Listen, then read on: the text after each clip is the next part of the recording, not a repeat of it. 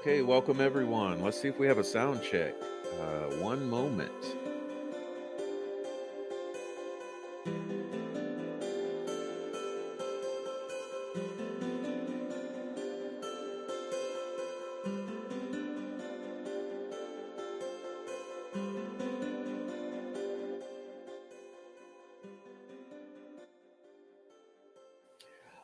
I think we do have a sound check. So, welcome to you. Good morning. It's our informal Wednesday morning meeting. Welcome to everyone. I'm so glad to see you. Hello. So, we got Aaron Town. What's up? We got Nancy Drew. We got Nikki Bobby. We got It's a New Day right here. It's a new day. Thank you for the super chat. It's a new day and the coffee.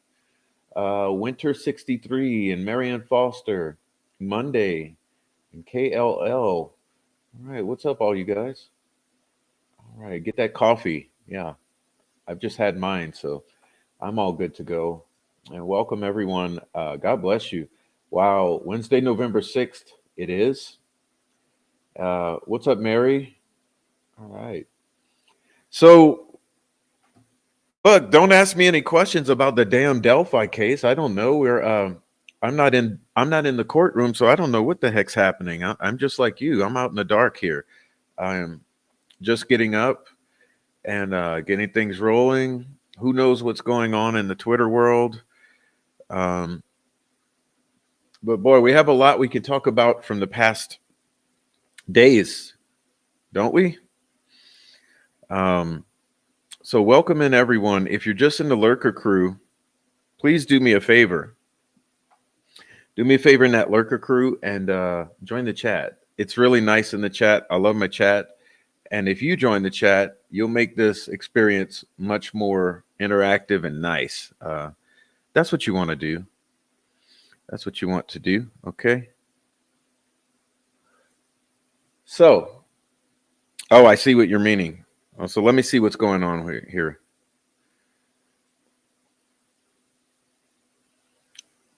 Oh, is that where everyone is? Okay. Yeah, well, go tell them we're live over here when he's ending. All right. So you say small balls is live. So go tell small balls our crew is over here when he ends. Okay. So thank you very much. Now let's talk about some things. Okay. We're going today to talk about some things you have learned. Okay. What's up, Linda K? New Zealand in the house. What's up? Good morning. Good morning to you. Good morning to Star Crazed. Good morning to Gaslight and Broken Halos.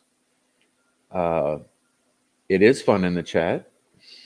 So welcome in because we do have a lot to talk about, and I want to get you guys up on this panel because today is an open line show, meaning a call in. Okay. So since we have a call in, you need to get your butt up on the panel. And you don't have to show your face. Okay. No one has to show a face.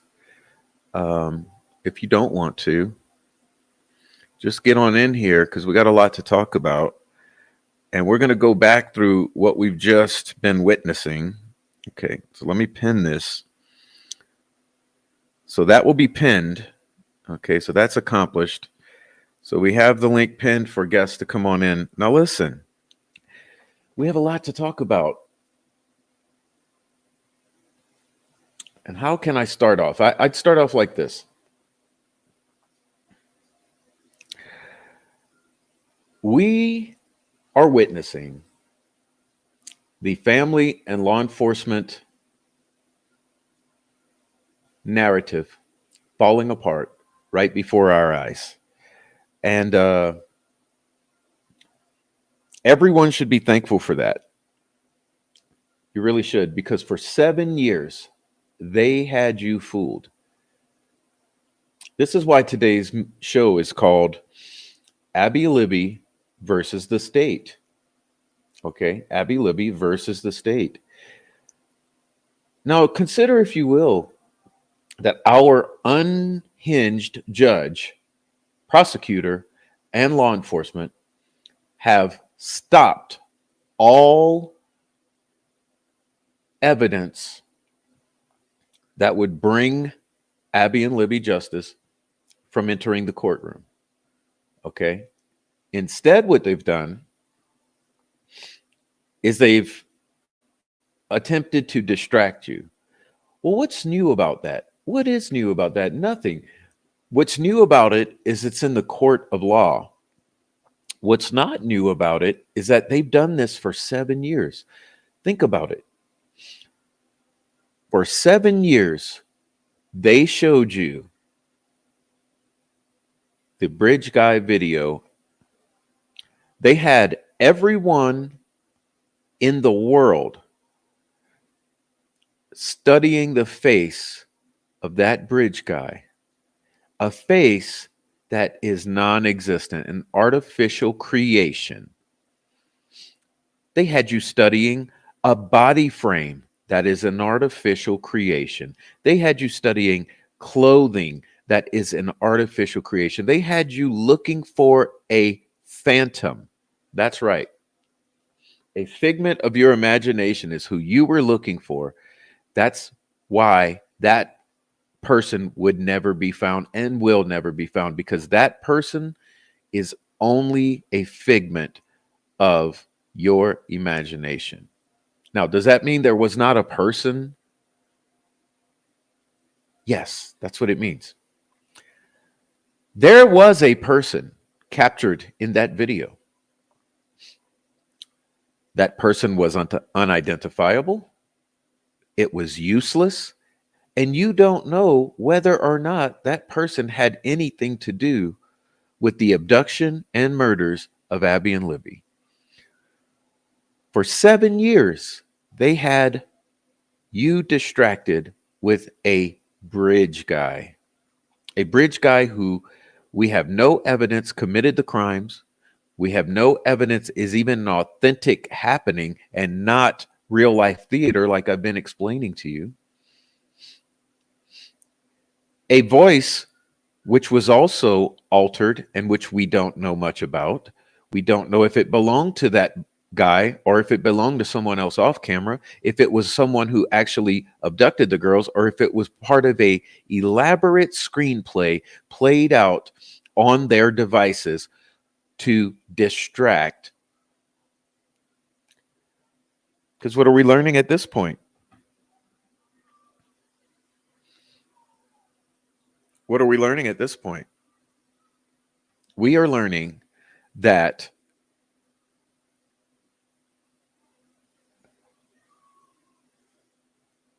all you've been told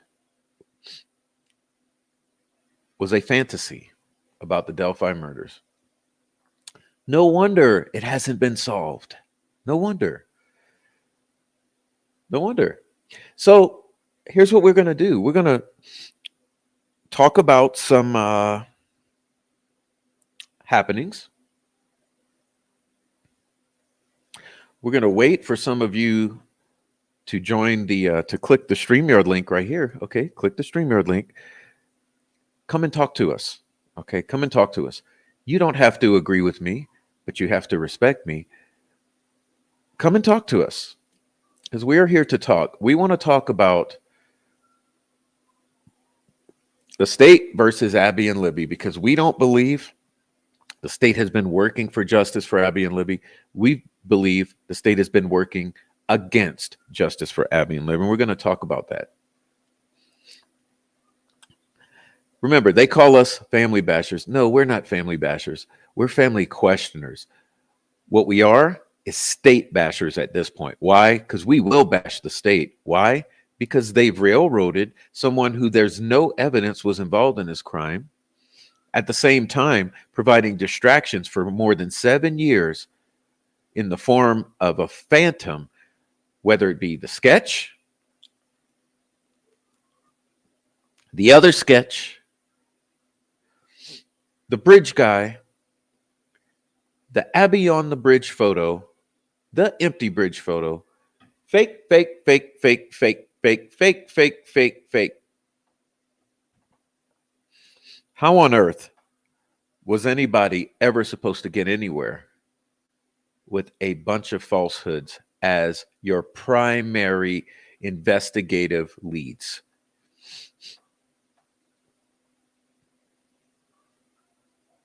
I don't know. I don't know if it's at all possible. And I mentioned to you in the last stream, here's what I believe actually happened. It was all theater. The social media interactions you've been looking at all these years, theater. The bridge guy video, theater. The audio, theater. The family's narrative from day one to now, theater. It's all been theater. It's pretty clear that Doug Carter was theater. And actually, I'm a little disappointed in myself because I meant to have this up and running for you. I had a video I wanted to play. Let me see how quickly I can grab it. I didn't have it up. I knew I'd fail at something, and what I'd failed to do was get this video ready for you. But there's a video I wanted to play for you because we're going to criticize what's obviously worthy of criticism. So let's see if I can grab this.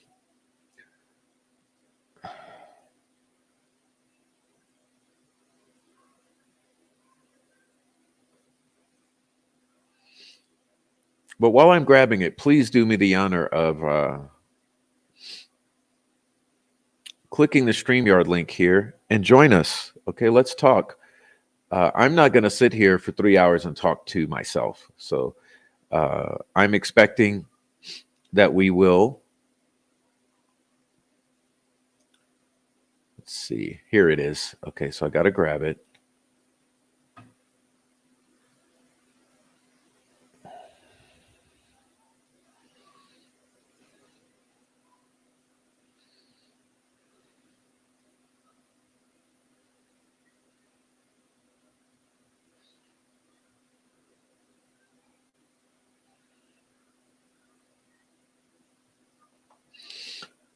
Here we go.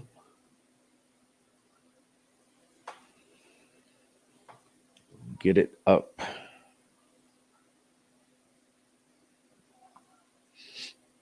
Because it's this has all been so sickening. It really has.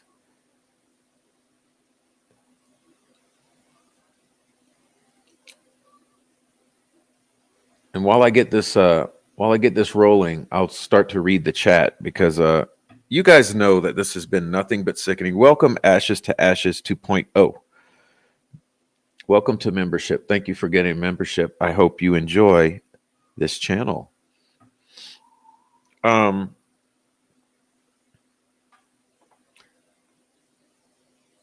the powers that be at that time needs investigated. The whole town has done nothing for justice for Abby Libby and has profited off the horrific deaths of those children. So appalled, just like all of us. Just like all of us. We're no longer watching what we say. We're no longer censoring ourselves on this discussion. That's why I said we're not bashing the family, we're questioning the family, but we are bashing the state of Indiana at this point because they deserve it. They've bamboozled, hoodwinked, scammed everyone who's ever cared about the Delphi murders. They could have told you from day one the bridge guy was an artificial creation. They could have told you from day one that there was no Abby on the bridge. They could have told you a lot of things, and they didn't. They didn't do it. Okay. All right. So let's say hello to everyone while we get this video going. Let's see. We're going to say, I already said hello to It's a New Day and KLL on Monday, Marianne Foster, and who else has come in? Gaslight You, Ashes to Ashes, Nikki Bobby. What's up, Nikki Bobby? Jay Bird. Welcome to Jay Bird. D Smiles. David Rogers, good morning to you. All right, welcome in, Mr. Rogers. And Monday,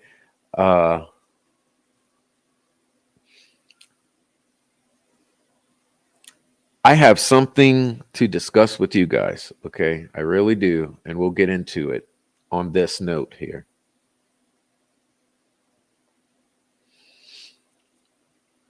All right. Let me see if this video is ready for you. Okay. I'm a goofball. I meant to start the show. I'm really an idiot. I meant to start the show with this. Where is it here? I meant to start the show with this. You know how I like to start with a little clip from time to time? Well, I meant to start with this clip. And you know what? I totally forgot in the rush to make sure that we started on time. So I should have taken the extra 2 minutes. But I intended to start off with this clip just to be able to use it as a launch pad for criticism here. So let's go. Police will not hold a news conference today on the 3-year anniversary of the Delphi double homicides. That's different from the previous 2 years. So where is the investigation now? And is this a cold case? We took those questions directly to the state's top cop. But we're still as energized now as we were the day after. No one questions Indiana State Police Superintendent Doug Carter's passion to solve the Delphi double homicide case. Every time he talks about it, you can see it in his eyes. It's easy to throw around the cold case idea. Nah, we're not even close to that. 3 years after the homicides, police are continuing to keep what they know close. We asked, but Carter couldn't answer. What we know is what we know, and we're not ready to talk about that yet. How close are you right now to getting this solved? One piece away. One piece away. Eventually somebody's going to do the right thing. Might be the killer himself. Might be somebody that knows who he is. 2 investigators still work full-time on the case from the Delphi City building. The ISP Laboratory Division, Intelligence Team, and Fusion Center are still combing through the now 50,000 tips. When we're done with all we have, we start over. Again, I think I got 18 tips yesterday. Just me, here at my desk. It's easy to be our own detectives and criticize the actual ones, but Carter says they accept that pressure. And I'm so proud of them. I'm so proud of them. We can't talk about what we think. Everybody else can. Or what they believe happened. We can't. There's been some criticism of me, and I'm willing to take that. I can't explain all the things that I know. That's because only police and the killer know. He has no idea what we know, but one day he will. This is a different type of case because police have almost everything they need. I can't think of a time in my entire career or in many other careers that we have the voice of the person we believe is the killer, a photograph of who we believe is connected to the murders, and even a snippet of how he moves. Carter says more information could be released in the future, but for now, this is what we're getting, and he thinks it's enough. Somebody knows. He cautions you to remember the 2 sketches are not photographs. I believe that eventually we're going to be able to say, this person's the killer, and there's a combination of those 2 images that'll land on his face, whatever that might look like. Carter, this is one of his priorities in life. Even if it takes another year, he's going to get this solved. If we hit year 4, I hope we're sitting here again. But we will do everything within our power and within the parameters of law to find the individual that did this to Abby and Libby. A memorial service is being planned at Delphi United Methodist Church tonight from 5 to 7. They're taking donations for food and pet supplies. And if you know anything in the killings of Abigail Williams and Liberty German, send your tip in. Call 844-459-5786 or email Abby and Libby tip at CACOSHR. And that's the bullshit. That's the BS. So why did I play that? Well, a couple reasons. First of all, Doug said, we can't talk about what we think. We can only talk about what we know, but everyone else can talk about what they think. Well, you know what, Doug? I think you were giving us permission to talk about what we think. And so that's very important. That's a coded message. That message says, everyone out there, talk about what you think as much as possible. Please keep doing what you're doing. Talk about what you think. Should I play it again?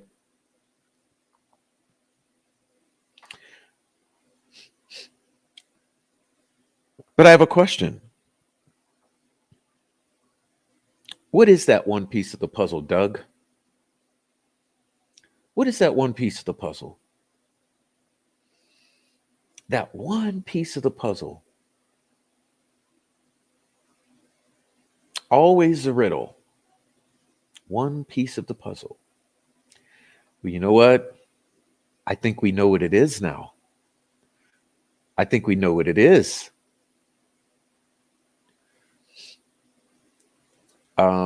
What is that one piece of the puzzle?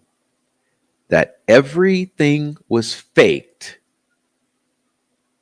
Everything was a lie. Is that the one piece of the puzzle, mister?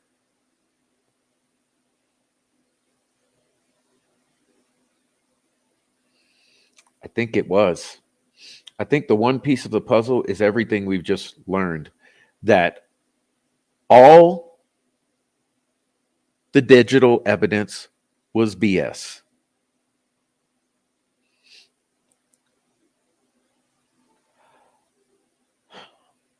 The entire narrative that's been spun was BS. And now we know that the entire investigation was BS. That's your one piece of the puzzle. BS. So guess what, Doug? We found the piece of the puzzle. We're talking about what we think. Now, when are you going to talk about what you know? All right. Tom from Toronto, welcome. I've been watching your channel as a lurker for a while, and I really enjoy your coverage of this very sad case and corruption that seems to be Delphi. Thank you for all you do. Thank you, Tom. Good morning, and thank you. Very kind of you and nice to hear. Combined sketches. Yeah, it's a joke. It's a joke because nothing meant. Nothing is serious here. Like, are you kidding me? You don't combine sketches. Did he mean that both were BS? Yes. You put them together and both are BS. That's what he meant.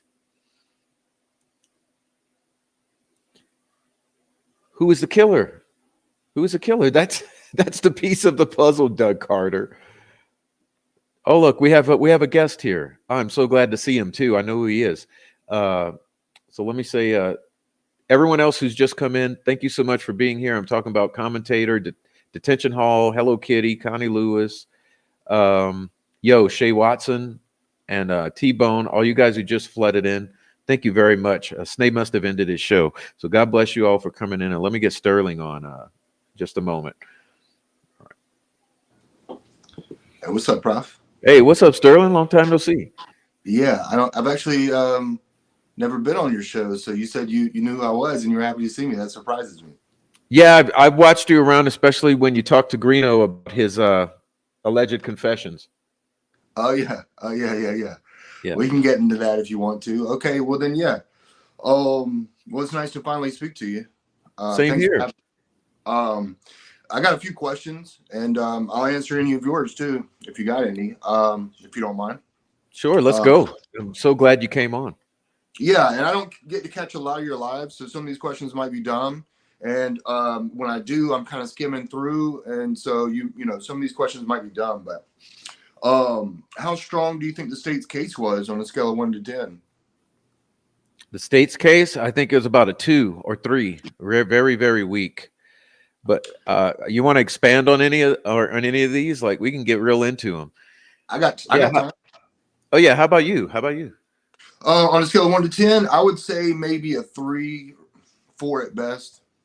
So let's say if we take a middle between us, I say about a 2 or 3. You say a 3 or 4. So let's say a 3 then. Our consensus. Yeah, I just feel the state's case. I mean, I think they should have had more. I mean, maybe they had enough for an arrest. Maybe. I mean, no, maybe they had enough for search warrant. I don't know about the arrest, but the case. Well, to bring this case, it just seems like they should have thought better. That's my. But you know, and I agree with you. But I agree with you. I think the arrest, and maybe it was even on your channel where I heard it was maybe a little rushed, and it wasn't even planned out. maybe the detective kind of lost his cool and said, "I'll be glad to arrest you," and it just kind of happened, and they thought they would get better evidence down the road. But what's interesting is, depending on who you talk to, some people think this is a slam dunk, and that's what's just so crazy to me. It makes me even question myself sometimes. Like, it makes me question what the jury thinks, because I've heard other people say that if the jury is like the public, then it's going to be a hung jury, which maybe that's the case, and I have some questions about that too. Mm-hmm. Was there any questions that, or any mysteries? Here we are at the end of the trial. Is there anything that didn't get answered for you, or is there anything that came up that is still unsolved or unanswered? Oh, I would say 90% of the whole, everything. Yeah. But My biggest, the thing I was going to get into, kind of going backwards through the bombshells, has been who handled the phone after the time the state alleges Richard Allen left the scene. So say 3:58 p.m. or so.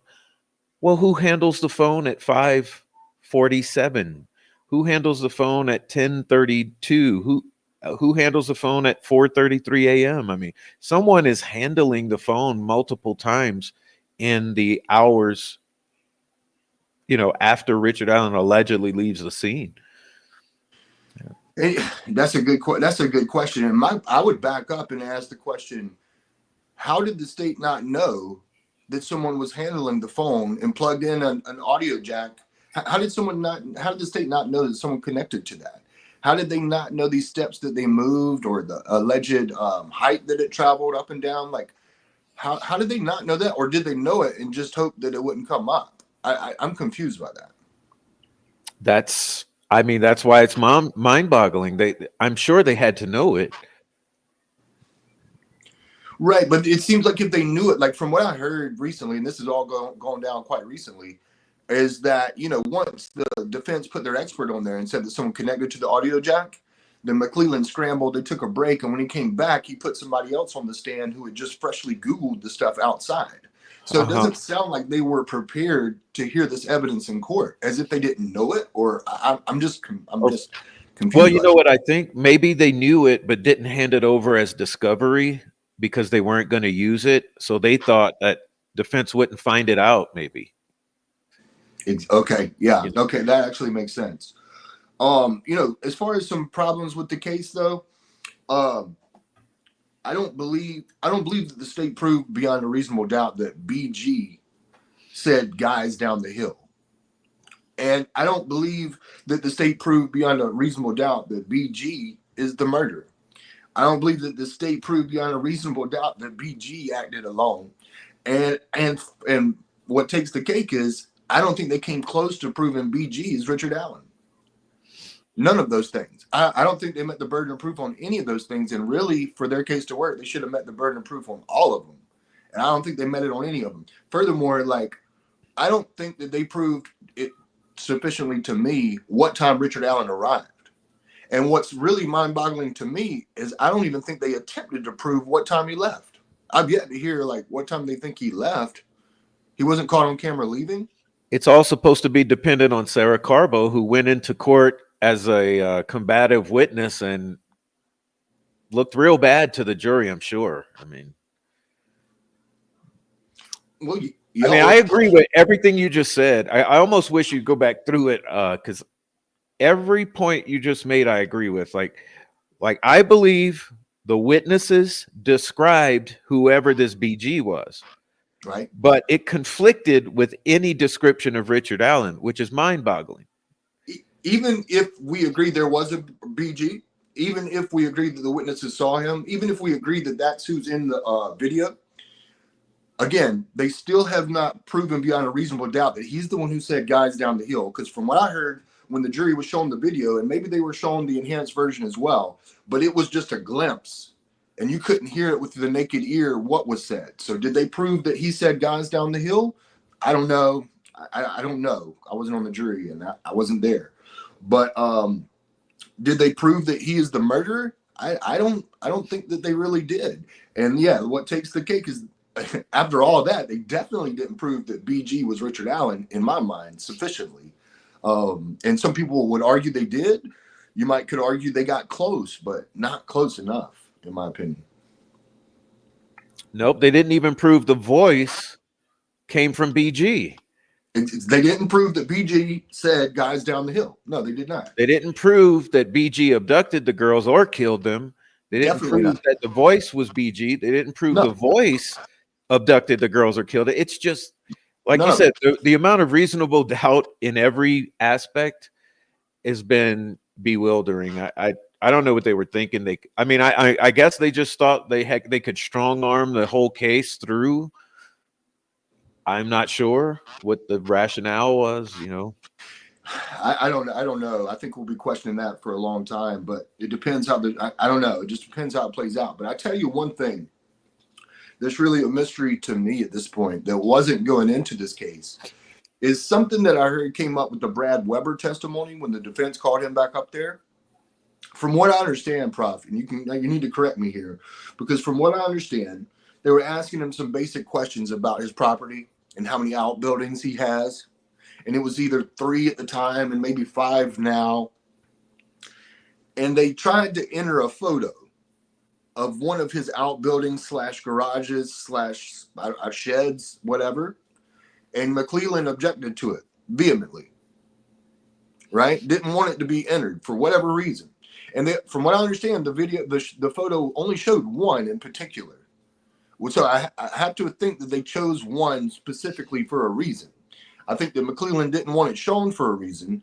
And when Gull allowed it in, which surprised me, from everybody that I've heard in the courtroom says the jury had a very strong reaction to what was in that photo.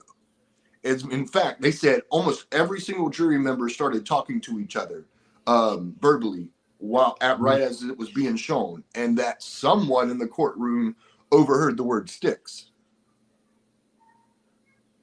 Now, I guess my question to you is, what the hell was in that photo? I heard even more. I don't know, because I didn't see it and I hadn't talked personally with someone who personally saw it. But the rumor that's going around is it was KKK formed with sticks similar to the sticks that were on the dead girls' bodies in the garage and it was an aerial shot down into the garage of sticks formed into KKK. I mean, well, I don't know. I heard it was entered as exhibit KKK, which made me wonder, was there an exhibit K? Maybe you see how the rumors work? Because maybe that's true. Maybe it was just sticks and maybe it's misinterpreted. So that's why I said, who knows? Who knows? Right, but even if it was admitted as evidence KKK, I mean, maybe they chose that for a reason to really drive it home. I don't know. I don't think that it would be done by accident. Man, I'd really love to see what's in that photo. Well, I think I always thought it was so odd with the sticks. I really did, and if they're trying to push this to Brad Weber as a perpetrator, it would make sense that they would present something with a similarity to the crime scene, combined with the access, combined. I don't know. Combined with his history of confronting trespassers. Kids. Yeah, trespassing kids. Yeah. Yeah, perhaps even violently confronting them, at gunpoint and whatnot. So I've heard. I don't know. But it's interesting that they were allowed to sneak in a possible third-party suspect, if my suspicions are true, because Brad Holder was never listed, and then the state called him, so he was fair game for them to call him and then point the finger at him. So it was an interesting turn of events to me. Oh, you mean Brad Weber? Brad Weber, yeah. Brad Weber. I'm sorry, I'm not sure what I said, but yeah, Brad Weber. That was an interesting turn of events, and then the cell phone data was an interesting turn of events. And I guess that brings me to the next question, which are, if you had to say, what are the odds of Richard Allen being found guilty, innocent, hung jury? And I guess ideally these numbers would add up to 100%. Yeah, like if it was a pie chart. What do you think the odds are, if that makes sense? Oh wow. Well, I'm glad you asked that because that's what we've been talking about with my buddies lately. So I would say guilty verdict less than 10%. So let's give it 10 to be generous. Mhm. Okay. And then I would say hung jury, I would say probably a 60%. You said how much? 60, 60. 70. 60. Yeah. Okay. So And that then leaves what? so what do we That have leaves left? Like 20%, 30%? Yeah, 20, 30%, something like 20, 30% not guilty. that. I'm Okay. more towards 20. So yeah, that's my Yeah, feeling. I'm feeling. I feel very close to that too. I think that I think the probability is that there's going to be a hung jury for sure. I think that's number one. And then I think I don't know. It's hard to say. I would put an innocent verdict slightly ahead of guilty, but I don't want to weigh out guilty. I don't want to rule out guilty because you never know what these people are thinking. And which brings me to another question. Between like the state's ballistics expert and the confessions, the alleged detailed confessions that perhaps only the killer would know, which of those do you think weighed heavier with the jury as far as proving the state's case? Which of those was more damning pieces of I would evidence? say the bullet. The bullet. You think they bought that? I didn't hear you say that again. You think the jury bought the bullet thing? More than the confessions, yeah, Okay. because they were able to see his condition in the facility. They heard from both the doctors, even though they gave different spins. They both verified that he was undergoing some sort of psychosis. You know, at the time those confessions came out, then they saw the evidence of his condition. So I would say probably much more easy to believe one of the state's ballistics expert, Oberg. A little easier to believe her than it is to believe those confessions merit anything or have any weight. So, Do you think that there's anybody on the jury that perhaps believes that by him admitting details of the white van, only the killer would know about that white van? Do you think that really was oh, I'm a little lost on that because I haven't kept up with how the defense countered that, but I did see that there was some argument that it was already on social media, and if the jury understands that it is indeed true that it was on social media, and the thing is, Sterling, it was on social media from day one. Like, I remember Gray Hughes talking about it. yeah, remember the helicopter footage? Sure. The gray van, I'm sorry, the white van, gray.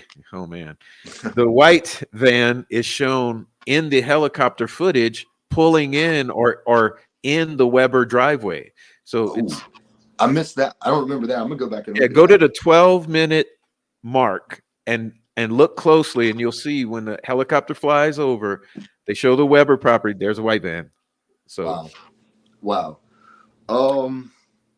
Let's see here. I think that might be almost all. Oh, how long do you think the jury will be out?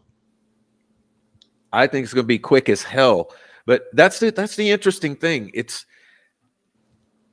with our percentages we were talking about. It's like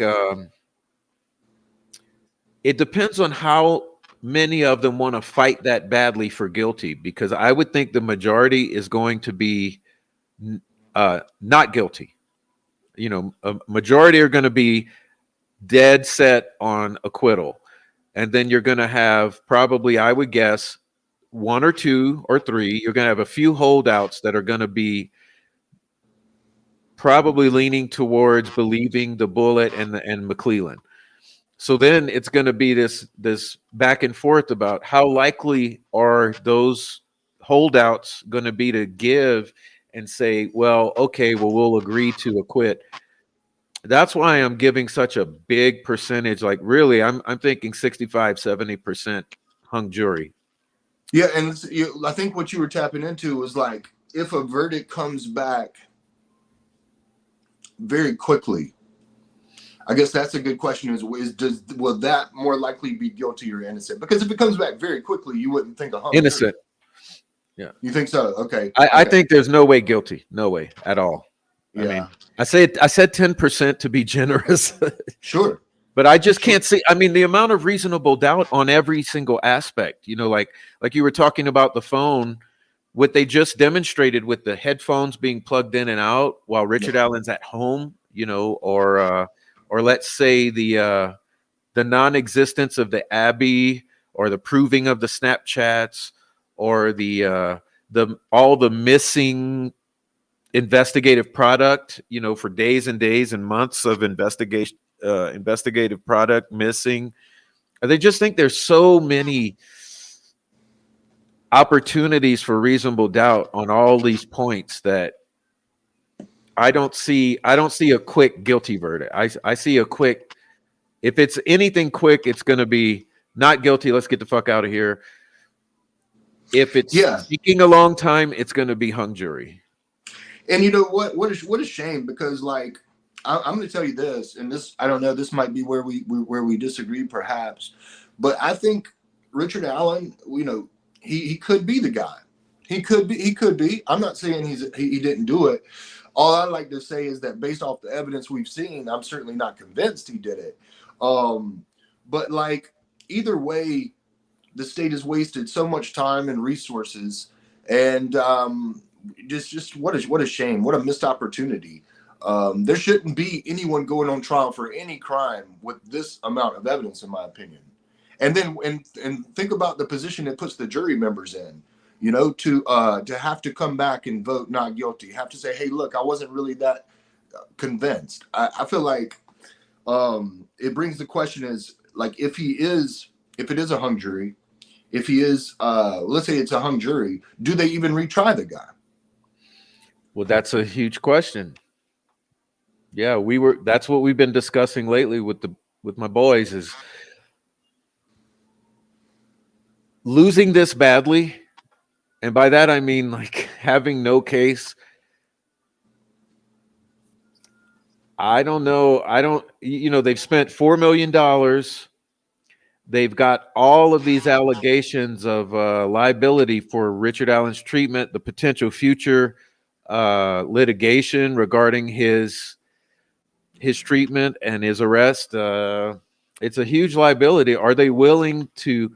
I think there's a 1-year statute of limitations. Are they willing in the next year to invest another $4 to $6 million, retry it all again with the same lack of evidence? I don't know. The big question we've all had is what happens to him if they do. So let's say it's a hung jury. Is he freed and has to be possibly arrested again at some point if they decide to pursue, or is he retained or detained and remains in custody for another year while they figure out if they're going to pursue? I don't know. I don't know. I don't know the law on that or how it works, but that's something. Yeah, that's a great question, and something we could easily figure out. For some reason, I thought like if it was a hung jury, he's immediately freed until they decide to bring up charges or not. I don't think that they can hold him for a year while they decide whether they will or they want. But I could be wrong. That's a good question, and it's something that maybe the chat knows. Something that we could definitely Google and find out. That's an interesting question. But I wonder if retrying him, actually, if it's a hung jury, I'm not sure what type. Another legal question would be, what can he pursue as far as suing the state and the corrections officers and the Department of Defense or whoever? I'm not even sure, because I mean, if he gets acquitted, I think he has a case for all that, But if it's a hung jury, he never really, was found innocent. So I don't know if he can sue. I'm not sure how that works either. I don't. Yeah, I wish we had a lawyer in here because, man, oh man. Right. Yeah, man, that's all I got, Prof. Appreciate you. Yeah, there were some things you asked about. Let's see, that we didn't cover because we I blasted through it, but yeah, I didn't want to hold you up. But yeah, I mean, on top of the things I mentioned, there is no motive. There's no clear motive. There's no DNA. There's no murder weapon. I mean, I know that some cases can be won with circumstantial evidence, but boy, oh boy, I don't think it's this one. Well, that's what was that last question or two you had? Can you repeat those? Look at those last two, and because there was something there that. Well, I can't remember which order I went, and but I Oh, know that okay. I said It's all good. I think it was about the retrying, but I guess the points that just bother me is like, if you try to really think about what evidence was presented, but okay, you said when you started off the question, you said, Prof, you might disagree with me. That one. You said you might disagree with me, blah, blah, blah. But I didn't. right. You know. Well, what I meant was because I feel like Richard Allen, I haven't ruled out that he is the guy. Oh, but okay, good. Yeah, especially I'm the if he same. is the I'm the guy. same. Look, I'm exactly on the same page with you. I don't know. Okay, but all I know is this: no evidence has been presented that he was. So that's where I am. It's like, yeah, sure, the possibility exists. He could have been involved. I don't think it's possible that he was the killer because he's so small and he had two capable young ladies that he would have had to control. I don't think it's very likely that he's the killer, but he could have had some sort of involvement, but there's zero evidence that's been presented. And I mean, like, everything from the forensics from the forensics at the scene to the forensics at his house, the forensics in his car, the forensics on the digitally on his weapons. There's zero forensics at all tying him. The timeline is tenuous. And like I was saying about losing all the 70 days of stuff, plus Doolin not only not recording it when he had a recorder, which is suspicious, but also losing the tip sheet that he had taken the notes from. And we're all supposed to just swallow this whole. And it's like, well, where's the evidence? You don't even have the evidence of the tip sheet. So that's where I'm at, you know. And was that the one that allegedly had cleared written on it? Well, I'm assuming that's the one, but unless they're trying to make us believe that he had one handwritten on the back of a handwritten, then he brought it in and he transferred it to a second tip sheet, and then that's the one that was stamped cleared, and then that's the one that Kathy Shank found and handed to Liggett. I just don't believe all of that. It's like, look, if you had the tip sheet that he handed in, it should have been the same damn one. It should have had the notes on the back of it. If Liggett got that, decided to charge Allen, why didn't he retain that, knowing that that would be a piece of evidence? Just none of it makes, it all seems like a setup, in my opinion. You know, on that. I think it's such a shame, like what I was trying to say earlier, like it's a shame, like if he is the guy and he gets acquitted, which there's a chance he will, what a shame that they let a guilty man walk. And if he's innocent and he got put through all this, what a shame that they ruined his life and his family's life. And even if he was guilty, I think it's a shame the way he was treated regardless. So it's just what a shame all around. What a shame all around. I agree. That's the thing that all of us with due process concerns have been talking about is we've been raising a lot of noise or making a lot of noise because when we saw him come out, I believe it was 2023. I can't even remember anymore. But at that same period, he was giving those confessions. When he came out and he had the dirty shirt on with the slobber, and I think the entire world was, at least most of us, were flabbergasted. It's like, what are you doing, this guy? Like, he's got to live to get to trial because we want justice for Abby and Libby, and it looks like he's halfway to not making it. Right. And so I think a lot of people kind of transitioned at that point to saying we got to treat people better than this when they've not even made it to court yet, you know. Right. He's got to be able to be like a involved part of his defense, you know, and I'm not so sure that wasn't the whole motivation was to make sure that he doesn't remember that he's doing crazy things, that he can't recollect the truth and be very sharp. Because, I mean, and the last thing I'll say is, like, I feel like, you know, the state tied it upon his confession about the van and getting interrupted by the van, and that's the evidence that only the killer would know. And how convenient that came months into his solitary confinement. So, in other words, the most damning piece of evidence you had came 6 months, a year after you had kept him in solitary confinement. Well, how convenient, you know? And then and the other appalling thing is you had Monica Walla, who I've been on her ass since day one. When I found out she was in all those Facebook groups, because if she's the one treating him, she's the one injecting him, she's the one having a blast on social media at the same time. It's too bad. It looks too bad. And then you had the babysitters, I call them, which were inmates and guards babysitting him. We don't know how much back and forth he was fed. That's why the whole thing about you know what only the killers would know? Only the killers would know who plugged in that headphone to the phone at 5:32 p.m. or 5:47 p.m. and who unplugged it. Only the killers would know who turned that phone back on at 4:33. That sort of shit. Yeah, that stuff only the killers would have known. But anything that's already been out on social media like for years, I mean, I'm that's where I'm giving Doug Carter some hell with. And from what I understand, you make a good point about the in cell video was without audio. Am I wrong about that? I don't know if it was at its base level without audio, or if she just didn't allow it. But what was shown to the jury had no audio. How convenient, because then you can't determine what they were saying to him and what went into his ear and out the other. There's no way of knowing. I think that was probably done intentionally as well. But Prof, I got to run, man. Thanks for having me. All right, Sterling. Thank you very much. Please come back. I'll come back. All right. I will. All right, guys. Sterling, please give him a round of applause or thank you. Give him a thank you in the chat, please, y'all. Yeah, Sterling with an amazing conversation there. Thanks, Sterling.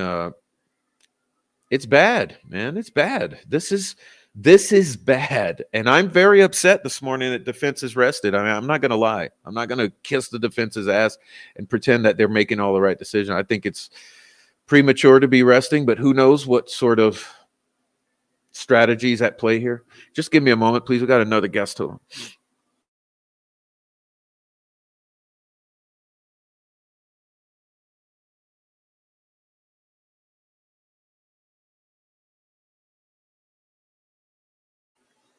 Okay, let's see. We have Chris here. Let's see.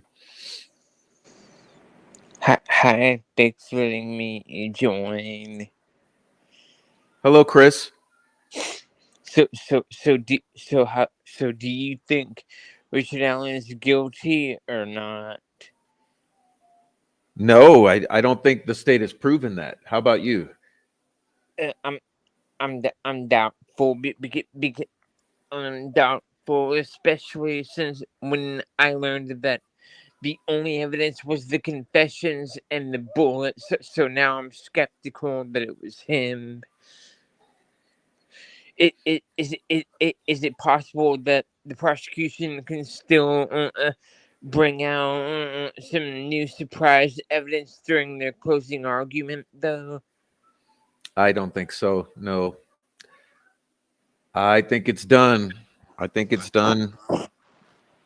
They would have to they'd have to retry him if there's a mistrial. Ugh. Do you think Kelsey had anything to do with it, or that she knows more than she's saying? I think she knows more than she's saying, and her hair is the only piece of confirmed forensics that we have at the scene happens to be her hair. So yeah. Do you think she might have even set her little sister up? I don't know. No clue. I think it's kind of that she watched a movie with her boyfriend's dad. Mm-hmm. And she showered over there. Extremely possible she was possibly doing more than watching TV. Ugh.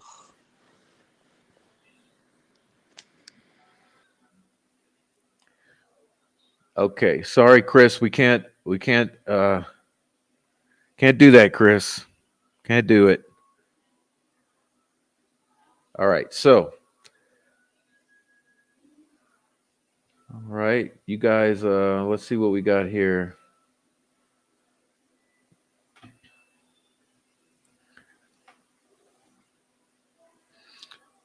But appreciate that. Appreciate your comments. Let's see.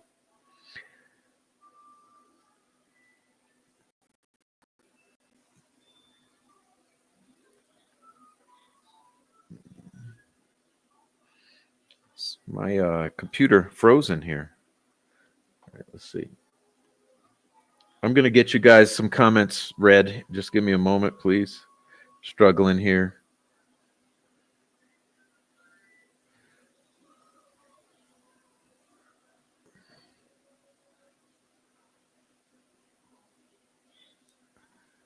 All right. Let's see.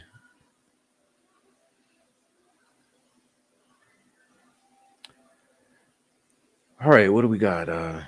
Daughter is doing much by not coming to the trial many days because she's working overtime, saving money.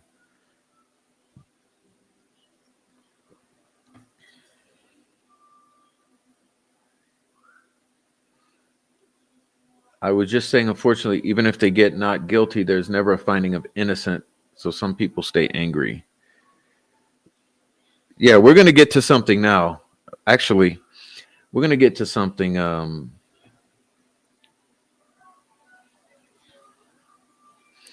Let's see. We got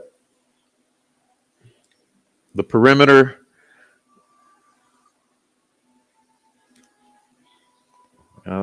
We talked about the perimeter yesterday.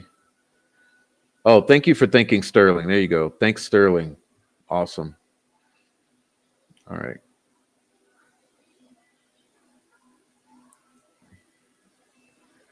All right. Well done, Sterling. Thank you, Sterling. Thanks for thanking him. Okay. No way Rick could walk around normal for 5 years and not one person recognized him or reporting him, but plenty of people reported others. Yeah, that's well, let's get to that. Rayleigh Voorhees, Betsy Blair, Sarah Carbo, anyone else that witnessed this individual, right? This individual, quote unquote, the individual that they witnessed dressed in all black, except Sarah Carbo says in a tan coat. But listen, whoever was witnessed, you don't think that in a tiny, tiny, little, tiny, itsy bitsy town like Delphi, that no one of them would have recognized him again? Are you telling me that Rayleigh Voorhees never went to CVS and saw Richard Allen and said, "That's the guy"? Are you telling me that Betsy Blair never went in that CVS and said, "That's the guy"? And Sarah Carbo never went in CVS and said, "That's the guy"? So none of these people ever went in that CVS in a town that fucking small? Are you kidding me?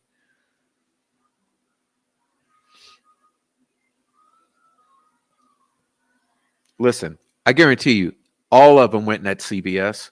All of them saw Richard Allen. All of them interacted with Richard Allen at some point. Not one of them said, "That's the guy that I saw." Pretty telling, isn't it? But here's another thing. If they haven't in 7 years seen that guy that they saw that day, starts to make you wonder, was that guy a local?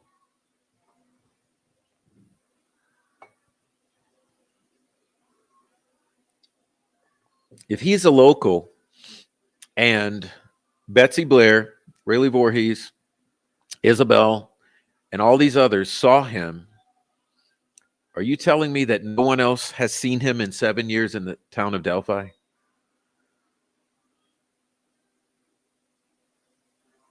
Something don't smell right, does it? Doesn't smell right.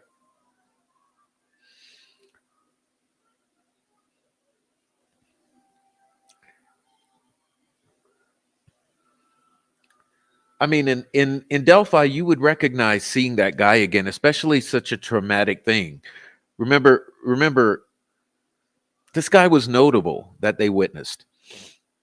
He was big, he was tall, looked like he could rip your arms off, and they never saw him again.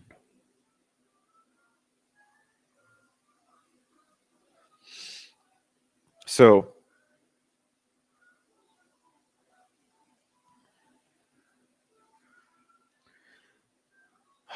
okay, so that's it. Let's see.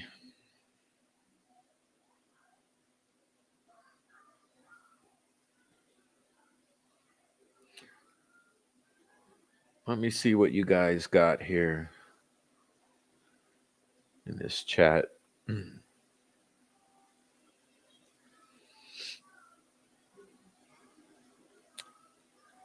If that was anyone else's hair, they would be at least looked at. At least their phones would have been dumped, extracted, whatever you want to call it. Their activities would have been explored. Listen, I said yesterday. Think about this. Think about it. Was it yesterday or the day before? I recently said, I read to you that when describing the Harvest Store footage, Mullen said, you cannot see who's driving the vehicle. You cannot see the license plate of the vehicle. All you can make out is the general shape and color of the vehicle. Well, let me ask you this. If that's the case with Richard Allen's car, isn't it the case with Kelsey's car? Yeah, I would say so. You can make out the general shape and the general color of the vehicle, but guess what? Unfortunately, you cannot make out Kelsey driving that vehicle. You cannot make out those girls in that vehicle. You cannot make out the license plate of that vehicle. So you tell me,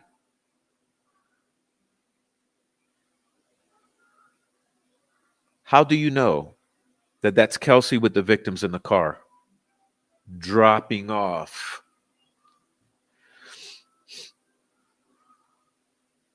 I would highly recommend everybody watch the latest I Have Apophis video.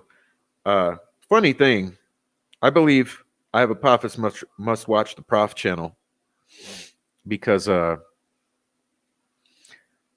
he covered exactly what I was talking about in my last show or two, which involved the dumping of the phone at 2:32. Okay, so I went through in a live. I went through this situation where the phone drops 2 stories in elevation, which you would say 18 to 22 feet or so. Why do I say drops? Well, because where it lands at 232, there's no way for it to go up from the creek 20 feet. So the only option is that it descended 20 feet. Okay. So it travels something like 414 yards or so. In 1 minute, it drops 20 feet. It's left there. Now, here's what's odd. I do have some things to put on the screen, but I'm not ready yet. But what's odd is that 5:45 p.m., I believe, we now have an expert telling us headphones or some sort of cord or cable is plugged into that phone. Well, guess what? In the geofencing, if you paid attention, at 5:47, I believe it is, one of the geofence phones, the last one to leave, gets the F out of there. I'm going to show you all this.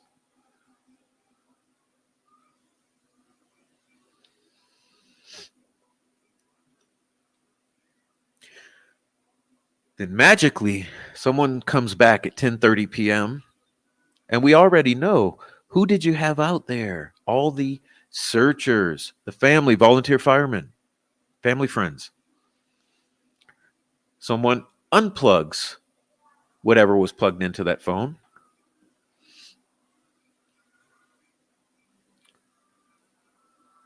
Phone goes. 4:33 a.m.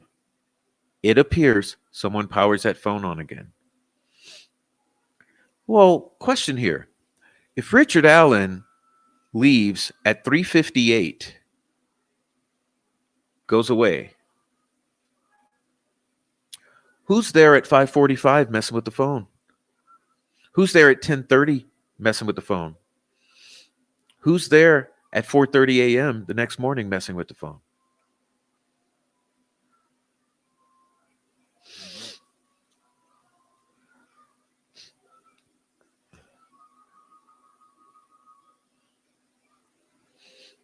All right.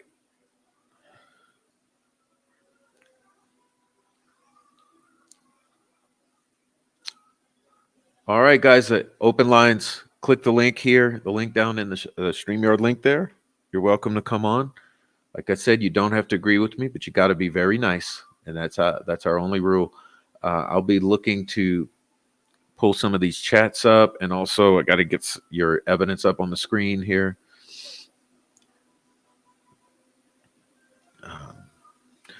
There's a hung jury, then what happens? Will RA get a bail if the state decides right to retry, and we get to go home out on bail?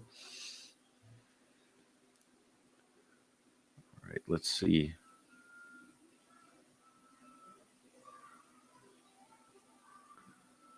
Okay. What's next? Well, nothing changes. Nothing changes. Remember, the state would have you believe. Remember, this is Abby Libby versus state. The state would have you believe that Rick Allen is the end all be all with Abby and Libby. And we know that's not true. So the thing is, Rick Allen is just a bump on the road. It's just a mile post. Okay. Rick Allen is a milepost on this. This isn't over. It's not close to over. Rick Allen is just a bump on the road. Nothing changes. The state's attorney general needs to open an investigation. If not, he's the problem. And then the USAG needs to step up. All right. Even the teenagers went there. Oh, you mean for CVS? Everyone would have seen Rick Allen. If Rick Allen was the person of concern that they saw, then everyone in town, all of those kids who witnessed him, they would have eventually said, "Hey, that's the guy. Let's call it as it is." Okay. I don't know. The Shack is about a little girl being brutally murdered and about the guy moving on and forgiving the perp. Seems like they wanted the story to go like the movie. No one ever tipped him in. Great point. What's up, Rich Buddy? Welcome to the channel. Good to see you. True Crime Fanatic, welcome to the channel. Okay. Young Black Economist, welcome to the channel. Miss C's Angels, welcome to the channel. This is the main thing I have trouble with. There were tons of POIs, but none were Rick. Monday says, Prof, I believe the killer is a witness for the police. Possibly. I agree. I believe, listen, what's up with the Kokomo crew and the family members and the cousins?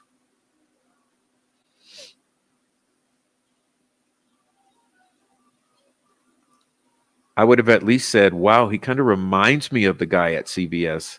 I've seen him in real life. Yeah. I've seen a lot more evidence against Weber, Elvis, and Holder.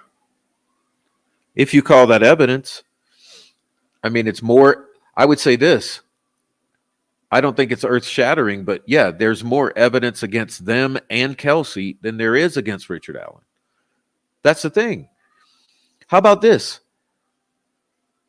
If you take everyone that we know was there from 2 o'clock to 9 a.m. the next morning, so 2 p.m. to 9 a.m. the next morning, all of them have far more potential to be involved in this crime than does Richard Allen, who was there earlier in the day. All right. State's evidence is garbage. That's what I'm saying. There's no way there's a guilty verdict. That's a pipe dream. That's a pipe dream that these corrupt officials and the troll farm have been spreading. They live in fantasy world. It's wishful thinking. There's no conviction on Richard Allen. Okay, it's not happening. The only one putting RA on the scene was RA. That does not pass the smell test. Well, unless you've got your head up your everyone else in troll farm's butt. All right. I truly worry that Go placed someone on that jury. I've had a hard time believing that they would put so much effort into railroading men, not put some. Sure, it's possible, but that's what I'm saying. Listen, in order to guarantee a guilty verdict, they'd have to place the entire jury. That's 12 people, because it has to be unanimous. They're not going to do that. If they've placed one or two, then what they're going to end up with at most is a hung jury. And that's potential.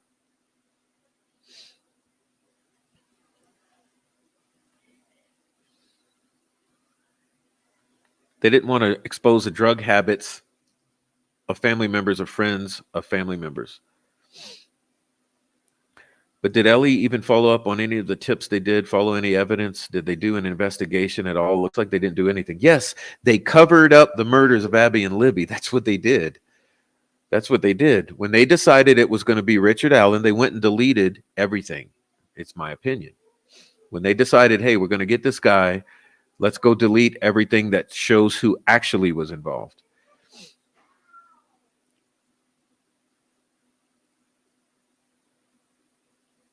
I've got no idea what's going on. I heard something about wired headphones and a jury going off. Yeah, which is great. See, we haven't even gotten into the news yet. Okay, I'll get to the news. Hold on. According to 3 local men that saw the video, BG went directly to speak to Tobe. They told him who was in the video, and Tobe dismissed them. How many others ID this man? Yeah, I don't believe that too much, though, because we now know you cannot identify that man. He's a tiny little speck. It's up to the judge to call a mistrial in the case of a mistrial. All right.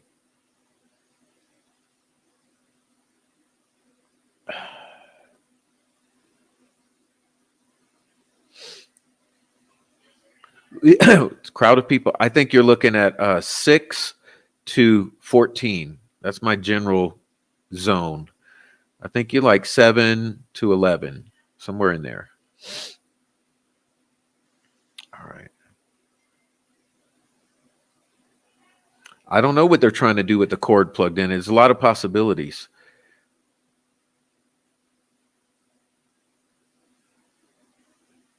All right. So, no, Stephanie. Okay. That's what I wanted to do. I wanted to get to the gaslight. They said moisture and dirt can make a phone show like this plugging in of cord also, which could explain. No. That is called the gaslight. Okay. That's one of the points I wanted to hit. I wanted to say, listen, here's what you actually have. Okay. On this point, because Stephanie, I'll give you the benefit of the doubt that you're duped. Here's the thing, Stephanie. Who are you going to believe? An FBI expert who says it was plugged in to the phone and then 5 hours later unplugged out of the phone? Or are you going to believe a YouTuber? Come on, man.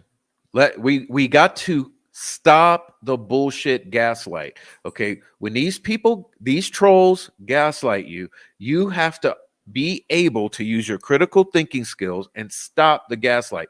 You stomp the bug out. You turn the switch off. Okay.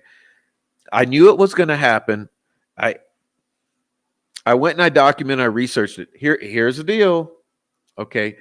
Every time something devastating for their stupid ass theory comes up, they always come with a counter narrative, okay? A talking point, just like this one, okay? Because I'm not going to allow them to do that. And if you guys want to believe it, you be duped. You believe it. You be the idiots, because I'm not. Remember when the hair news broke, I told you I knew immediately that what they were going to say is that the hair was in the sweater, and when she put her hand through, the hair wrapped around her pinky and stayed there all day. Nope. And guess what? Not even an hour after I thought that thought, here comes Deb Slaughter. Yeah. Oh, the it was in the sweater and she put her arm through, and that's who the hair was in the laundry. All right. BS talking point. It's in order to gaslight you into believing making some excuse for what really happened. Same with the plug being plugged in, according to an FBI expert, being unplugged 5 hours later at 10:30 whatever p.m. Now, you're going to believe that, or you're going to believe a dickhead troll on YouTube who's done nothing but threaten to kill, dox, and harass everyone speaking the truth, who's going to tell you, oh no, apparently there's some water in there. You got to use critical thinking here. A fucking troll told you a drop of water did it.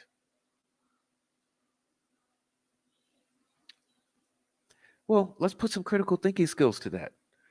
Okay, if it's a drop of water, do you think that between 5 p.m. and 10 p.m. that there's going to be more moisture in the air or less?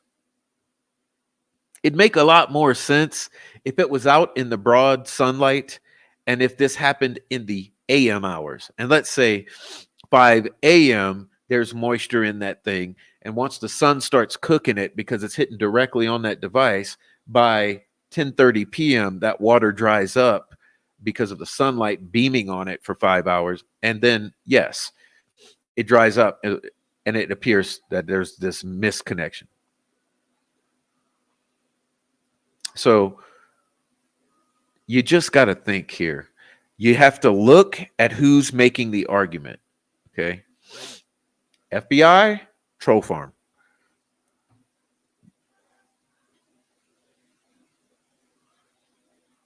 Yes, Ron could have stumbled upon the scene. Absolutely. He could also have knowledge of what happened because he was maintaining a common nuisance and all the meth heads hanging out at his house.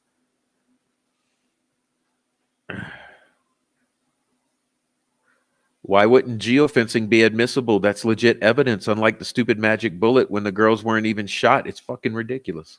Thank you. If you delete something on a phone, it could be restored with the backup. So someone deleted the photo, backed up the phone, then uploaded the new backup. All right.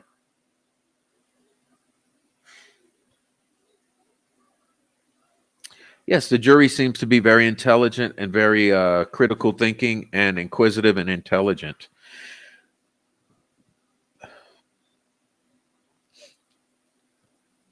They didn't even look at the water damage indicator in the phone, which is visible. Could not have been moisture with no evidence. That's doubt. Oh, that's a good point you're making there. Yeah. What does the water damage indicator say on the iPhone 6S? Because, you know, they have those. Remember how you couldn't return the phone if it got water damage because the people at the Apple store would just look right at that indicator and say, no, we can't take it back. It's been water damaged.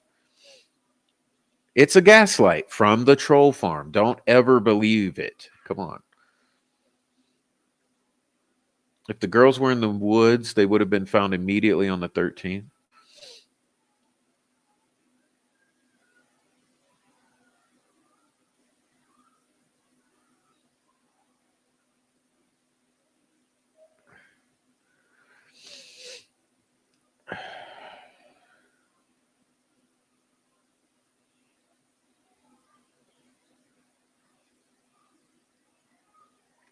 That's right.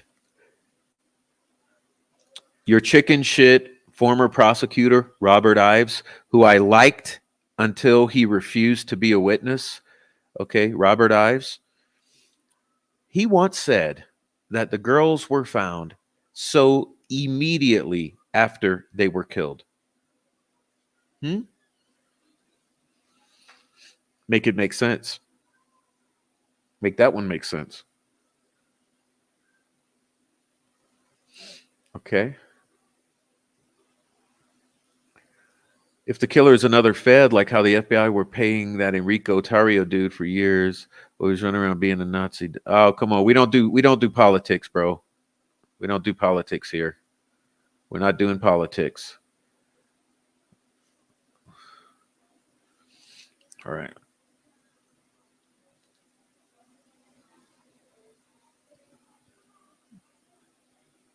I think they were trying to do it with the Brad Holder, trying to make it look like Brad Holder did it with Ildenism.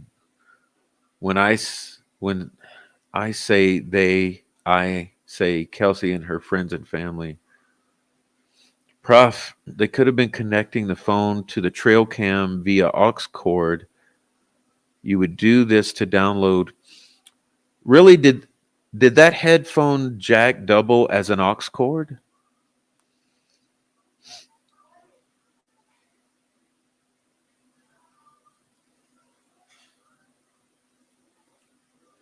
Hey, maybe someone could chime in on that, because this is where we're getting into actual good shit right here, Dick Redshirt.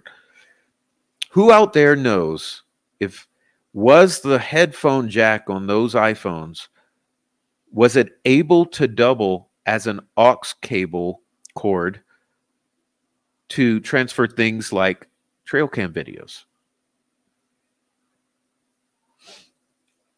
Thank you very much, Dick Redshirt. That's an excellent speculation there that we need to dig further into. That would make a lot of sense in a lot of ways. Okay. All right. We need to counter negative news reports like Nancy Disgrace on down to local news with tons of truth comments on every channel. Well, we are the press now. Those mainstream media are shills. Okay. Phone scrub followed up with an upload on the phone. Do you think maybe Kelsey took a pic of Bridge Guy then transferred that pic to Libby's phone? Is absolutely possible.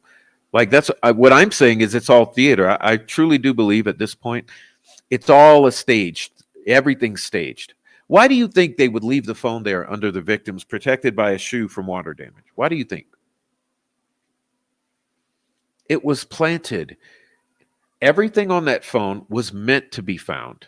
Do you think it's an accident that that phone was left there with two dead bodies of two little girls? You think that's an accident? You think any killer in their right mind who had the wherewithal to not leave one piece of DNA, you think that killer who was that thorough to stage the bodies, move the bodies, put sticks on the bodies, make it do a whole setup, get out of there without being seen. You think that killer would be stupid enough to leave an entire cell phone under the body of one of the victims?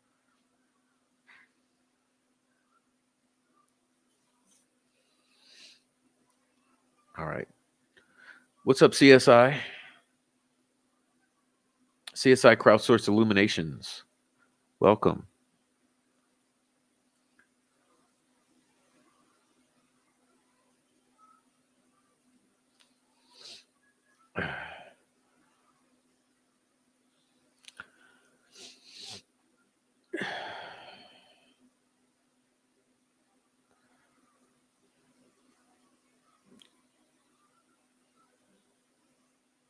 All right, you guys, let's see. I'm looking at these comments, trying to see what we got here. Shay Watson, it doesn't sound like losing Todd Click hurt the case at all. But there's something terribly wrong there, too. He would have been administratively investigated and charged before sent to criminal court. Thank you, Stephanie. Hair doesn't fall out at the root. No, it was ripped out. It was pulled out. Now, does it mean the person was living when it happened? No, I said many times, I think it happened. If it wasn't if it wasn't pulled out intentionally, it could have been pulled out unintentionally, like during the moving of bodies.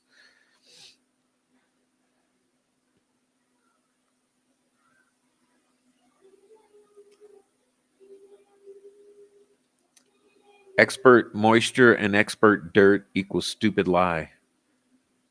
Right. They screwed up the gray sweatpants story. Libby's jeans that Abby was wearing had to have come from Libby's home. Family know everything. If it was Libby's jeans, we don't know that was Libby's jeans. Could have been Kelsey's jeans. Could have been any other female's jeans. That's the thing. I keep saying that you have to forget every single narrative point you've ever been fed.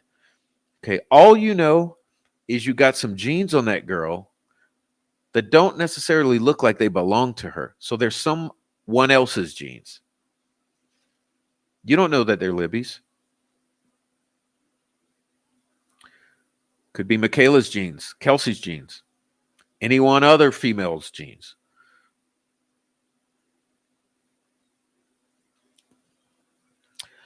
Who do we think the beautiful man with beautiful eyes was seen on the bridge that day? I think that description came from Sarah Carbo, which would have been walking, not on the bridge, but walking on 300. But beautiful eyes, very feminine female eyes, could have been a woman dressed as a man. Could have been a woman. Now, it could have been a pretty-eyed guy. It could have been a woman.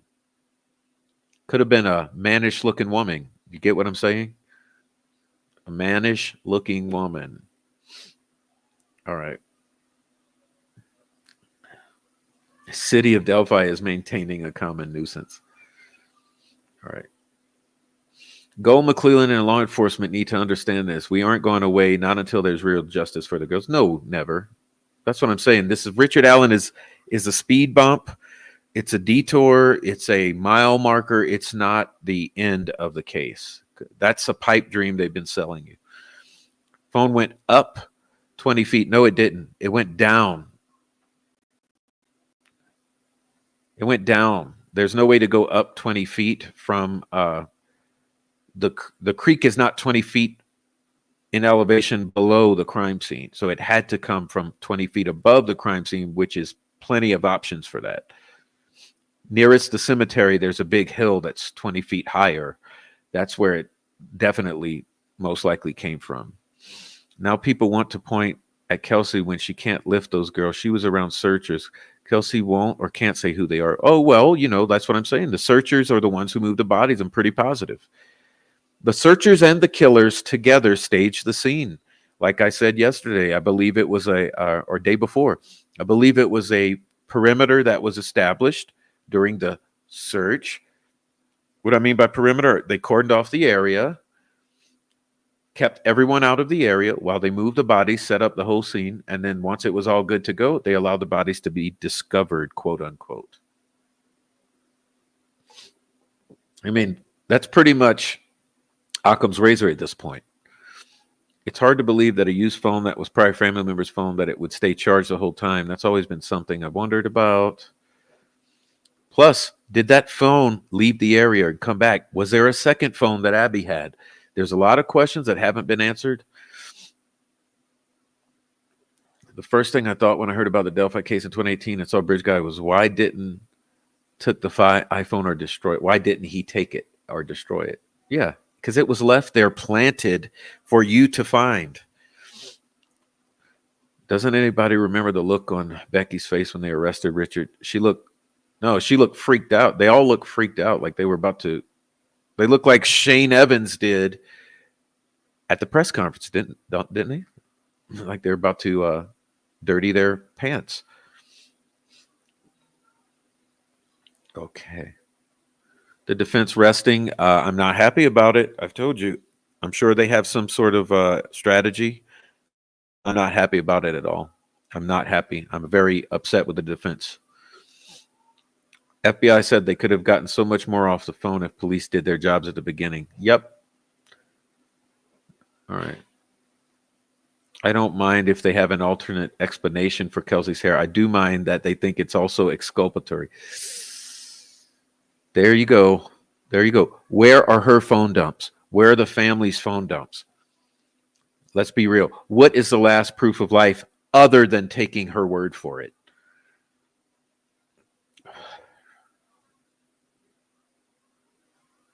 So the phone was exposed to water and the water didn't affect the phone until after 5. That's what I mean. It's the gaslight. All right. What do you think Robert Ives meant when he said he knew they were nodding? You might have to rephrase that. You got me lost. You got me lost. Thank you. Who is they? Who is they, family? All right. All you guys with the comments, thank you for the comments. Okay.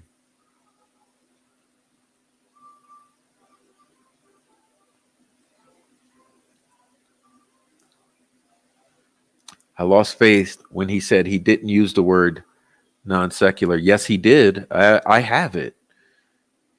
Did he sign a non-disclosure with the lucrative retirement? Possibly. He said non-secular, verbatim. He also said the girls were found so immediately after they were murdered. All right.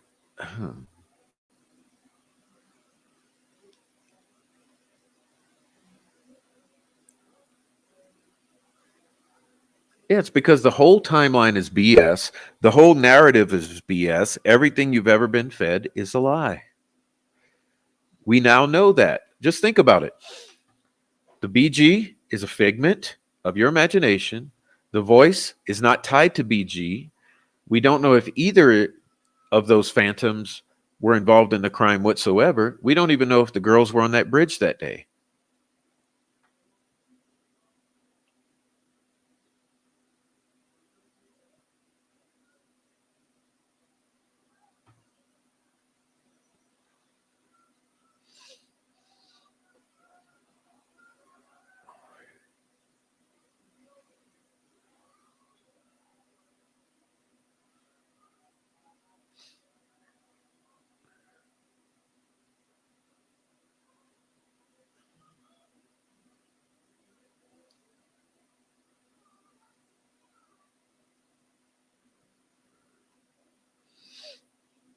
Okay. I don't know if a USB-C headset jack adapter could help download anything because I've never tried it. Now that you mention that, I seem to remember something like that with my old iPhone 6S.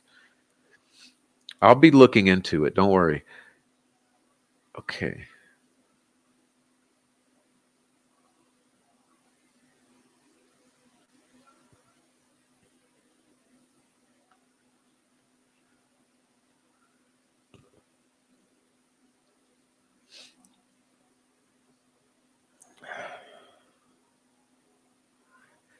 You're right, Prof. They made an effort for that phone to be found. Otherwise, why put it into a shoe to keep the water from getting in?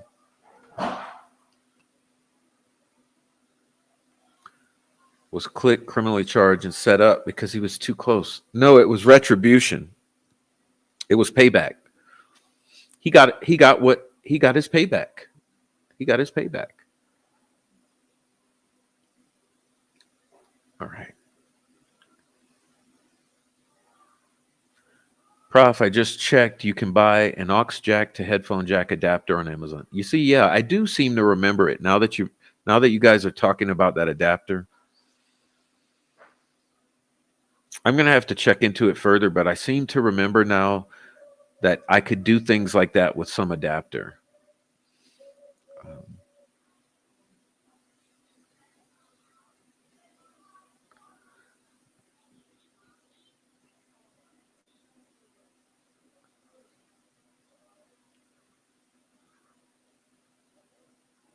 Well, there you go. You're right about that. At this point, you can't believe anything that any one of them stated. All right.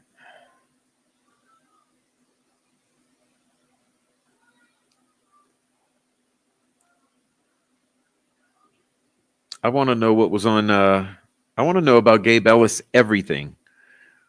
Yeah, I want to know about everything with the Gabe Ellis.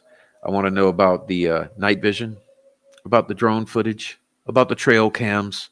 I want to know about everything with Gabe Ellis and Megan Allen.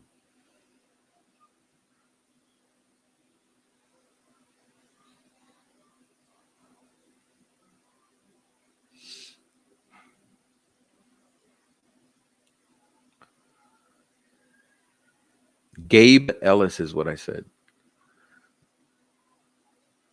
Beautiful man with beautiful eyes, sound like a woman who's kind of manly looking. That's what I'm saying. That's what I'm saying. Like I said, you can't believe anything you've ever been told about it. It was all a farce. So start from there, go backwards.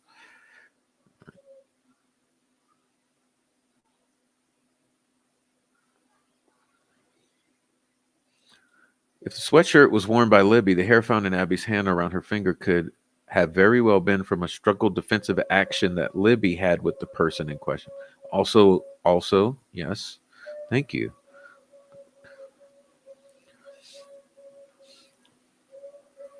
Yes, they did definitively identify David McCain as flannel shirt guy.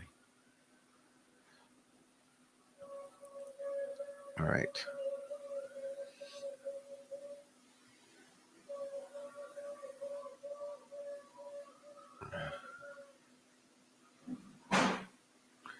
All right. What's up, everybody who's come in? Thank you for coming in. If Weber got the girls in his van, his house down the hill, the phone could have moved up the hill if somebody was you. No, it's on the wrong side of the creek. Total wrong side of the creek. Getting it all wrong. Weber's on the other side of the creek, and it's not up a hill. No. That all happened at Ron Logan's between the cemetery and the crime scene.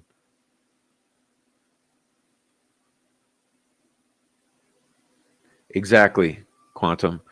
Multiple perps, no rope marks on victims mean they were held down by hand and moved. No more defensive. Remember, no defensive wounds. That's what this means. Okay. Multiple perps, no rope marks, no tape residue.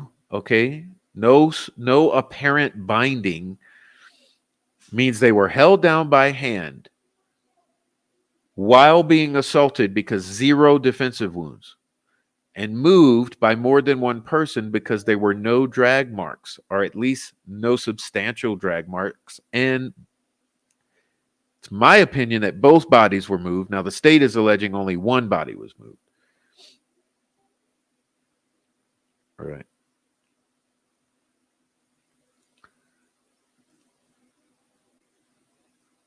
Now, I have never heard about the theory with the searchers helping stage the scene. Duh, that makes complete sense. Well, you got to watch my last live stream. What did I call that one? Timelines in the Delphi Murders Fictional Narrative Scenario Part 2, The Faux Search, in which I described that theory that it's all the searchers and family members who helped establish the perimeter at which the killers and others moved the bodies. Searchers and killers were the same, and they are all related, and or friends, family and friends of the victims.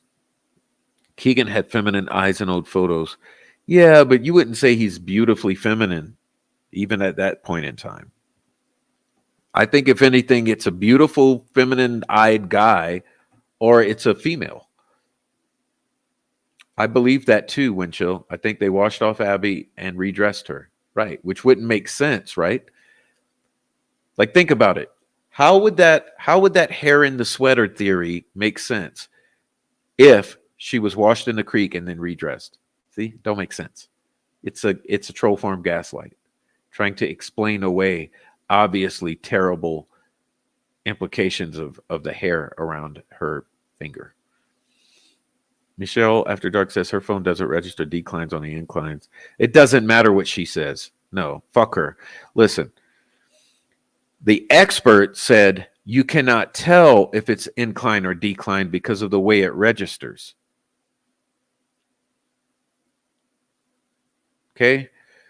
They didn't go through the water. So what this means is it's a decline from the hill behind the cemetery. That's the only choice. You got zero other choice. You look at the distances and then look at the decline. I suggest go watch Eye of Apophis' last video he just released. It shows pretty clearly what's the most likely scenario. Sorry, Digital, don't mean to get all short with you, but I don't buy it. Okay. I don't understand how they dismissed the FBI either. And remember, Doug Carter said it was his responsibility, decision, choice, accountability, etc. Okay. There's no possible way that they can't find him guilty even with interference. He won't be found guilty. He'll be found hung jury or acquitted. That's your two options. All right. At least in my opinion.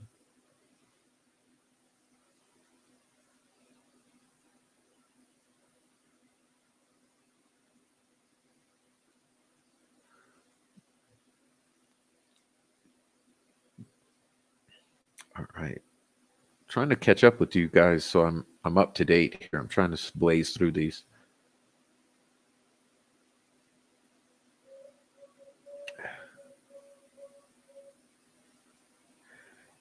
That's a funny one. That's a funny one. I'm confused as to why people keep referring to BG as if he were real. It was debunked at trial. Yes, in my opinion. In my opinion, it was.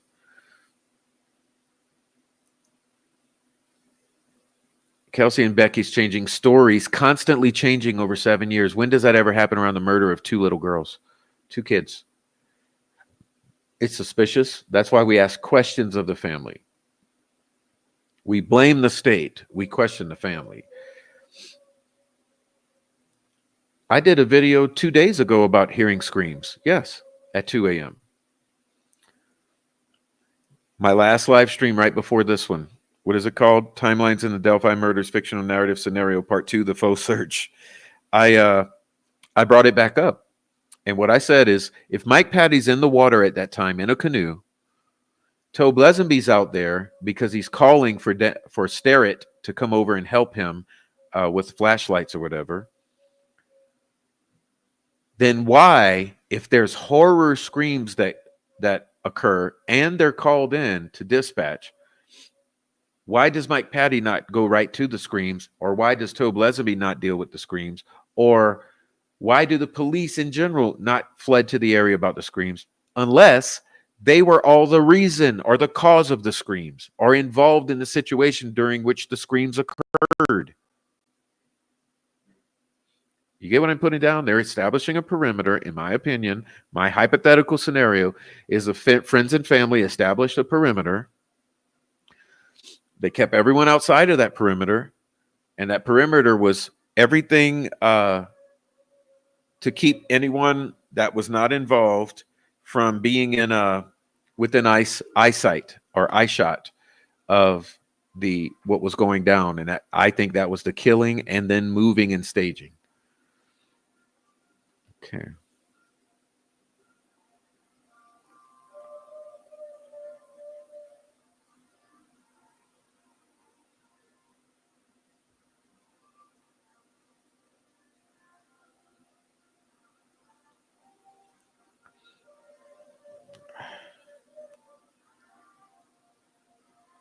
I've thought they were killed at home for a long time. Maybe that's what happened all along.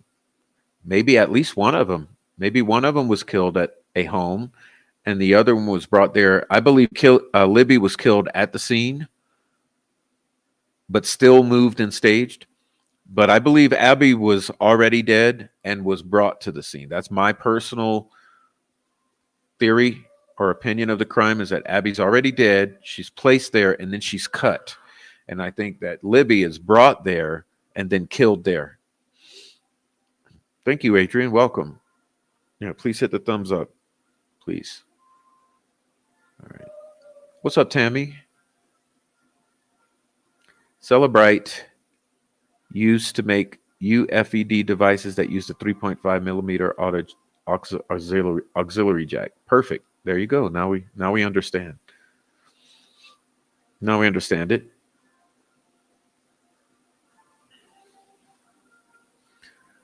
All right.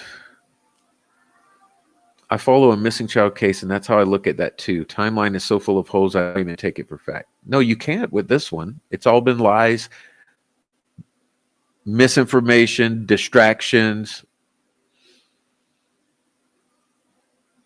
What's up, True Justice? What's up, Windchill?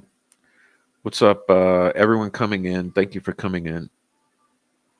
All right.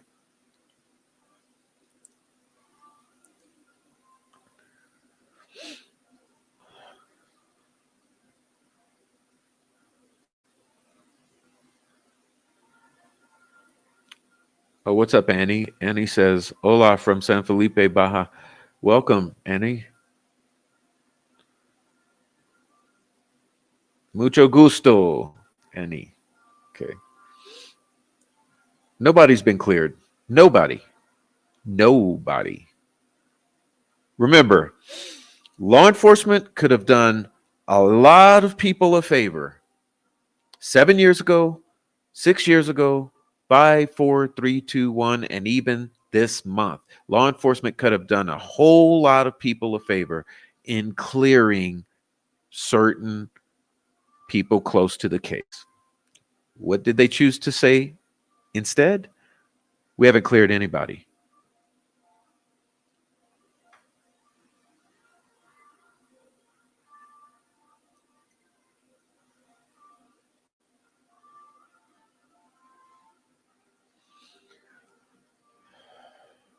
What's up, y'all? Okay. So far, the only ones that are having been caught changing and altering their stories are the family, law enforcement, and the state. And that's what I'm saying.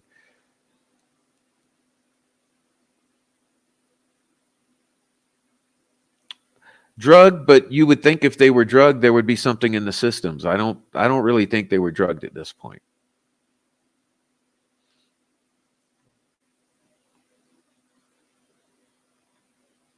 All right.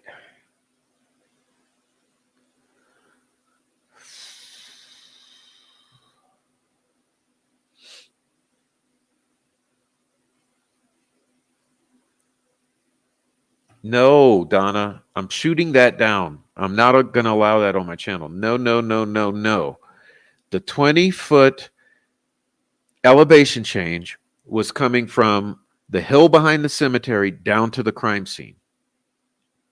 Period. All right.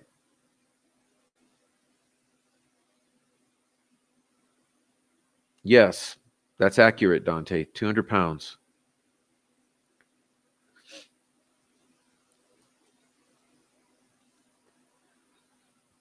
All right. So you guys, I welcome anyone to join the StreamYard link here. You're welcome to talk to me, and to everyone in the chat. Love to have you. I have to catch up on your videos, Prof. I've been so focused on trying to follow this darn trial.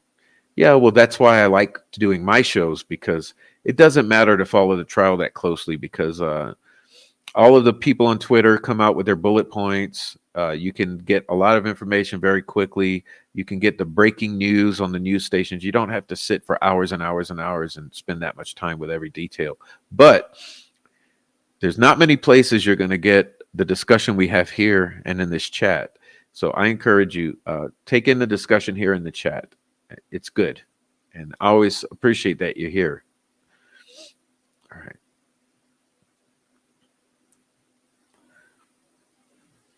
No, it's possible the girls were drugged. I don't know, though. There's no proof the girls were drugged at this point. There's no evidence of it. But of course, it's possible they had drugged the girls. You know, I've heard rumors that sort of thing had occurred before. So, yes, it's very, very possible. But we've got zero evidence of that. But I think K killed L in the bedroom. It's going to be hard to explain just Libby. Plus, Abby would notice the fresh. No, no, there's no way. Libby was killed at the crime scene. That's definitive. It's definitive. Why? Because she's shown walking around in her own blood at the crime scene. She's lost a large amount of blood. Is there right there at the crime scene? You know, she's totally nude right there at the crime scene. She's slaughtered, butchered right there at the crime scene. Now, Abby, whole different story. Whole different story. Plus, Abby's much lighter, half the weight. Abby could have easily been killed somewhere else, brought there, dumped there, and then cut surgically and bled a little, like it appears. She has no evidence of walking around the crime scene, no evidence of being alive at the crime scene, in my opinion. Redressed, but not in the clothes she was in. Right. That's what I'm getting at.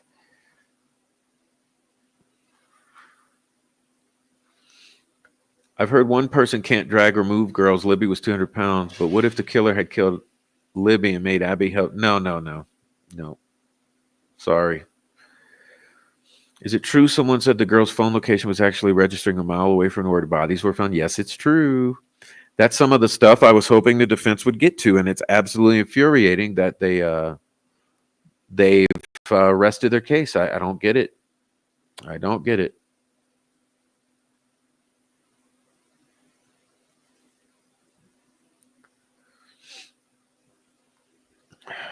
Connie says, then they put the sticks on there to frame Brad and the other Odinists copying their runes on Facebook. It was the same rune. Brad Holder isn't that stupid. Well, probably is. Could he be involved? Sure.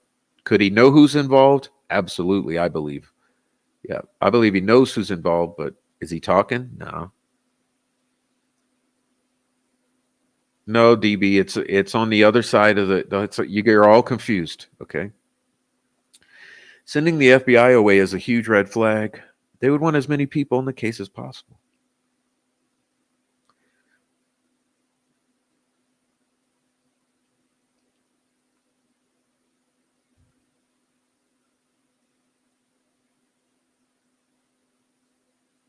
Oh, there you go. Carbon dioxide stunning chamber in the U.S. meatpacking plants. Look them up. Delphi #1 resource pork. Interesting there. Very interesting. Thank you for bringing the heat. What's your name? K-Crime. K-Crime. Thank you very much for being, so you come in smoking hot. Wow. I can't say anything about that. Awesome.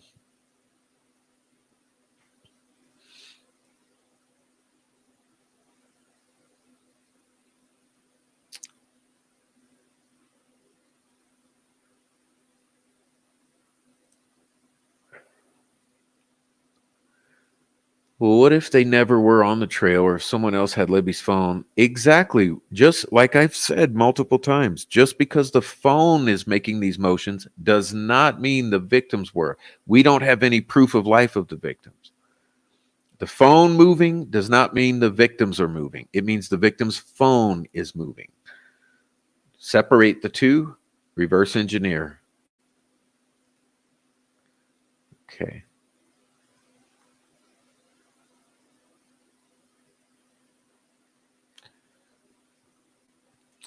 Importance of clothes. Oh yeah, over explaining the sweaters. It's been covered ad nauseum. Beautiful man Anthony Schatz. Beauty was being catfished. Never saw BG. Only knew Anthony Schatz was going to be there. You got to retype that. Okay. Everybody that was there is sus. That's my theory at this point in time. You know, in 2024, November.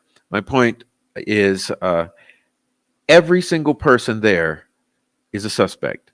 And I mean from 1:30 to noon the next day. All the searchers, all the family, all the friends of the family, all the classmates, every single person there, and we know there were many, they're all suspects.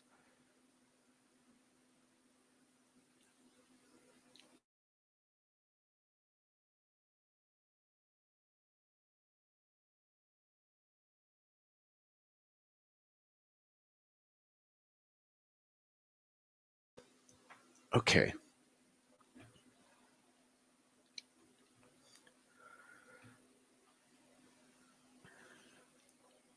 Rules of homicide start from the inside always. John Benet Ramsey, Mal McCain, Kelsey's sister. Has the prosecution or defense covered any family member's alibi or shown any proof of alibi in trial? Nope. It's all been a kangaroo court.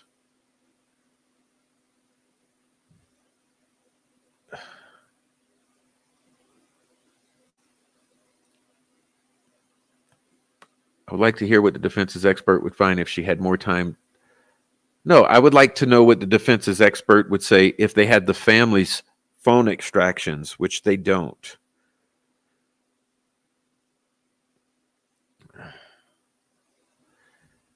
I am so sick of people who ask questions of the families being involved, being shamed. Of course, because it's been an agenda for 7 years. I just had Gray Hughes come and threaten that I was going to be lawsuits. Be ready for lawsuits, says Gray Hughes. Fuck out of here. Abby redressed and washed because she would be moved where she could be seen.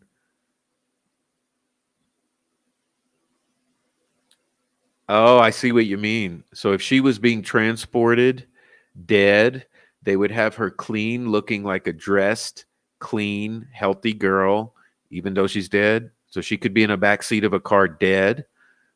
I'm getting what you're putting down. So that would explain why Abby is clean and dressed. Let's say she's dead somewhere else. They want to put her in a car and drive her to Ron Logan's. So what do? They clean her up. They make her look alive, put clothes on her, putting her in the back seat of the car, bring her to the scene, put her body down there.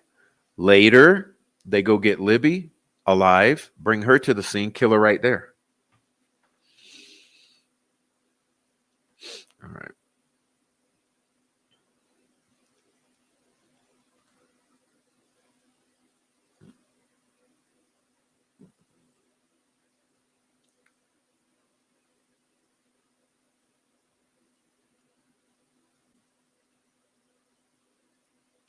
In my opinion, leaving family out of investigations was one of the first cover-ups. Well, it makes you think they've covered up since day one. Just think about it. They have been covering up since day one. It's the only explanation.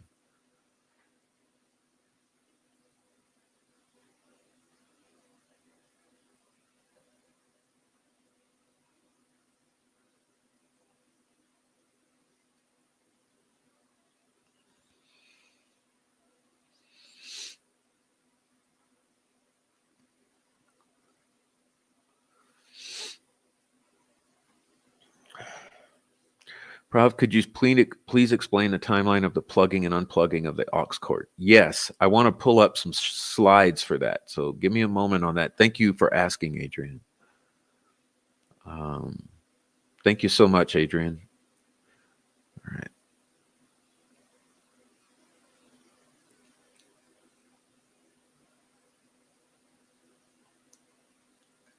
Yes, and that I know about that, Quantum Brain, and that could have been what happened when they were dragging her body, moving her body. Remember, I said she was killed there. Definitely she's killed there at the crime scene, but she's also moved and staged. So when they moved her, she could have been upside down for a moment such that the flow would go that way. So she's definitely killed there, but she's also definitely moved there. Okay.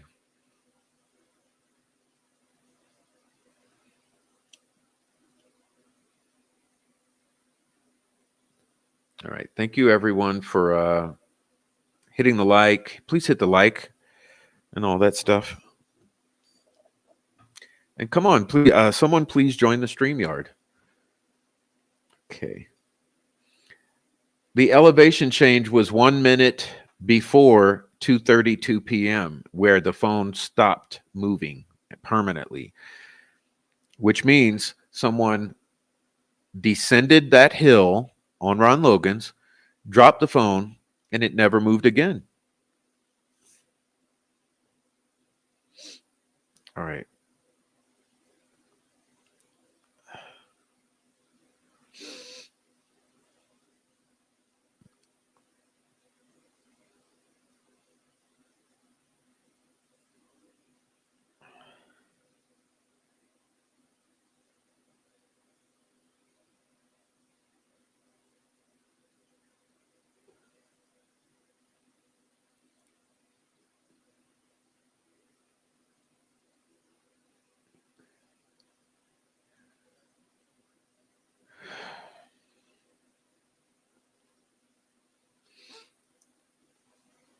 Good morning. I don't understand the family suppression of truth, not seeing beyond bananas and a patsy.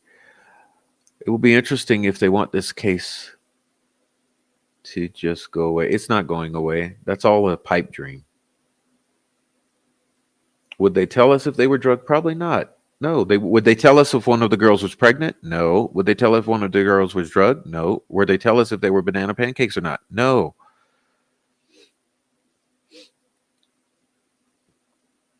All right.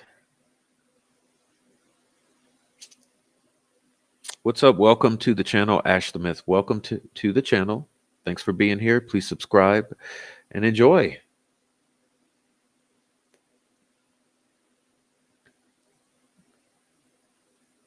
All right. We have zero evidence of anything. If we went by evidence, you would think nothing happened that day. Well, not according to me and my friends.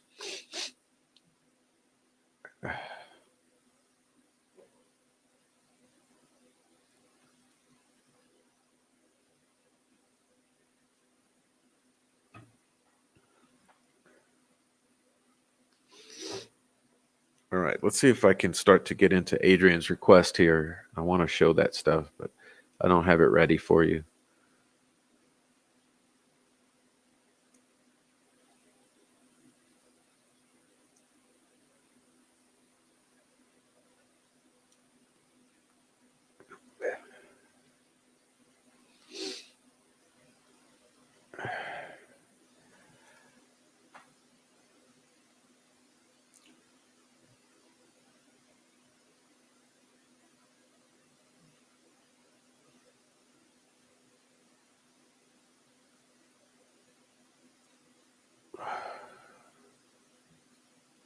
True, Bezo. No one witnessed the girls at the bridge that day except possibly Betsy, who stated she wasn't sure. Maybe she saw who could have been the girls, who she believed might have been the girls.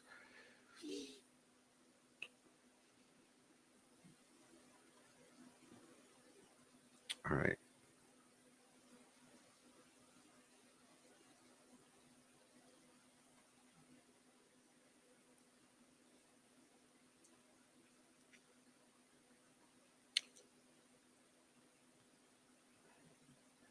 They've known since February 13th, 2017 what happened. Absolutely. Absolutely.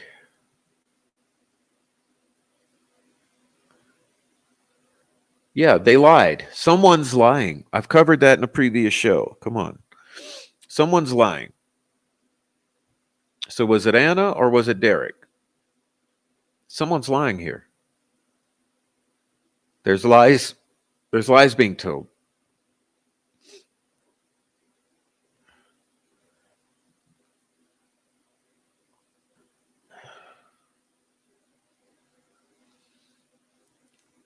All right.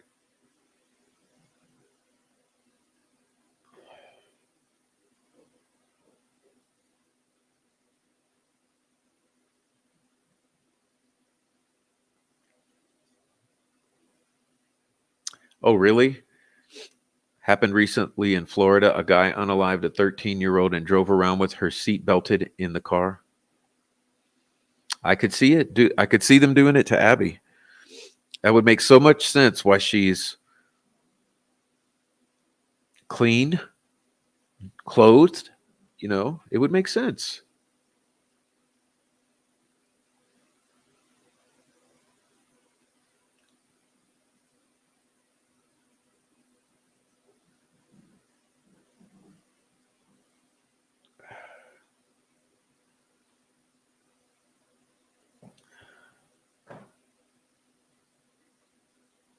As soon as Betsy Blair said beautiful boy, all right, she's a trolling. Yeah, she's trolling. She's fucking up. What's up, Melon?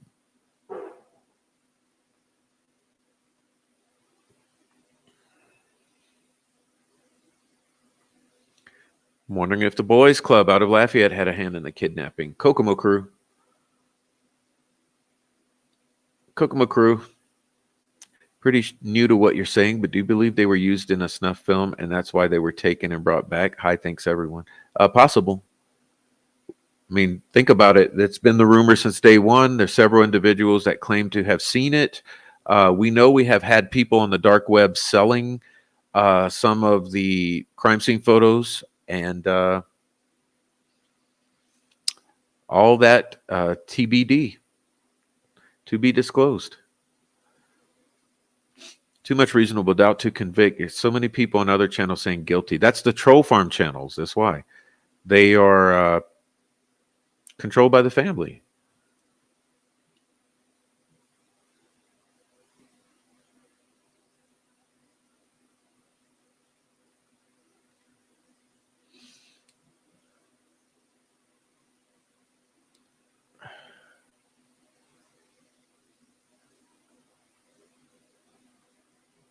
Did you ever hear a rumor way back about Bridge Guy supposedly claiming to be a cop on the video? Of course. That was one of the early rumors. But think about this. It's all bullshit. That Bridge Guy was a total fabrication. So you can't look at it and say it's a fireman or anything else. It's all, forget, like I told you, wipe the slate, forget Bridge Guy totally, and the sketches. If defense called any of these lying liars to the stand, they have to be treated as friendly witnesses, not hostile. Doesn't that mean no leading? All right. Was Lesenby actually a perp in the beginning? A POI?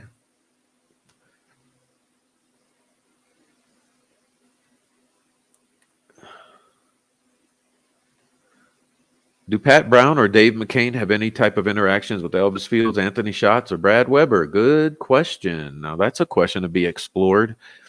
All right. I'm looking at you, investigators. All right. Someone did this, and it ain't Richard Allen. So when is the last time the girls were actually seen alive? Well, we know when were they last at school? We can start there. When were they last at school? Okay, who do we trust next in line? When were the girls last seen? What is their last proof of life that's not the family telling us?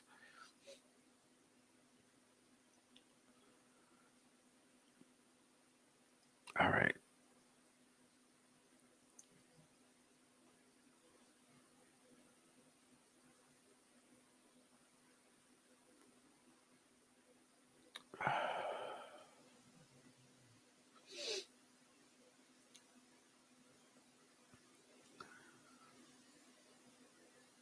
All right. So give me a moment, please. Let's see.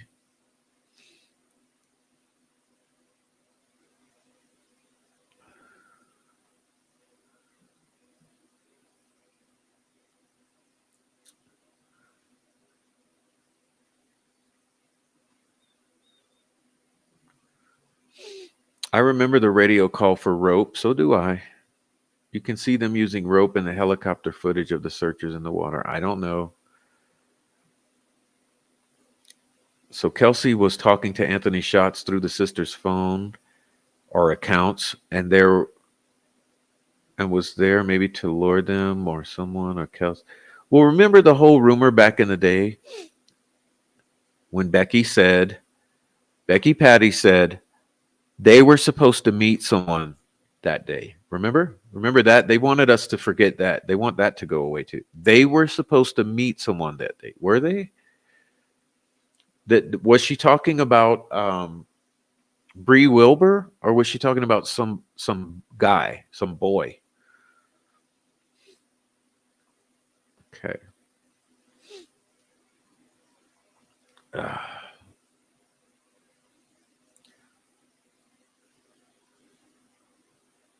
All right. It was Lesenby, heavy metals. It was Lesenby. Lesenby was a POI or a suspect. Yeah. What's up, Rhonda? Rhonda says, I think they were sacrificed. So does Labredo. He says one was killed, one was sacrificed. Remember?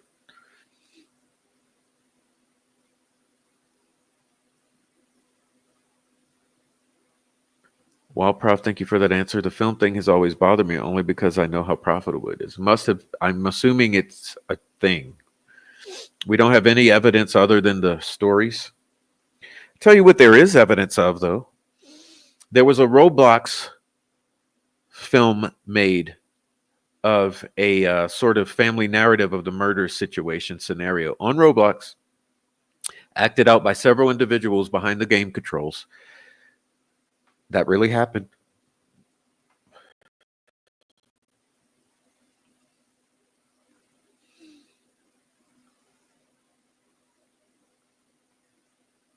All right. Augie says, thanks, Prof. I try to stay open-minded and watch a lot of YouTubers. I can say you provide the receipts and are proving to be the most accurate. Well, thank you. It's quite an honor to hear you say that. Thank you, Augie. I'm honored to hear you say that. And cheers to you. I get what you're saying about wiping the slate. I do. It's just that there's so many rumors wound up being true and then taking wild turns. Most of the early rumors were true, but understand that there's two things happening. The truth came out as rumors, but then there was disinformation intentionally interjected by bad actors to distract everyone and send people down rabbit holes. And it's continued to this day. It's continued to this day. I promise you. So that's what makes it very difficult, because there's so much disinformation. You have to be able to weed through what was inserted to confuse you and what's actual factual. Anthony Schatz. Betsy was also catfished by him. She was there to meet him also. Reason she went there twice, she never saw BG. I don't know. I don't know if that's true or not. So the phone was pinging a mile from there, and the jail is a mile and a half. We know who went to jail from the trails to wait, where she admits to deleting things from the account. True. Well, but there's more that will come, okay? I'm not ready to talk about it. Doug Carter and Kelsey, and no, more so than Doug and Kelsey, Gray Hughes and Kelsey have an extremely creepy relationship. Okay. I'm glad you brought up Shelby Hicks. Here's a question. Shelby Duncan, Shelby Hicks. You guys noticed a little anomaly with the Cheyenne testimony? I'll let you mention it in the chat.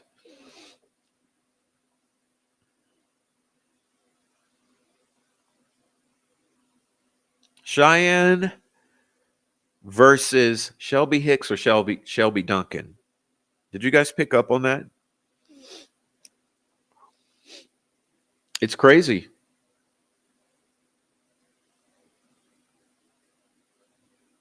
So what is it? Is it Shelby Hicks or Shelby Duncan? Was Cheyenne lying about which Shelby it was? It's some buffoonery going on with the Shelbys. I don't know if you guys have picked up on that yet, but we'll be getting into it. I wasn't really ready to show you on the screen yet, but there's some Shelby what's the word? Bamboozling. There's some Cheyenne and Shelby bamboozling going on, I think. All right.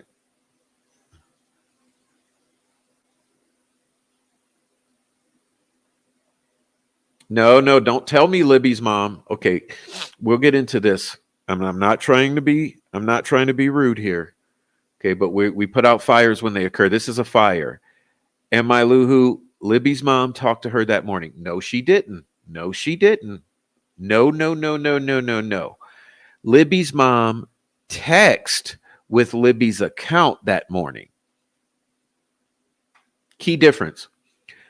Can anyone grab your phone and use your accounts and pretend to be you? Yes. So could anyone have been texting with Carrie? Yes, anyone. Libby's mom did not talk to her. She texted with her account. There's a difference. No, Judy. No, Judy.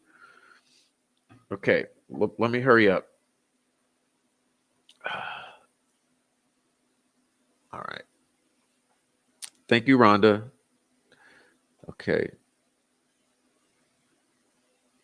No, Tina. No, Tina. Okay. Jesus Christ, man. I don't spread misinformation here. I shut it down. Okay, sorry, Tina. How much phone interaction did the girls have from the 11th through the 12th? Heard it was minimal. Well, yes. Remember, they said that on the 13th, for sure, the phone data usage patterns were unusual. All the app usage was all unusual. Okay. Sheriff and this, if you're sheriff and a suspect in a double homicide, what's that tell you?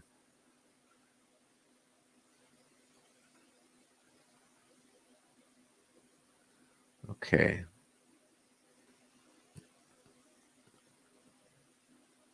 Okay, let's see. I'm trying to get on down to this.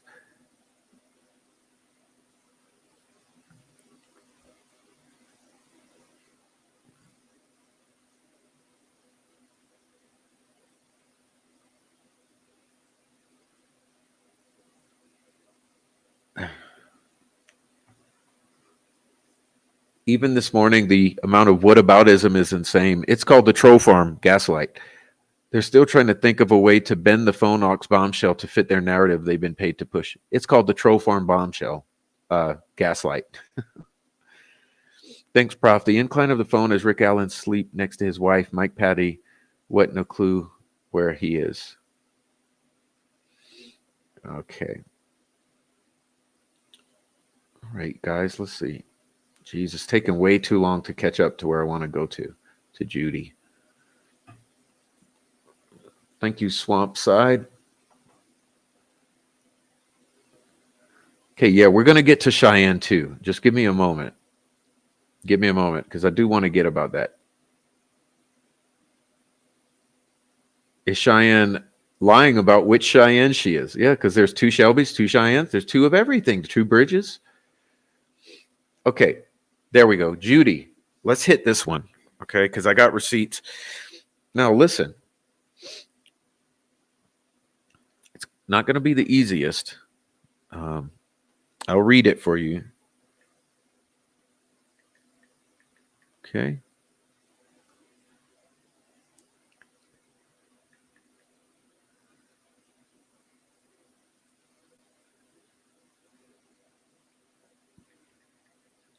All right. Let's take a look. Cheyenne said in 2023, law enforcement turned up at her house with a photo of her friend Shelby Duncan.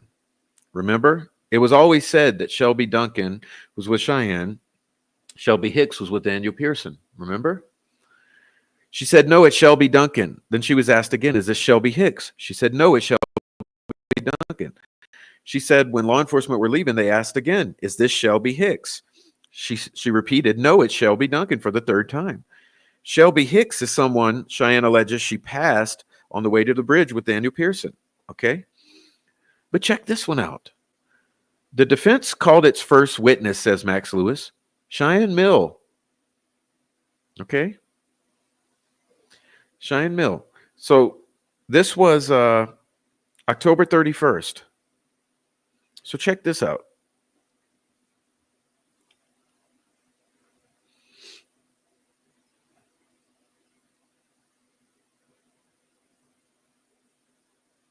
Let me grab it. find the spot.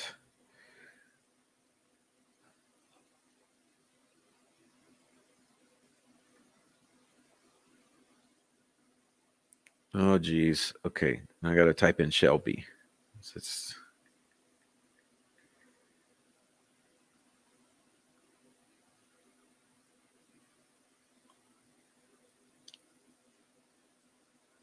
just be patient with me. I wasn't ready for this, but I'm going to try. Okay.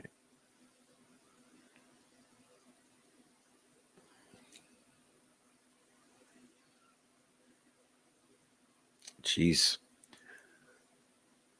We'll get it.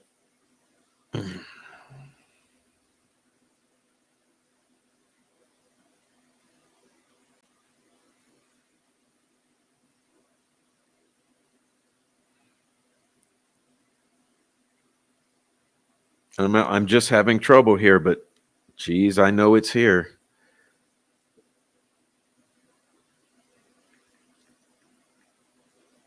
Okay.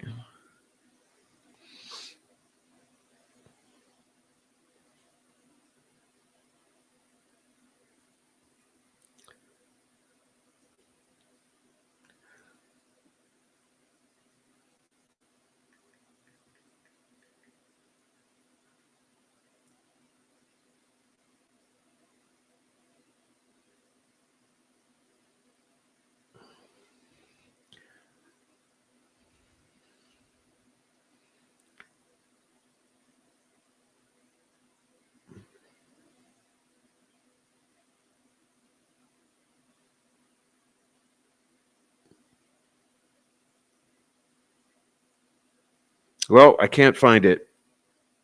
Gee Willikers. I cannot find it.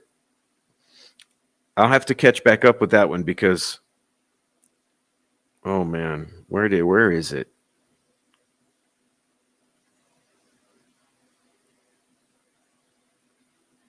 Did you guys catch it though? I mean, do I have to be the one to get the receipt?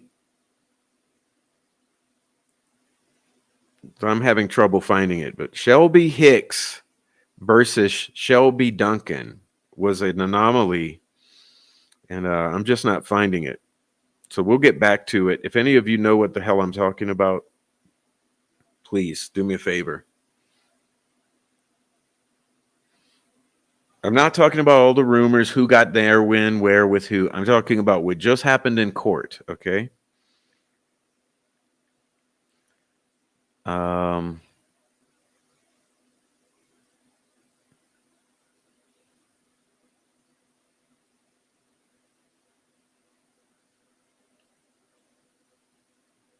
haven't had it prepared for you, so I'm not able to do it. But since we're on this, let me go ahead and get this for you. Okay.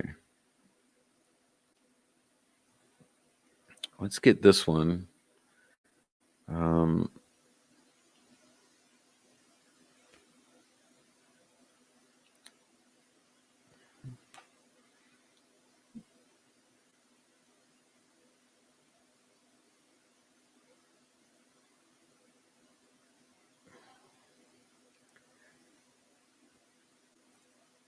I just won't throw it up on the screen. We'll talk about it. Okay, so listen. Remember the geofencing evidence, okay? Let's get into this.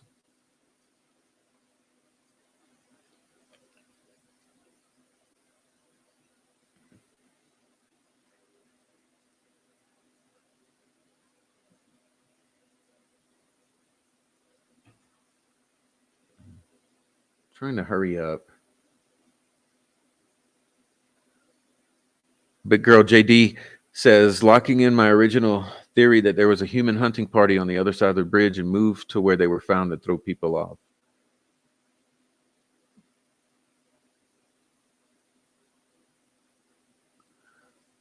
One simple fact that can't be disputed is Kelsey had all of Libby's passwords and iCloud access.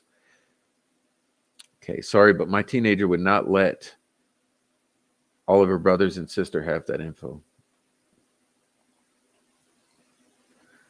Bad actors, family, and troll farm. My opinion. Why else were they still fighting against legit YouTube creators who are just trying to answer questions? Yeah, good question.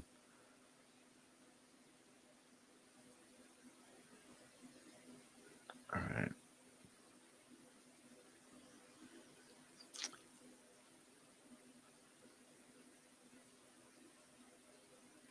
All right. Troll farm was all together on another troll farm channel. Imagine that.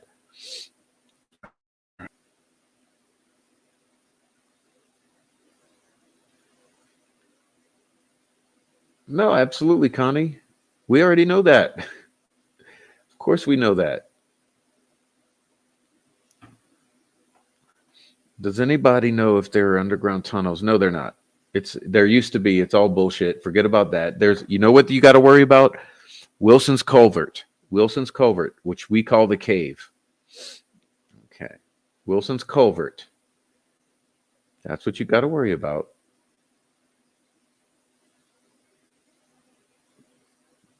I was looking for something about Shelby Hicks versus Duncan and all the bullshit stories and the Cheyenne's testimony, but I can't find it. I'm not going to waste your time digging for it. But I will be doing it, and you're going to see once I dig it up when I'm not on a live, I'll post it, and you'll see what I'm talking about. It's crazy shit. There's been more crazy shit we haven't even talked about, but let's talk about this now. At this moment, I want to talk about the geofencing and the recent disclosures from the former FBI about the headphone jack. Okay, that's what we're going to talk about right now. So, pay attention here. And of course, I could put this on the screen for you. Let me do it this way. I'll put it on the screen for you. Let's see. Print.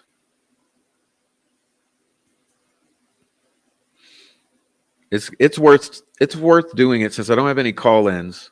I would love for someone to call in though. Come on, guys. It's a call-in show. Open lines. But let's see. We'll do that one. We'll do the next important one, which is this one.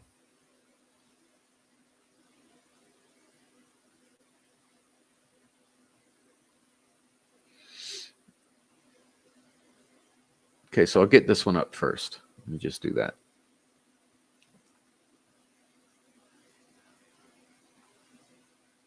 This is what we do here.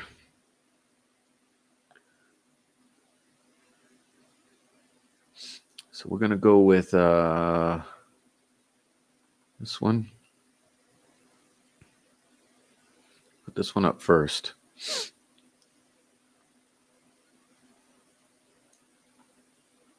All right. There you go. So first one. Check that one out. And I'll get the second one pulled up.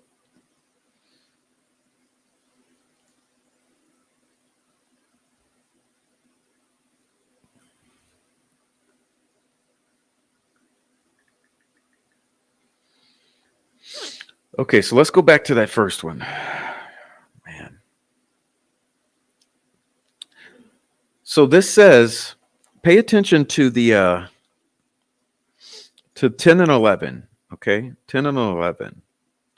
10 says, geofencing evidence was so important to somebody involved in the investigation that they created a map and plotted the movements of these persons, including movement that show at least one of these persons was within 60 to 100 yards of the crime scene at a time while the murders would have been committed according to law enforcement's timeline. The phones, once again, had no correct connection to Richard Allen. Then look at number 11. Furthermore, the map shows that the other two phones and the persons carrying those phones were in around the crime scene between, this is where you pay attention to the times, 12:39 p.m. and 5:49 p.m. on February 13th, 2017. Okay? So what time do they leave? 5:49 p.m. Okay, you see that? 5:49 p.m. is the time they leave. Okay. Now, let's look at this.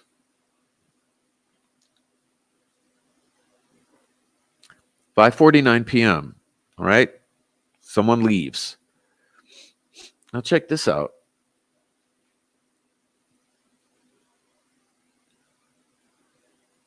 All right, it's coming.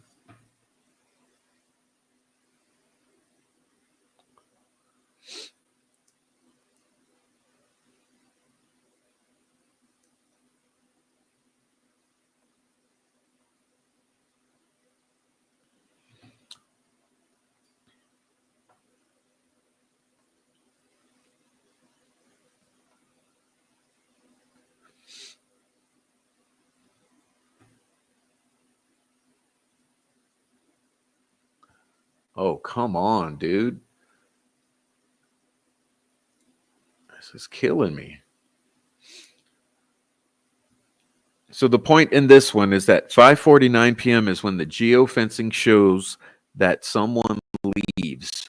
Okay. Now, let's look at this one.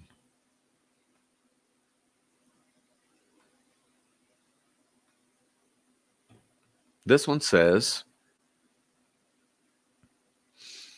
a former FBI digital evidence instructor testifies for the defense and says that she believes wired headphones or some sort of auxiliary cord was plugged into the victim's phone between 5:45 p.m. February 13th, 2017 to 10:32 p.m. that day. Okay, look. 5:45 p.m. So imagine what this is saying. 5:45 p.m., this former FBI digital evidence instructor is saying at 5:45 p.m., someone plugs in a cord. Okay. Auxiliary cord or headphones are plugged in. Something is plugged into the phone at 5:45 p.m. And again, look at this one.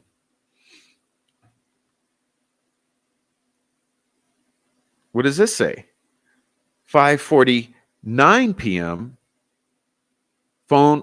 Someone leaves the geofencing.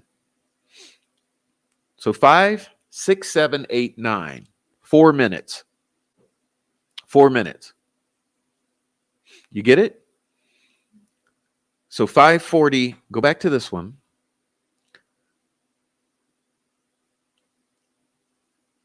5:45 p.m., someone plugs a cord in. By 5:49 p.m., that phone is leaving the geofencing. Is that connecting that someone who's at the crime scene is handling the phone and then getting out of Dodge?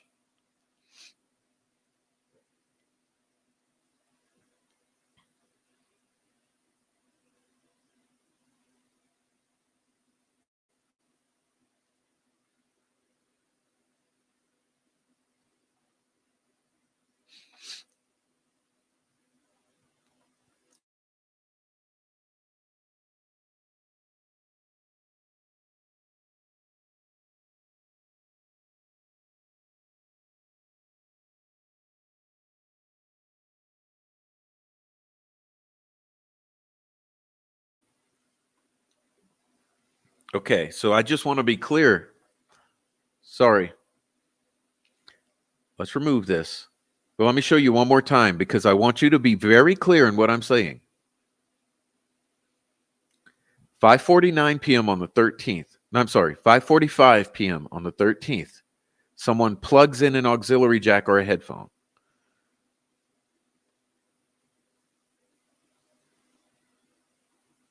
5:49 p.m., they get out of Dodge. They're already leaving the geofencing area. Okay? Then go back to this. But at 10:32 p.m., they're back. This time, though, without the phone. This time, they're not carrying their phone because the geofencing doesn't show them returning. So that means they had figured out to leave their phone at home. But they return at 10:32 p.m. and unplug that jack.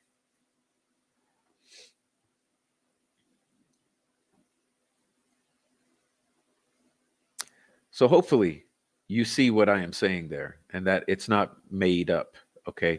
Like how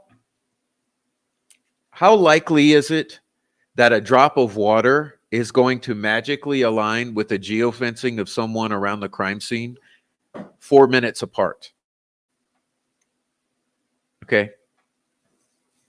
Now, question. Where is Richard Allen at this time? He's already home. He's already gone. He's out of there. Remember, according to the state, 3:58, Betsy Blair sees, not Betsy, Sarah Carbo sees him, allegedly. You're supposed to believe it's him. But even at that juncture, he's out of there, according to their timeline. So by 4 p.m., he's gone. Well, who's there at 5:45 messing with the phone and then 5:49 getting out of Dodge?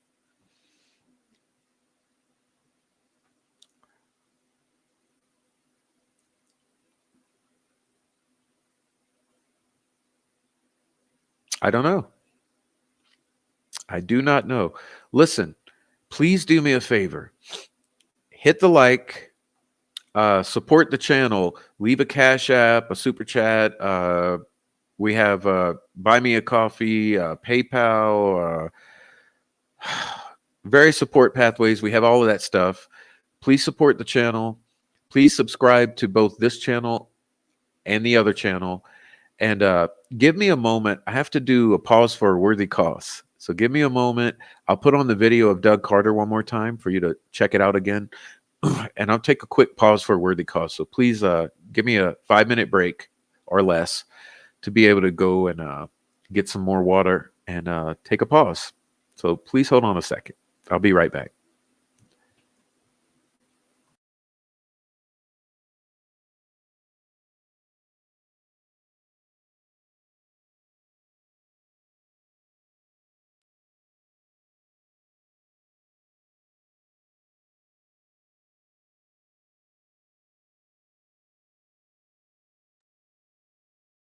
A news conference today on the 3-year anniversary of the Delphi double homicides. That's different from the previous 2 years. So where is the investigation now? And is this a cold case?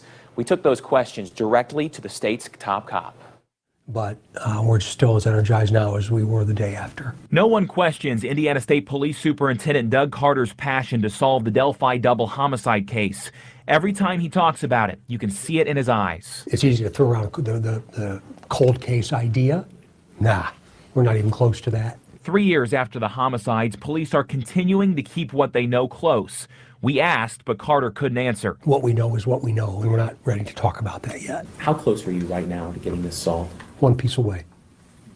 One piece away. Eventually somebody's going to do the right thing. Might be the killer himself. Might be somebody that knows who he is. 2 investigators still work full-time on the case from the Delphi City building. The ISP Laboratory Division, Intelligence Team, and Fusion Center are still combing through the now 50,000 tips. When we're done with all we have, we start over.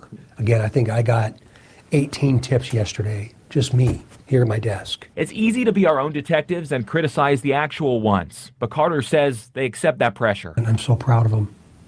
I'm so proud of them. We can't talk about what we think. Everybody else can. Or what they believe happened. We can't. There's been some criticism of me, and I'm willing to take that. I can't explain all the things that I know. That's because only police and the killer know. He has no idea what we know, but one day he will. This is a different type of case because police have almost everything they need. I can't think of a time in my entire career or in many other careers that we have the voice of the person we believe is the killer, a photograph of who we believe is connected to the murders, and even a snippet of how he moves. Carter says more information could be released in the future, but for now, this is what we're, and he thinks it's enough. Somebody knows. He cautions you to remember the 2 sketches are not photographs. I believe that eventually we're going to be able to say, this person's the killer, and there's a combination of those 2 images that'll land on his face, whatever that might look like. Carter This is one of his priorities in life. Even if it takes another year, he's going to get this solved. If we hit year 4, I hope we're sitting here again. But we will do everything within our power and within the parameters of law to find the individual that did this to Abby and Libby. A memorial service is being planned at Delphi United Methodist Church tonight from 5 to 7. They're taking donations for food and pet supplies. And if you know anything in the killings of Abigail Williams and Liberty German, send your tip in. Call 844-459-5786 or email Abby and Libby tip at cacoshrf.com with any information.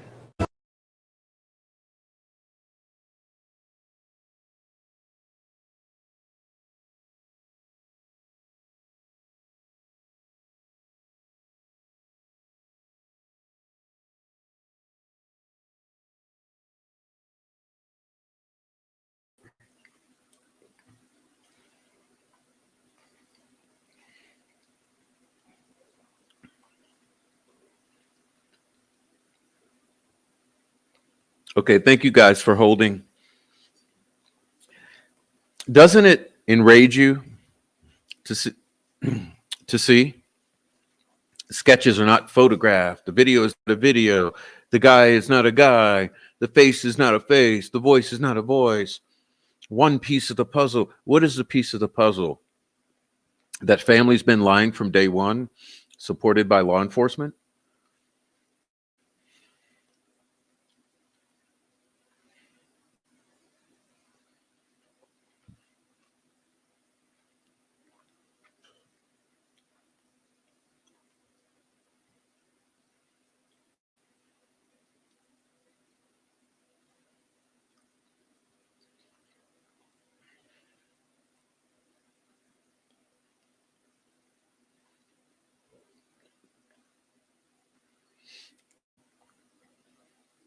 Thank you so much for the comments there.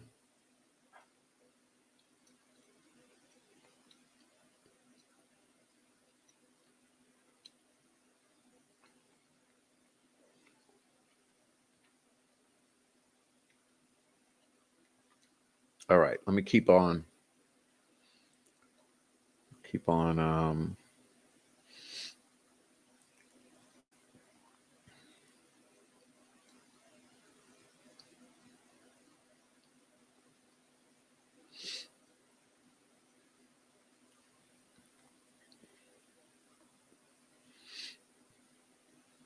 Carter really downplayed his involvement in the investigation on the stand, but he was the face of the ISP for this whole investigation. One day you'll know what we know. Yeah. What we know is what we know.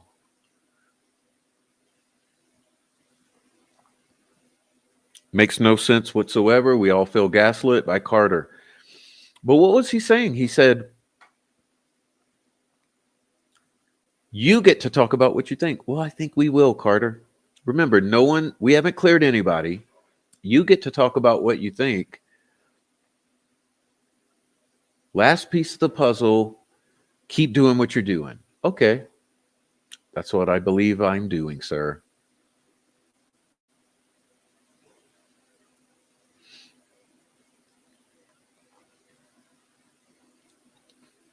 He said people could say what they think, but Mr. Carter can't say. It might damage the case.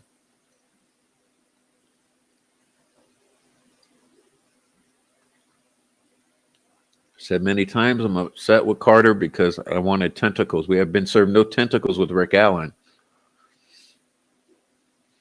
All right.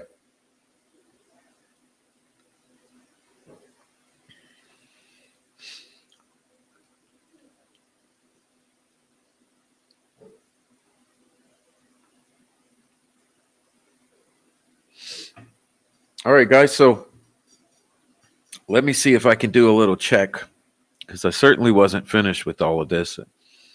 I wish we had some. I wish we had some call-ins, though. You guys hit the StreamYard link right here. Come join me. You can not use your face if you don't want to.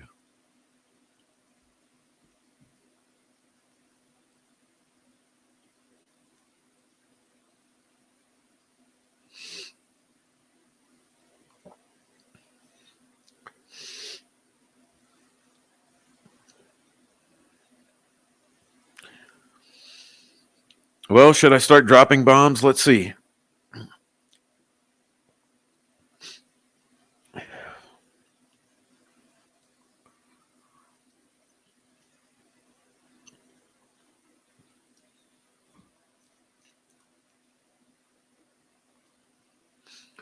I think what I'll do,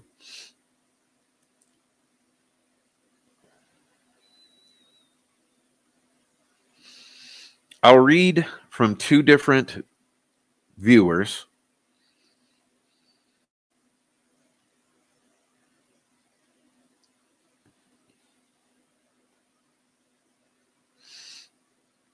And what's this other thing I wanted to cover?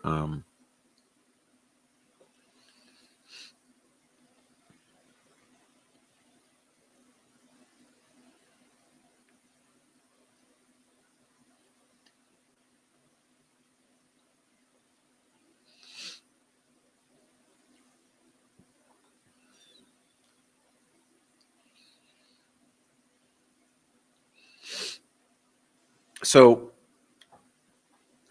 anyway, the last thing on the elevation drop. So we know there's a 20-foot drop a minute prior to 2:32 p.m. Okay. Before that,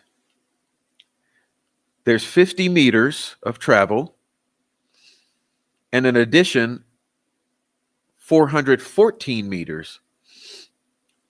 And as I mentioned, I have Apophis put together a video called Shadowman Delphi Outlier, The Pitfall.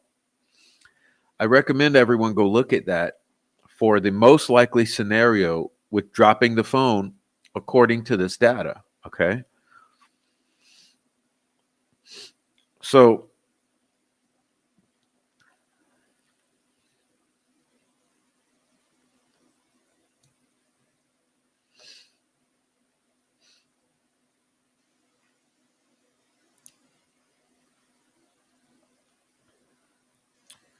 still looking for the Shelby Hicks versus Shelby Duncan BS.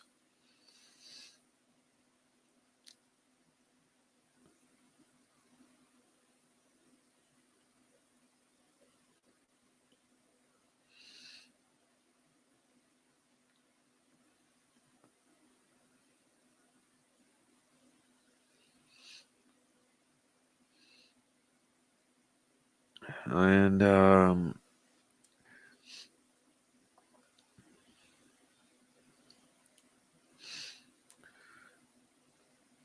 so I'll drop the bombs first. So are you aware that there's been hits put out on Richard Allen?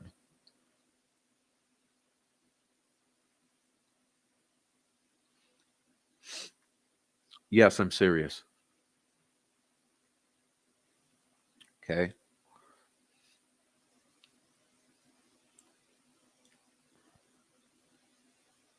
There's currently a hit out on Richard Allen, according to 3 individuals that were in Delphi this week or this weekend past.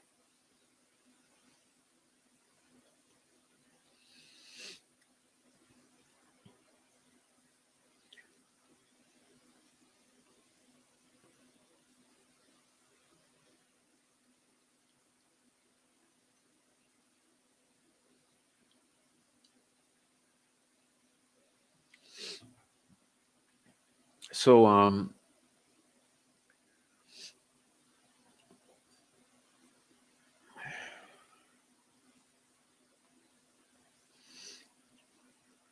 I forwarded this to the appropriate parties, but apparently there's allegations that there's a hit out on Richard Allen, whether he's incarcerated or freed. If he's incarcerated, the word is that it's the Dirty White Boys gang-related hit that's been put out on him. If he's freed, it'd be the same contingent, but outside. Anyone interested in that? Give me a call. I'll give you the receipts. I'll tell you the individuals involved. Appropriate parties have been noticed. Um,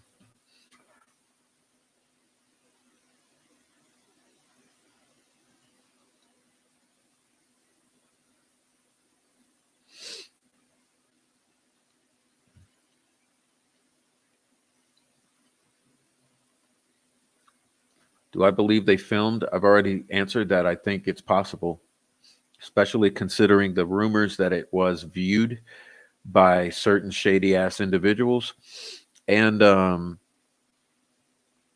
fact that we know crime scene photos and that sort of thing were being uh, sold on the dark web.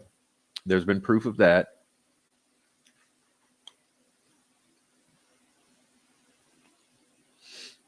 If Rick was involved, there's zero tentacles. So that means Rick's not involved. There's no tentacles.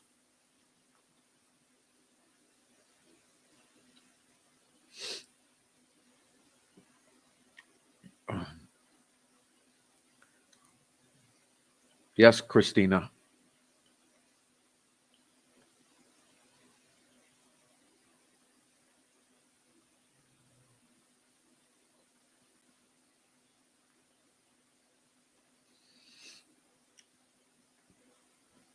Huh.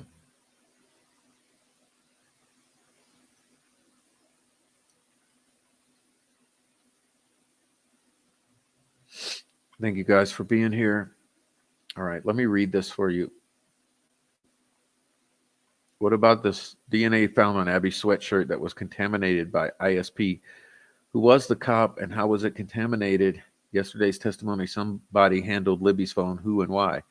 Well, the question is who and why. Yes, we know the when and the where and the what. The phone was handled, like I said, 5:45 it's handled.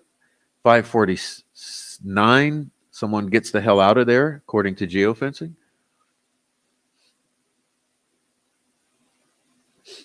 Thank you, Shelley.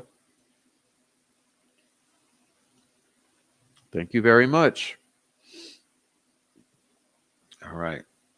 They railroaded Rick because he doesn't lead back to actual perpetrators, but maybe he does. All right. Please call in, or I mean, click the link and talk to us.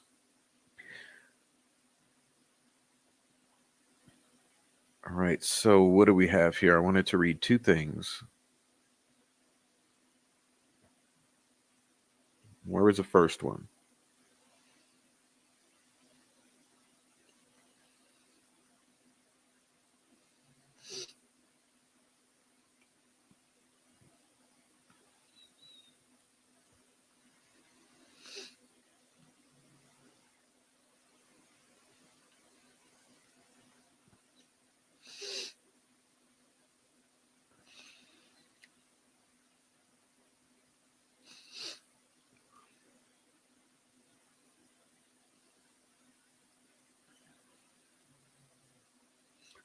Thank you, Valencia.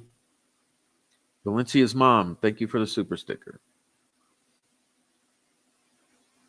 Sure, there's a link. Heavy Metal Rehab. Oh, you're in the wrong channel. No, I mean, you're in the. I see. I see what you're saying. I forgot to pin it on the backup channel. That's what you're saying.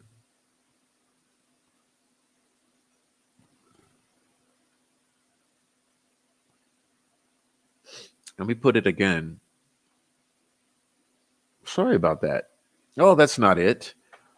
Oh, what the heck? Okay, hold on. It's too early in the morning. I haven't had enough coffee. Let's see. Here we go.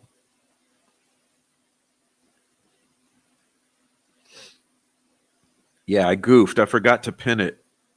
So it's pinned on the main channel. On the backup channel, it's not. So there you go. So if you look here, I pinned the link. If you click it, you come talk to us. That's how it works. Two things I want to read. So the first thing is about the plugins, okay, of this cable or cord.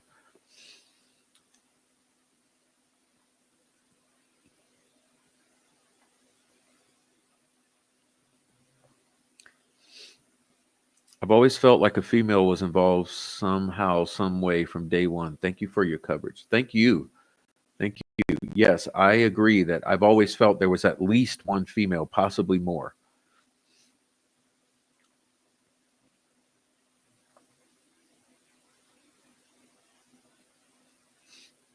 All right.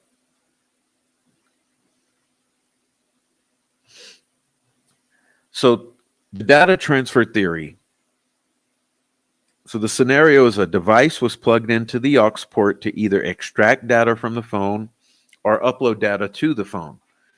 This could have been an attempt to gather information, plant evidence, or even remotely control the phone in some way. Specialized devices can use the aux port for data transfer, particularly older models of phones, says this writer. Plausibility. This theory holds some weight, especially if the killer had technical expertise, which we know they did. It aligns with the idea of trying to control the narrative or cover the tracks. Examining this phone's internal logs for any unusual data transfers or changes during that time frame could support this theory and should be done. Consulting with experts in mobile device forensics and data extraction would be crucial to further investigation. All right. So that's the data transfer thing. Now, the second deal is the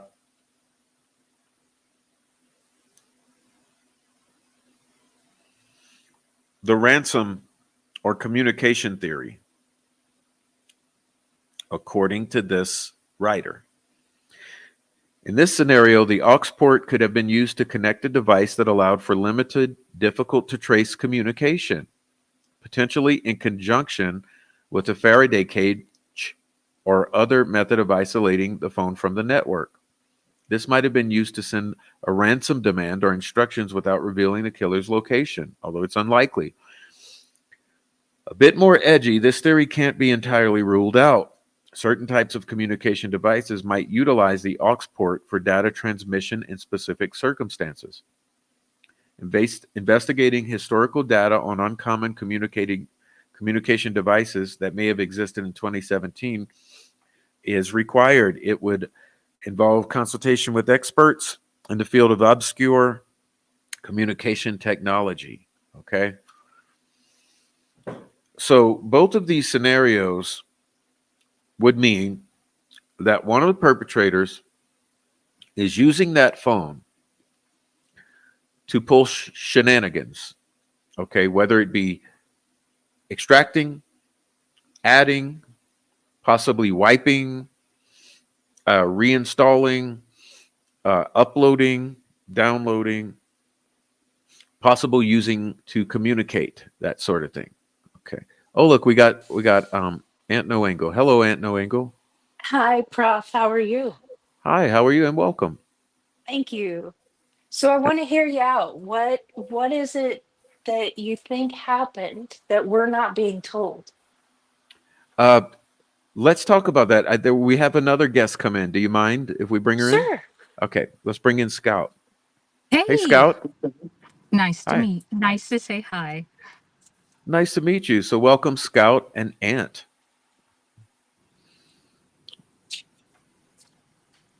So I listened to you quite a bit, and I absolutely agree with you that this has to do with the Kokomo crew and it has to do with the family. So I 100% agree with you on that. I think you're on the right track. I hope that you might take a look at the Flint Farmer case. It's the trial's coming up in 2025. He's been wrongly accused. I've talked to Hunting Evil True Crime, and he's told me a lot of things, and I can verify it. And he has told me a lot about the Kokomo crew, and it is like you said, it's real. And I do believe Gabe Ellis was a part of this, my opinion. But I 100% agree with you. Thanks. I know it's strange to me that I think people can have the tendency to assume things. For instance, like that I might have come upon suspecting something like this because of Hunting Evil True Crime or because of Rafi, or that we each are bleeding off of each other. But it's actually the other way around. It's interesting to me that it seems like we've all ended up in the same place from different I agree. directions. And so for me, it was primarily because of some locals I speak with who knew about Tina Rodell and Megan Allen's claims and verified things that had been said and taken place over the years. That got me zeroing in on them. And then also the open secrets channels, which are the direct communications with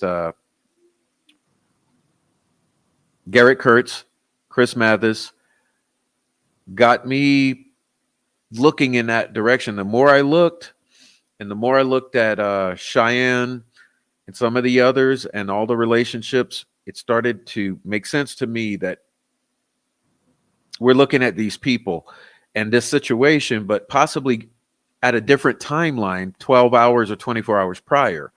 I absolutely agree. And I think I saw your video on the magical earrings.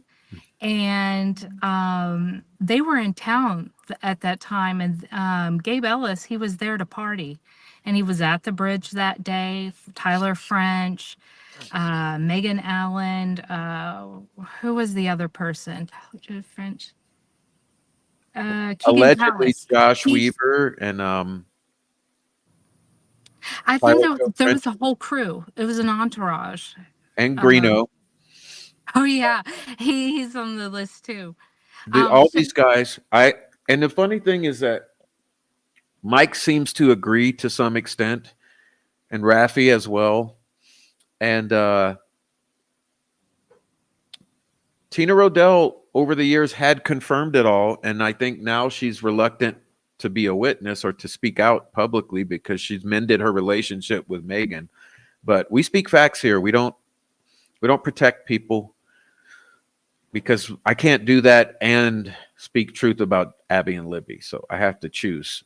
Tina Rodell saw Lesenby at the bridge shortly after 2:30. I So believe that. that's what she stated, is that Lesenby was in that meeting, right? And the meeting was cut short. And it shows in the actual minutes of the meeting that at 2:30 the meeting was called off. And like you said, it doesn't make sense for her to need a ride, and she's on the way there, and that's when she decides she needs to call for a ride versus calling for a ride before she goes to the bridge. I'll be honest with you, I think that's all bullshit. I think somebody had her phone. I don't even think they were there that day at that time. I really don't. You mean the Nobody's victims, Abby and Libby? Yeah. Yeah. Yeah, me either. I'm starting to doubt it. I'm doubting it. I think somebody else had their phone, and that's why nobody saw them there. The only people that report that they were alive and at the home is the family. Nobody saw them that day. And I've confirmed that, having spoken to someone in Delphi, that nobody saw Libby and Abby that day. Not even Betsy Blair. No one saw them. I agree with you. The night before, that's when they were gone. And everything with the phone, somebody else had the phone. And it's sad. I agree. I'm sad that the defense rested today, because they shouldn't have. I know why they did it, but they shouldn't have. And they hopefully he gets off. If not, I'm very concerned about his well-being, that he stays alive for a possible appeal if there's a mistrial. Because what's going to happen if there's a mistrial? He's going to go right back to Wabash. That's where they're going to put him. I mean, he's not going to stay in Cass County. No, he's there for the trial. And they're just going to go back. And I'm very upset that they knew a lot of what happened and they didn't go for it. And so I'll tell you this, Prof. I came across something in social media, okay? And I do want to relay this to you. I don't want the names to get out on there, but I will send you the information. It's a who's who, okay? It's public. And I will say this, it would shake the earth, including Flora. All this stuff with Flora, I mean, how I ended up getting interested in Richard Allen was through Flora. And with Flora, again, like Delphi, they will not, they put trust in the wrong people. They put trust in law enforcement. They put trust in people they shouldn't. And I'm not sure why.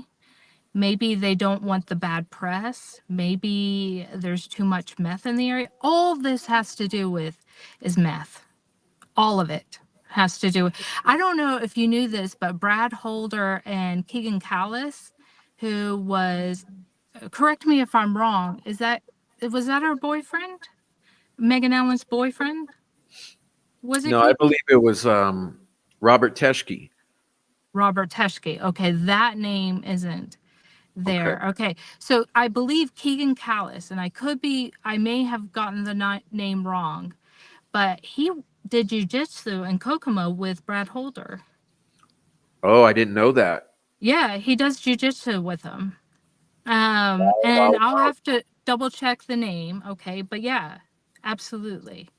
And this whole thing with the Kokomo crew, I'll send you the list of the who's who, you'd be shocked at the names on it. Shocked, absolutely shocked at the names on it. And yes, I mean, and these people are dealers. All of them are dealers on the list. And like I said, it's a who's who. And that explains Flora.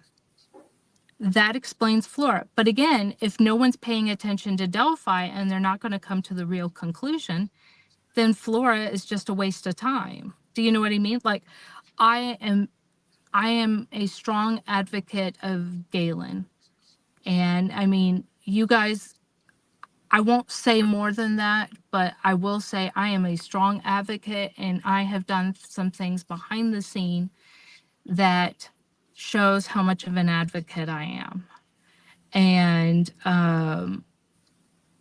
all I can say is, well, if they're not going to admit the truth on Delphi, then they're not going to come up with the real answer to Flora, because the same people that are involved in Delphi are involved in Flora.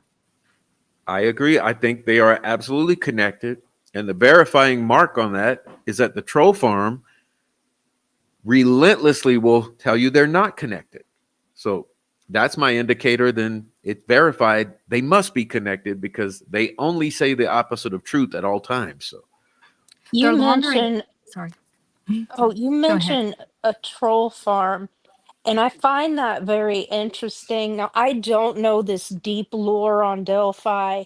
I'm not new to it, but I don't have Facebook. I don't follow a lot of the things, and people get talked about, and I don't know who they are. If they haven't shown up in like the Frank's memorandum, I have no idea who you're talking about.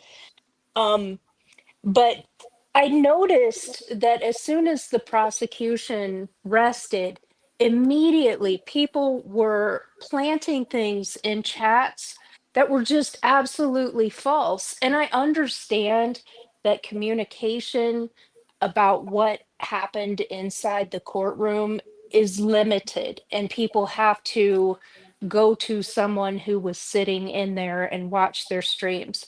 Yes, there's potential that someone has misheard something, misunderstood something, misinterpreted something, but people were being very loudly, absolutely incorrect about Well, so would much. you give a couple examples, and I could probably zero in on exactly who that was and what it was. Yeah, I was just seeing people saying, crazy things that just didn't happen. They were fabrications. Like if you go look at Channel 13 News, okay, like say they have a story about it. Yeah, last night someone said there wasn't a headphone plugged into it. The phone just got wet. Well, the expert yesterday said they had no knowledge. And I would think that if you were making a connection with some other device, like you have an auxiliary cord, you have a headphone, there's connectors there. That's going to register differently than, metal on metal is going to register differently than, hey, we got a water problem here. I mean, who hasn't got their iPhone in water? I know I have. And it just shuts down for a little bit and then it comes back on. But they're saying, oh, that's not what happened. They're just making this up. That's Troll It- Farm. So, yes, yeah, what's yes. another And one? You got another they're one? absolutely false. I'll have to think. I Okay. mean, there's been so many examples, but they're going into chats, and I'll see Well, people say things that are just blatantly false. I know they're false, and I don't get well, it. Is the state paying people? I don't mean to cut you off, but the short version for me is that yes, that's a troll farm. That's why I always go on and on and on about it, because it's a very tight knit, specific group of individuals, the majority of which are locals tied to the drug game. Okay. Also, in direct communication with the Patties, with Becky specifically, they've gone on for years. Primarily, they run people off. Like their primary motivation over the years has been running people away. Running, if you speak out against the family or the law enforcement, they've shame, dox, harass, threaten to kill, get you off of the case. One, I Since- remember Raptor Man. He's been around for probably 2 or 3 years that I have noticed making comments on local news channels. And I'm like, this guy is a total troll. And he's always there saying, he did it. He did it. He doesn't say anything of substance, just he did it. There's you a have bunch to. of them, and So they'll often, each of them will have, I'm assuming 10 or 20 accounts that they flip through all the different alt accounts to make it seem like it's more of them than they actually are. But I noticed with the case, since the case has been going, since Richard Allen's arrest, really, every time a damning point comes to the surface, what they do is they come up with a counterpoint for it. So I was mentioning earlier how the hair around Abby's finger is Kelsey's. So when I first saw that news break, I just knew immediately they're going to come out and they're going to say it was in the sweater. That's what they're going to do. And sure enough, within an hour, that was what they were running around saying. And like you're saying, with the water droplet in the jack that the FBI expert testified to. So in every single point, they do that. And that's who I call Troll Farm. And I refer to them that way to kind of make it funny, because this is such a serious thing. I like having things to laugh at like them, but it's really not a funny thing. I'm sorry, No. Scout. Go no, ahead. one of the things with the troll, and in my personal opinion, I think it has to do with meth. That's what I think it has to do with. And the Patty, in my personal opinion, I think the problem is Derek. Derek has snitched on a lot of people, and he's made them mad. Gabe Alice was snitched on December 29th or 30th, right before New Year's in 2016. And yeah, I really do. He had snitched on some other people before then, and they took the rap. Well, And even Christy Lynn Martin too. Yeah, which was important. Christy Lynn Martin. Oh, did you know she's Abby's godmother? Didn't know that. Yeah, she's Abby's godmother. Yeah. And I mean, that tells you how close certain meth dealers are to the family. Mm-hmm. Josh Lank, he was a tweaker. Mm-hmm. He did meth. I mean, yeah. I'm just saying there's a strong connection to meth. The law enforcement knew the Monon High Bridge was a meth making hub, and they did nothing about it. What was it? Lieutenant Homan, he was head of the drug task force. Yeah, he overlooked all of it. That's what he was head of. He was I don't want to say the director of the meth trade, but I mean, what were they doing? Were they getting kickbacks? I mean, there I has to think be. so. I think that's Tobe's involvement is the kickbacks. You know. I mean, they had to have Lesenby and then followed by Liggett. Why? Why do they have to do that? Because they had to keep it in house. And I don't know who the next person's going to be, but the main thing is they needed a fall guy. They picked someone who was a nobody, had nothing to do with the meth trade. He wasn't connected to the families anyway. And that's why Richard Allen was picked. So when people say, oh, had a dependent personality like that on his wife, non-aggressive, things like that, they don't just go out and kill two girls. They don't. And so I think the jury might be smart enough to see it. But again, the evidence was there, even excluding another person. There was enough evidence there through the crime scene itself to prove Richard Allen didn't do it besides the phone. Abby was not only bathed, but her hair was restyled. Her hair is actually styled differently at the crime scene than it was in the photo. Her hair Yeah. was blown dry. How do you blow dry someone's hair having crossed the creek, change the hairstyle in the woods? Because you Without never crossed the creek, right? Right. They never crossed the creek. They were taken.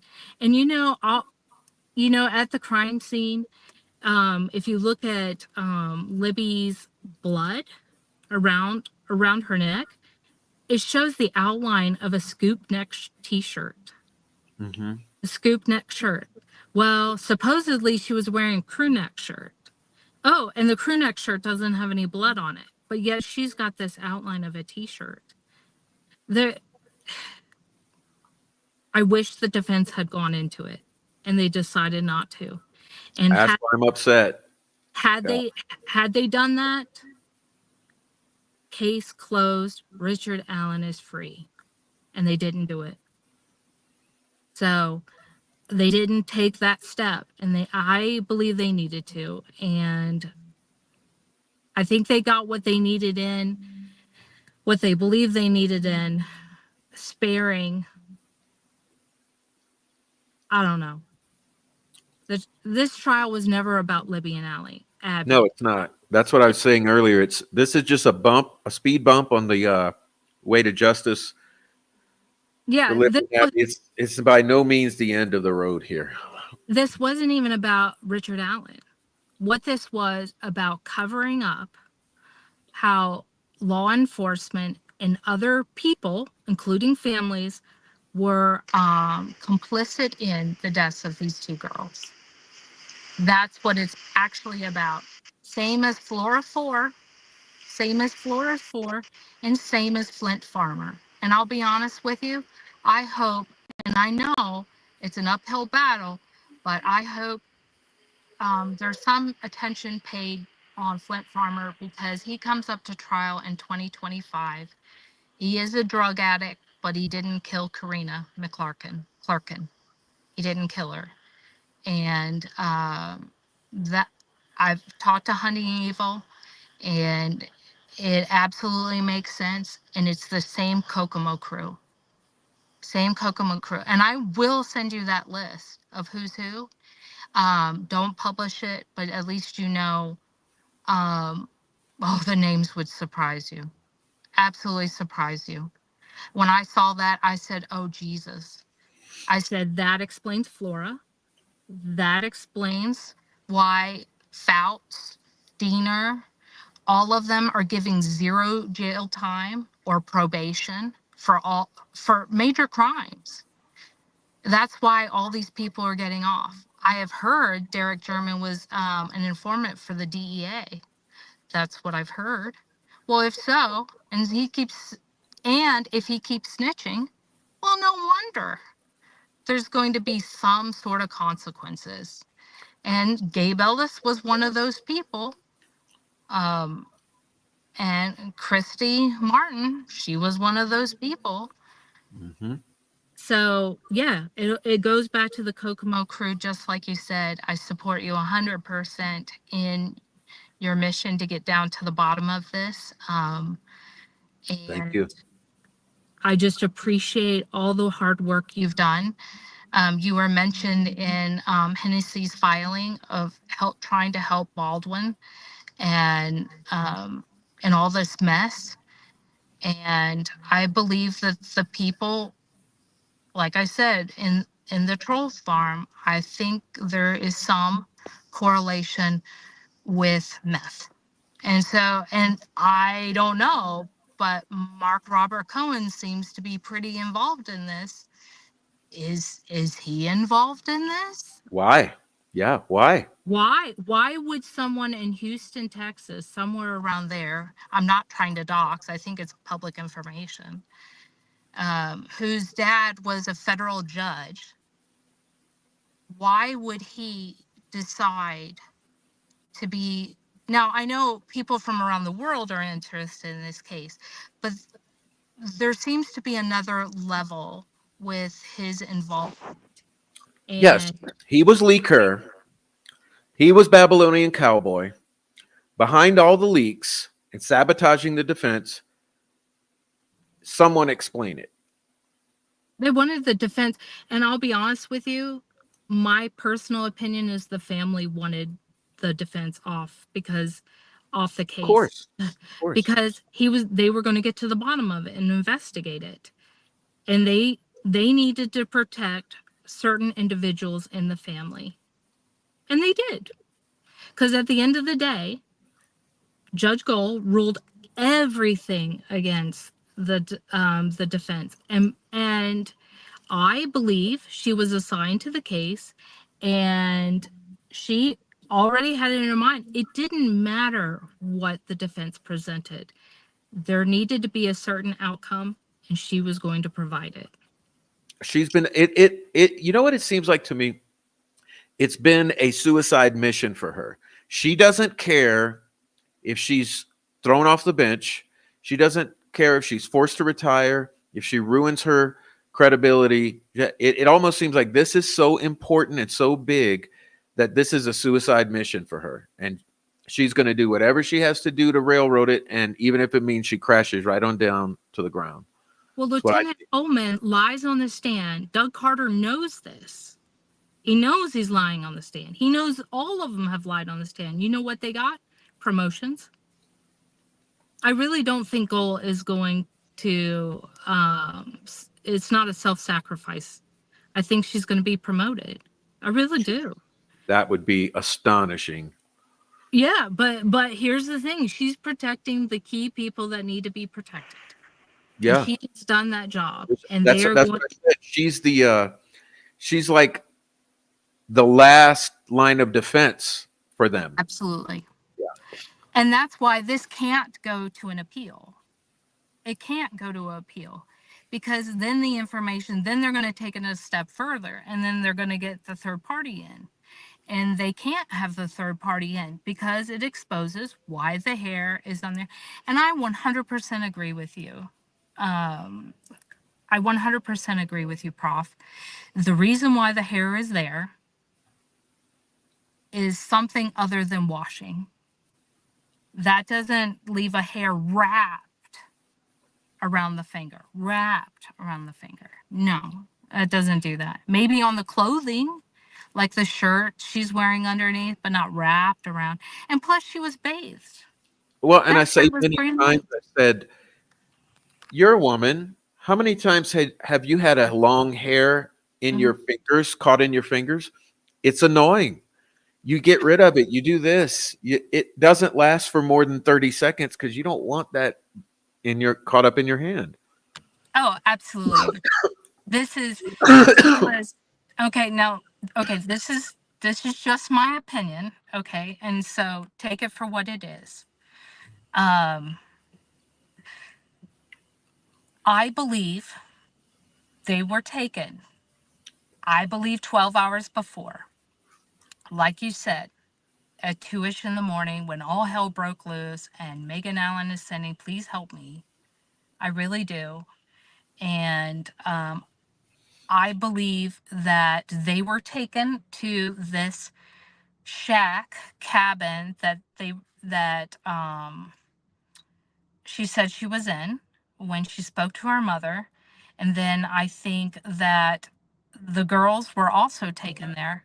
I think the girls were taken there.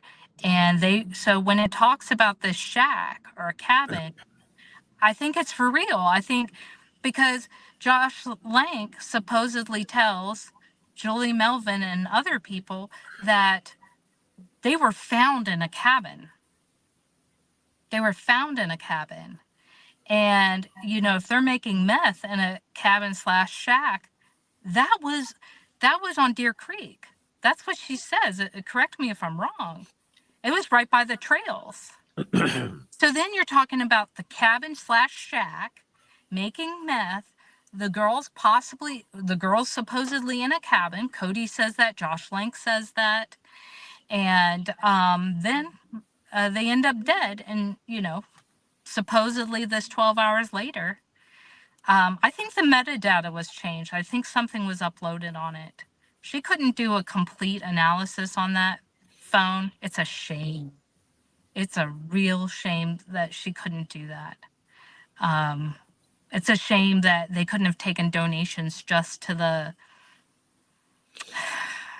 cash donations, right? Not through a GoFundMe or whatever it was, because I donated too. I wish they'd been able to seal the deal on the phone because it's fake. It's fake. I would never understand why the entire family's phones weren't taken just to verify. Just to verify. No one's saying they did anything. Just verify the timeline and the motions. They'll never get away from the fact that this looks like a cover-up. It does. Oh, I think that we lost Scout, or she froze up. Looks like we have her froze up. Hey, Ant, are you there?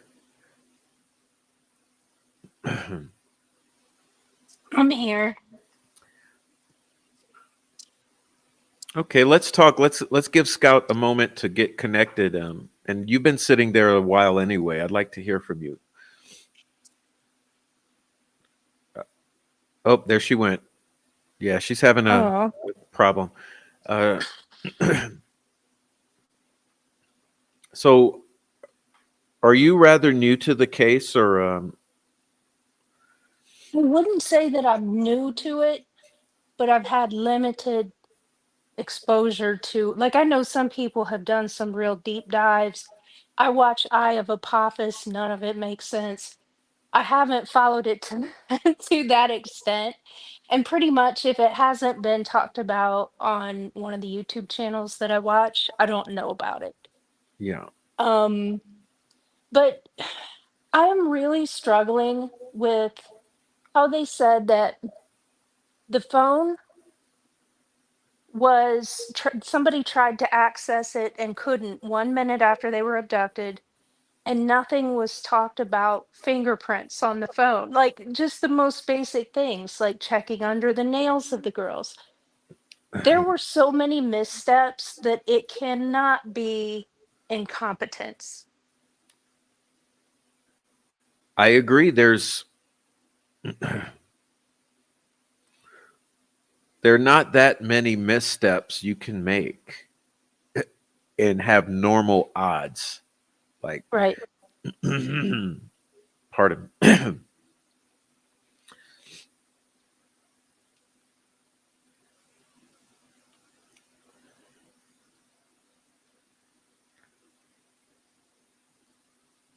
Oh, I see I there. Brother, I have tried to watch. I don't understand. It's difficult. I think you have to know so much about so many different characters. And like, I am not local to Delphi. I'm not that far away. I thought about driving over on Friday. I don't know if I will, though. I just kind of want to gauge what the temperature is outside that day. Like what is the vibe when the jury is deliberating?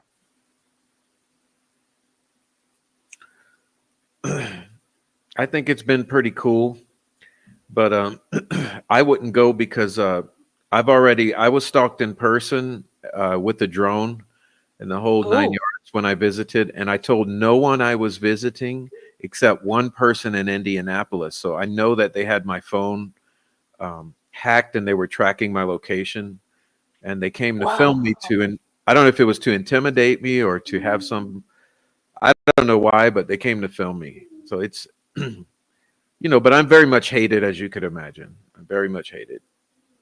I would guess because you don't seem too shy about saying what you think, and that's dangerous to people like that. Yeah, but it's that's what I've said. That see, they got away for years with literally domestic terrorizing people off of this case, Hmm. and I'm one of the few who stuck around through it all, and that's why there's so few people who are willing to speak. I mean, so many people will email me or call me or message me anonymously, but there's people. I agreed with Silky that we're going to do a series called "The Culture of Fear of Delphi" because they've Oh, literally established a culture of fear around this case to keep people uh, submissive or scared into silence. You know, that's a shame. yeah, it's you got to wonder why. I always repeat this: is why over the murders of two little girls? Those were little girls. They weren't big girls. They weren't 18, 19, Hmm. 20. They were little girls. Why over the murder of two little girls would it be all of this?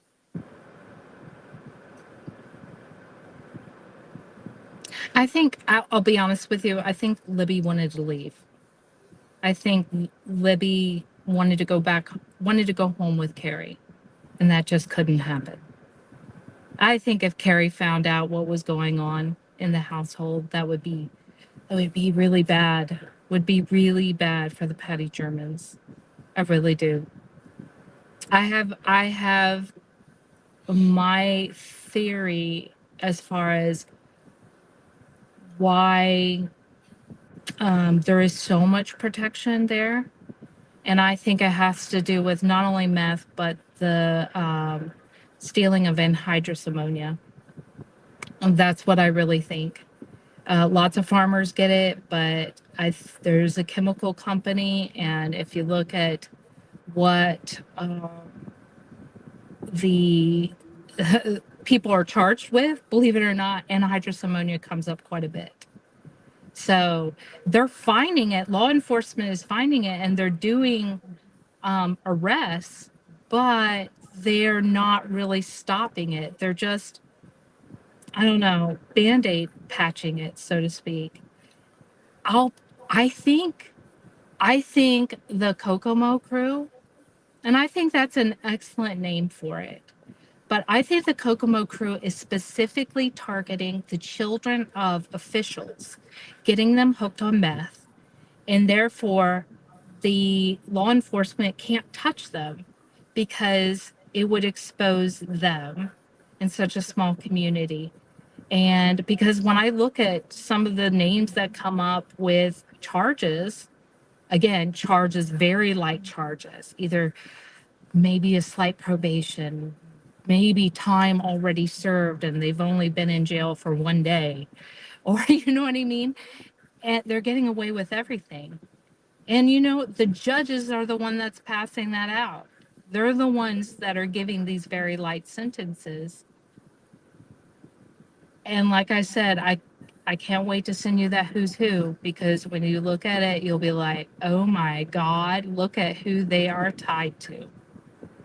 And I hope you keep the list, because, you know, it explains why the prosecution is targeting Richard Allen. It explains why uh, the floor four fire happened and why they will not do anything about it. It explains a lot of things. And the unfortunate thing is, I 100% support the people who are trying to get justice in the floor four. But I know that if I were to mention one or two names, you know, that's it. Shut it down. You know, no, that's a conspiracy theory. I don't think so. So, but that whole floor four, did you know that Birch Tree, which has Josh Link and Troy Helderman, do you realize how much money they made off of it through insurance? Off Do you of have the the Flora house? House. Yeah, I knew at one point, but I forget. It was over 100 grand. I know that. it was over 350 350. Yeah. Whew. on the That little house. house like that. Remember with Becky It was appraised that crashed. house was something like $45,000 or something. But look at who's on the list. And then you say, oh, okay, you know. And then you say, well, I can see how this could happen Mm-hmm. and why it would be, and why no one would get arrested. And anyway, all I'm just saying is it's extensive, the amount of corruption, the amount of laundering of money, the amount of meth in the area, the amount of law enforcement in not just one town. It's not just Delphi, it's that whole entire area. That whole entire area. I agreed that. Yes, exactly. And did you know about Travis Evans, Shane Evans' uncle? Yes.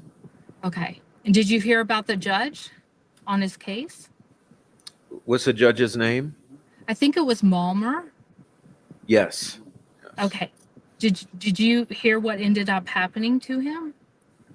Dead. Yeah, he was crushed underneath his vehicle. Uh-huh.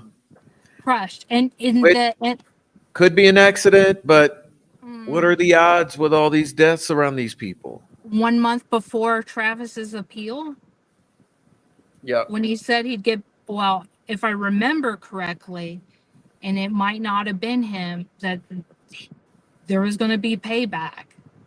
And, you know, he ends up dead right before the appeal. Interesting.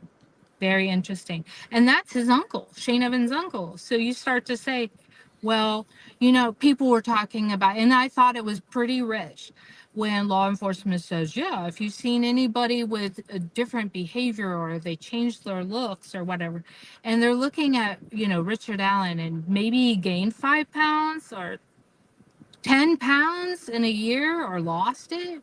But that's really suspicious when Shane Evans is the one who shaves off all his facial hair right before the press conference. That's pretty rich. And he looked like he was literally having a child, you know. And Yes, he did. Oh my God, he was sweating you bullets. cannot deny that. Oh no, no, That it's is on. body language. It's a real thing. Yeah, he looked like he was going to pass out. He really did. I mean, he was white as a ghost.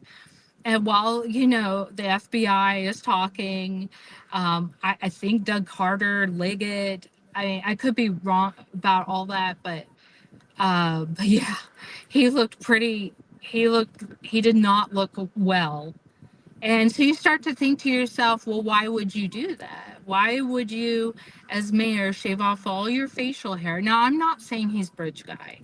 I'm not at all. But I'm just saying is it felt like he knew something and therefore, you know, wanted to distance himself as much as possible. Yeah, I definitely agree with that. So I think the corruption runs so deep in those towns that it, I don't want to say half the people wouldn't be in jail, but you know, a lot of people would be in jail. The Well, I FBI, think that's why the sorry, cover up. I think that's why the yeah, cover up, because the cover up is to keep a whole bunch of people out of prison. yes, Yeah. yeah, Not just one. and yeah, I hope that, and you know, you will do what you need to do as far as like your channel and review and things like that. But I hope since we have so much knowledge on the people like the Kokomo crew, I hope we can do further investigations into it because maybe it will attract more attention by the FBI. I think this is a RICO case. Far and wide. I think this is a RICO case. But unfortunately, with a RICO case, it it takes so long for something to happen. You know, it could take decades. And, you know, the innocent people of that area, so many people are dying because Lots of of it. victims. Yeah. Oh, and you know what? When I talk to, and I'll keep this anonymous, they say Karina McClurkin's body was initially placed right by Liggett's house, on the second bridge near his home in Cutler. Before she was found by a trailer park, and Flint Farmer was arrested, you know, I don't know, 5 years after that. Yeah, because he was arrested, I think, in 2016, if I remember correctly, somewhere around June or something like that. And then they found the body, and people were like, "Oh, well, Flint Farmer confessed." To my knowledge, if he confessed, it would have been like Richard Allen, under duress, coercion, because he didn't do it. And he says he didn't do it before he actually got arrested. And it might have even been a video you put up, Prof, about Farmer. It may or may not have been you, but No. that's okay. It's out there where he says he didn't do this crime. And he did see Karina that day, but he saw her because he was getting drugs because he was an addict. But that's not the last person she saw that day. And what's interesting, someone who is very reliable, whom I spoke to, they had looked at the defense witness list of the 120 people, and they actually had Paige Turley on the list by the prosecution, and I believe as a rebuttal. Guess who was driving Karina around that day? Paige Turley, in the Karina McClurkin's case. And you have to say to yourself, why was and Paige Turley, I believe, was one of the people driving Gabe Ellis around when he was arrested with all that stuff in his trunk. I believe she was one of them that was arrested. And who did he have in his back seat? Karina's cousin, Sierra Daly.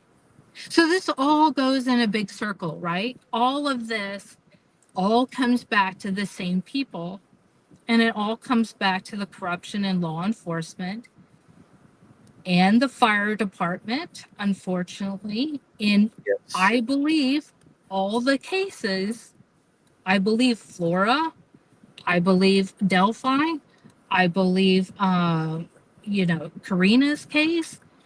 So that would be Kokomo. I believe all this is tied into the exact same people. Me All of too.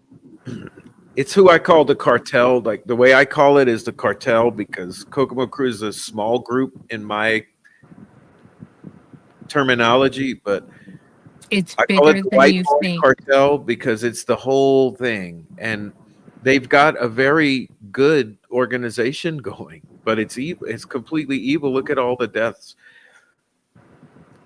And When they terrorize using the internet. It's been the yeah, most unbelievable realization to make that these sorts who you would always associate with street criminals would have such a good hold on the internet. But it makes sense once I hit the reset, I realize, no, it does make sense because everybody's got a hold on the internet these days. We all have social media. So it would make sense that they would learn how to function and continue and use it to their advantage. So I had thought about it, and they talk about, Richard Allen Whiteman, how, he tried to give a false name. What's interesting is, so Doolin had his not only fishing license, but he also had his driver's license, and somehow he writes it down wrong. He said he destroys the notes. Kathy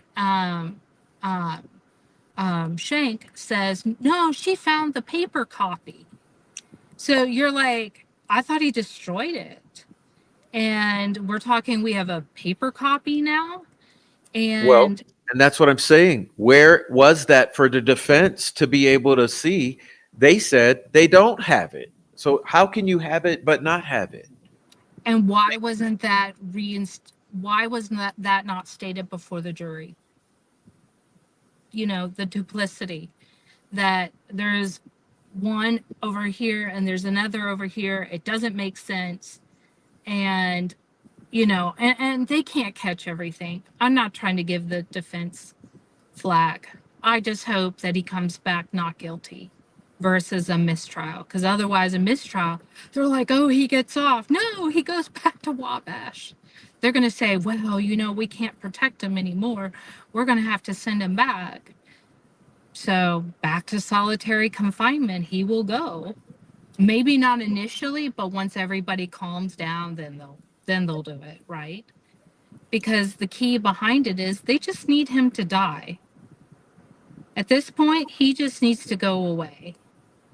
And that's, because they destroyed all the evidence. They can't bring, even if they didn't destroy the evidence, Prof, they can't say they have it. Do you know what I mean? They can't suddenly say, oh, well, the 70 days, we found it. No, they'll never have any more than they've already shown. Yes, which is basically nothing. Which is nothing. Yes. No, but the big failure here, and if anyone is thinking that Richard Allen makes this go away, whether he's dead, alive, acquitted, convicted, Richard Allen does not make this go away. And you're on a pipe dream if you think it does. It won't. Too many people care, and all of this has done is draw more attention to the case. So we're going to have 5, 10, 20 times the eyes on this case than we've ever had since day one. And that's something to be grateful for. Now's the time to be talking about all of this. I listen to both sides, okay? And I listen to both sides because I want to know what each side is thinking. I 100%, 1000% believe that Richard Allen is innocent. I believe Flint Farmer is innocent. I believe many people, I believe Stephanie Thompson was targeted. I believe that many of the so to speak suicides are actually murders. My opinion. Why? Because the coroner doesn't do any autopsy. The guy was shot. It doesn't matter if it came from him or not. He was shot. And with law enforcement, I don't trust that when they go into someone's house and they confiscate guns, that they don't, you know what? They just didn't find that one. But they have it, right? They have it, and they can just use it in another crime. Right? And they can say, well, that's since his it's over, gun. I'll say what my theory was. I didn't want to say this until defense presented it, but defense has not presented it. So for what I think happened, with the bullet is this. They said that they could only match the unspent round to a fired round. That's bullshit. Okay, it's bullshit. But this is what could have happened. They could have found out where which shooting range Richard Allen used. And I know which range, and I know which law enforcement officers also used that range. They could have been following Richard Allen. They could have gotten a couple of the spent cartridges from his firing session that would have had those marks. Then they go to a reloading station. They reload those casings till they get a perfect looking one. They have a reloaded round, which is a spent cartridge. That's why it has the fired shots. Yes, came directly from his gun. Then they go stage it at the scene. Now the ballistics examiner, she's telling the truth. Yes, I can only match this to fired cartridges. Why? Because that cartridge was fired and reloaded. That's what I think happened. I think the defense knows that and was going to present it, but for some reason has decided. So that would say, who the hell followed Richard Allen around and went get one of those spent cartridges or casings? There's pictures online of Richard Allen where they were a private investigator, where they do these camera pictures, leaving CVS and things like that. And some of them are doctored photos. You can tell that. But yeah, they were following him. So I wouldn't, it's very possible. But I don't know if you remember this. When they did, when they went through his house, right? And they were looking at things, and there was this memory box, and they said, well, there was a cartridge in it, right? Or no, a bullet, right? I forget the correct term, but they said there was a bullet in there. And she goes, how did they get this bullet? And he said, I don't know. I didn't have a bullet in there. He says that to her, and it's in the videos of the interrogation, because she comes in, because of course they want to bring her in because she's gonna elicit some response for him that they can say, oh, now he's guilty, right? And they tell him about the bullet. Oh yeah, of course, let's bring Kathy in, while they're watching him and recording him, right? And she asks him about the bullet, and he's like, there was no bullet there. I don't know how they got this bullet. He didn't have a bullet in there. Maybe that was one. I would be curious if that bullet also had markings that matched, because maybe they had two reloads that they accomplished. They went plant one in the box and plant one at the scene to say, look, in case they had to reach that far. I don't know. It's all a lie. I just know if anyone trusts this law enforcement, you need help. Well, they go to church. They go to church. They'll have speeches at church. Why? I've seen them on YouTube.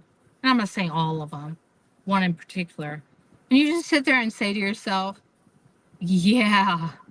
And the church hasn't caught on fire. I don't advocate that, okay?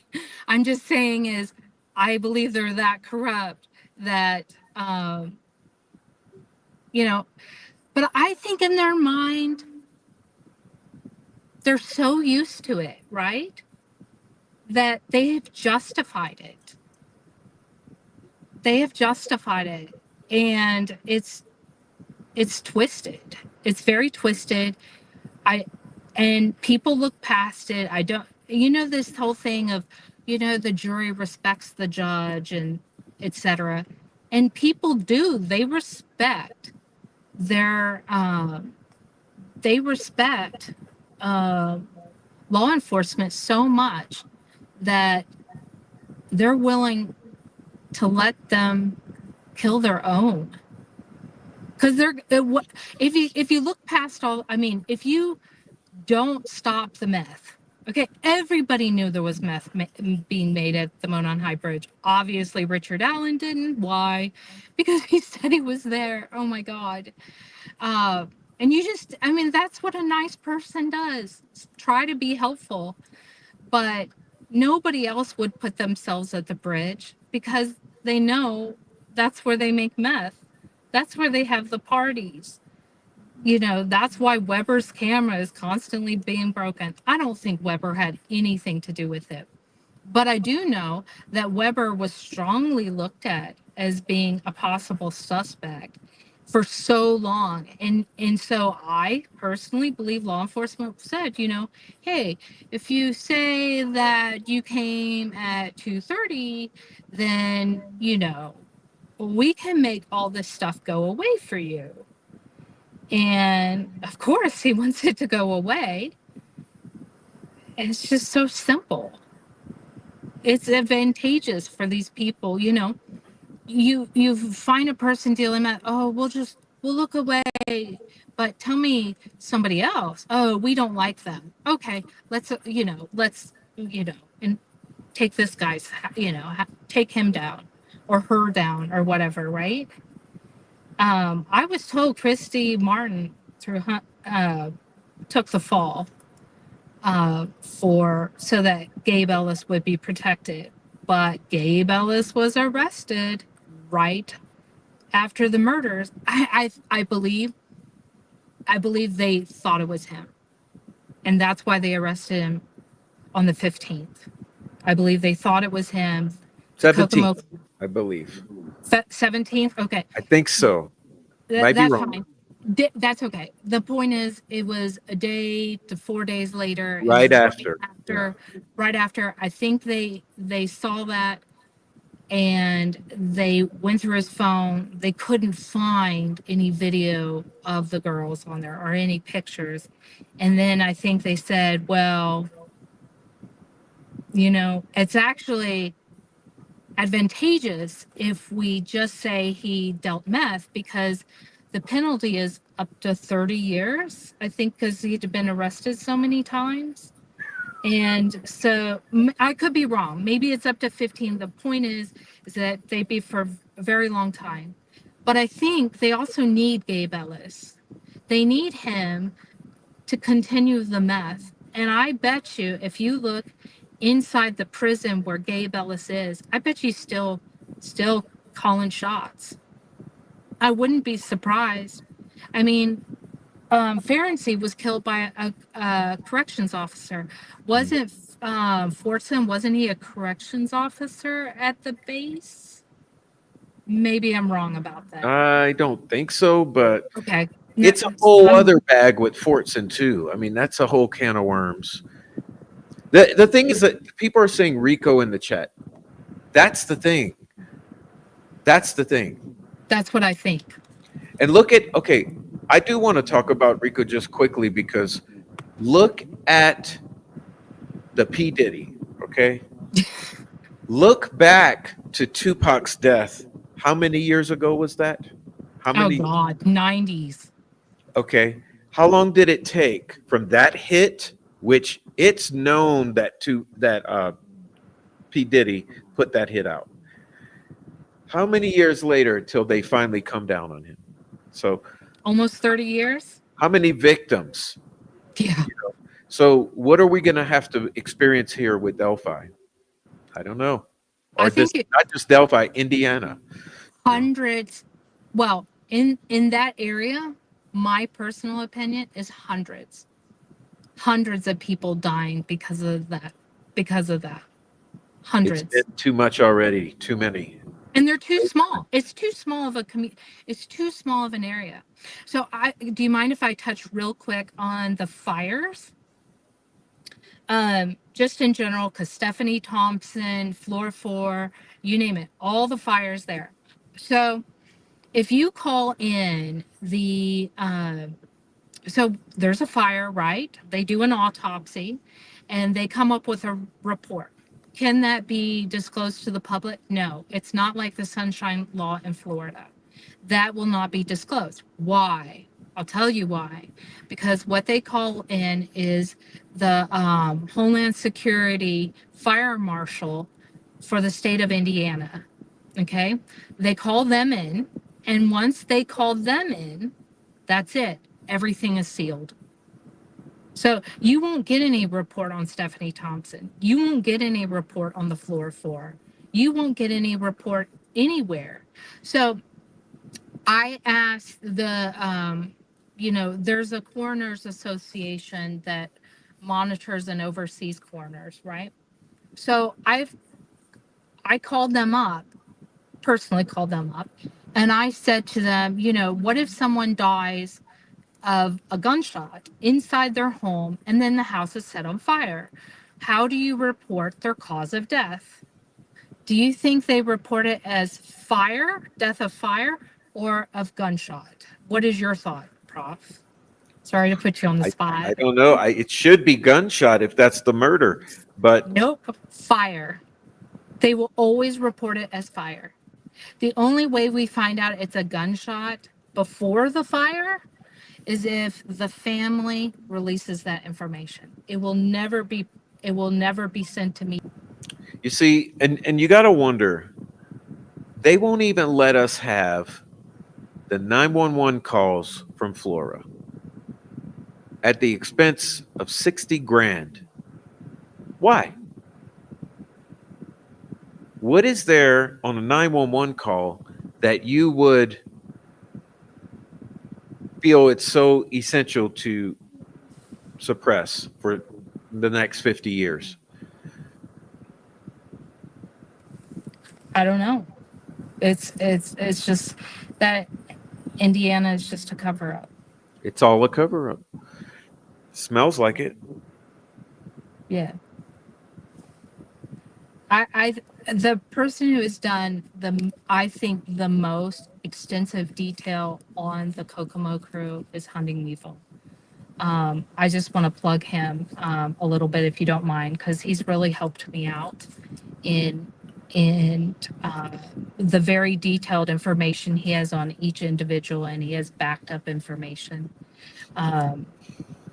And like I said, he's really helped me out in finding out more about the Kokomo crew. So there were pieces I just, you know, I couldn't figure out why certain people showed up, like that 2013 White Dodge Dart. I couldn't figure that out.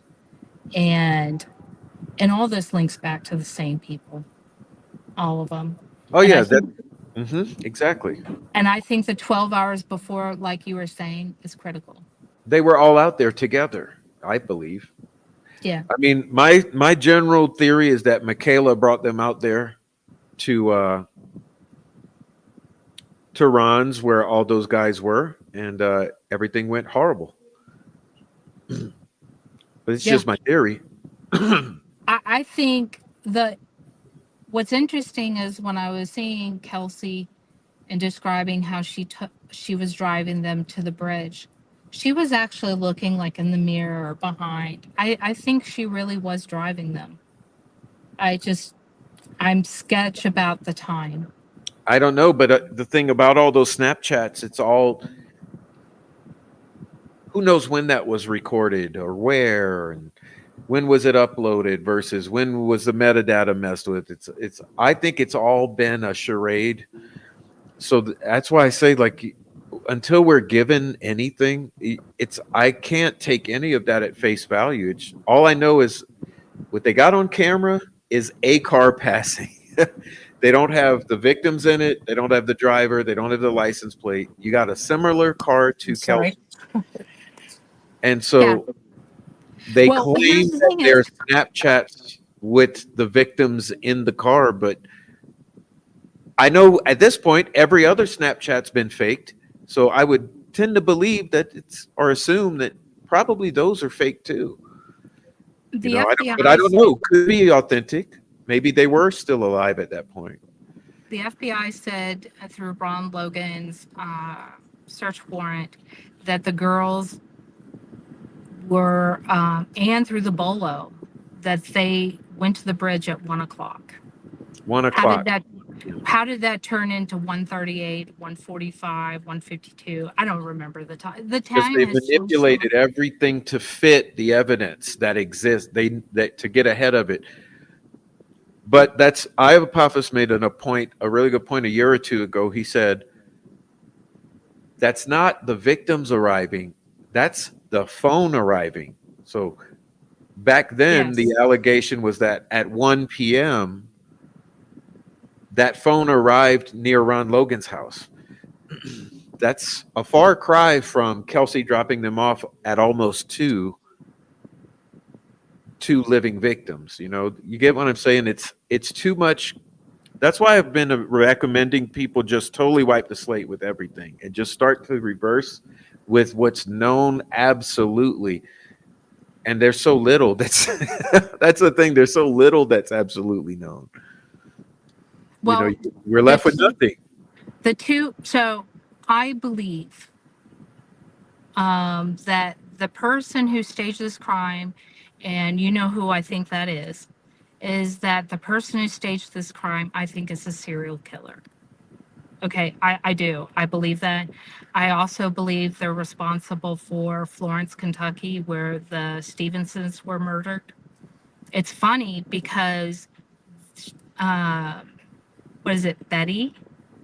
I want to say Betty is her name, Miss Stevenson. She looks identical to that person's mother, even down to the earrings, just a difference in weight. But other than that, looks identical. And there's just too much there. And now, did that person act alone? Probably not, because there were lots of people involved in this. And one of the interesting things about Florence, Kentucky is it is also a meth hub. It is also, and they were at a truck stop. And the hub was for meth because it's Georgia. What is it? Georgia, Tennessee, Kentucky, and then Indiana. And I think that's the route. Who lives in Georgia? Same person that, same person that I think is a serial killer. And that picture was going around, and I know you saw it, and I call it the woman in the purple dress with that huge tree limb or tree on her. That is the exact same rune that was on Libby. Exact same. I'll have to go look at that. That's Before okay. I agree with you, I gotta see it. Let's see. No, that's okay. can take It's now there were many runes on Libby, many, but one of them, the big one, is the exact same in the exact same position, and that's also the exact same one of them, because one is in reverse. Okay, one is in reverse and one is the same. And I don't know if you, and I remember if I turned it upside down, it was actually the mirror image of that rune. But again, it's the exact same rune that was put in the forest over a piece of white cloth that to me kind of symbolizes white skin.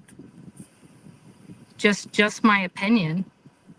And for people who don't realize this, there were over 20 rune pictures. And and what's sad is when I was going through it, there was a certain point where I said, oh, I know what he's looking at. Oh God, that's sad. That's horrible. You want to not know those kinds of things when you're looking at it. But I believe he manipulated people into getting what he wants. When it came to the Huddleston fire, he posted a video called, the artist is Cam, and it's called Burning House. And this was a few days after the Huddleston fire. And Huddleston was his ex-brother-in-law. And the song is about a relationship between a man and woman, how it goes up in flames. What was going on at the time? A separation. So I really do believe that Huddleston fire, it's just interesting. Could that person also be involved? Maybe, maybe not. But, there's enough coincidences that at a certain point you have to say, why? Why the coincidences? So. Well, who is Sorry, this you're I'm here, talking bro. about? Because you got me lost now, and I don't. Oh, the names of the fire? No, you kept saying he. Oh, Holder.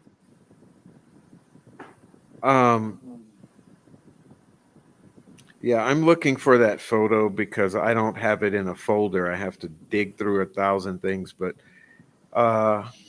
Don't worry about it. You can look at it at I another want to know time if I if you agree wish. with you or not. Is No, that's okay. but For here's what I'll say, that as far as Stevenson's, don't you just find it very odd that there would be similar signatures at Stevenson's inside of a house that were at the Abby and Libby in the woods crime scene? yes. Okay, so that's one thing. And that's why Alex and I are convinced that there's a connection there. Plus, it's only a 3-hour drive from Delphi.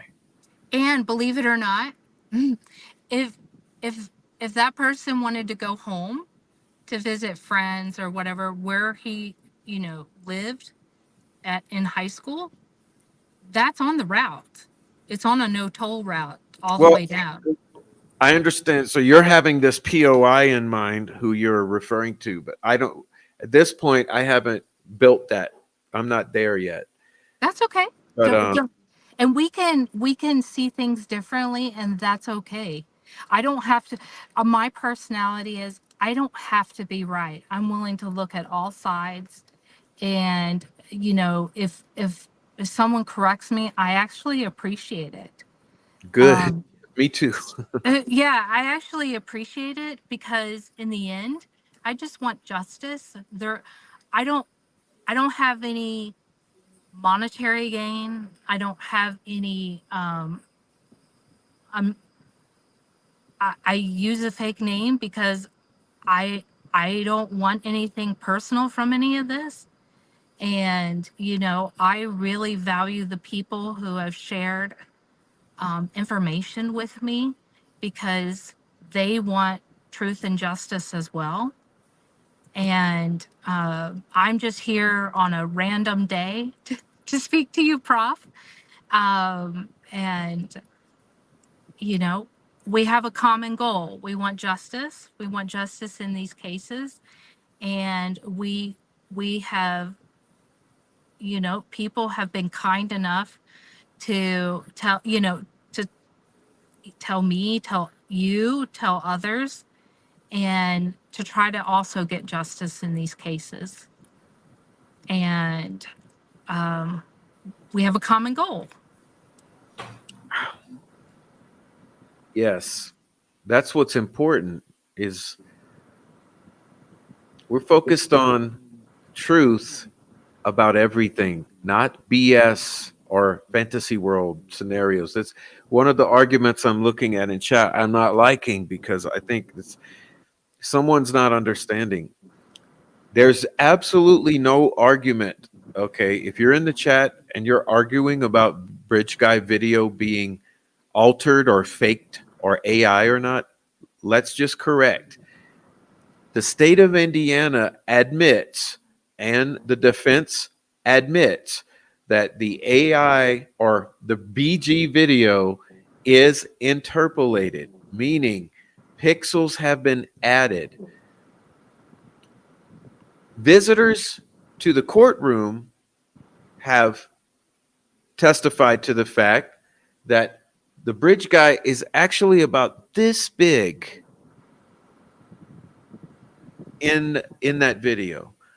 So what you're looking at was so tiny and terrible that when you blew it up, there were no features whatsoever.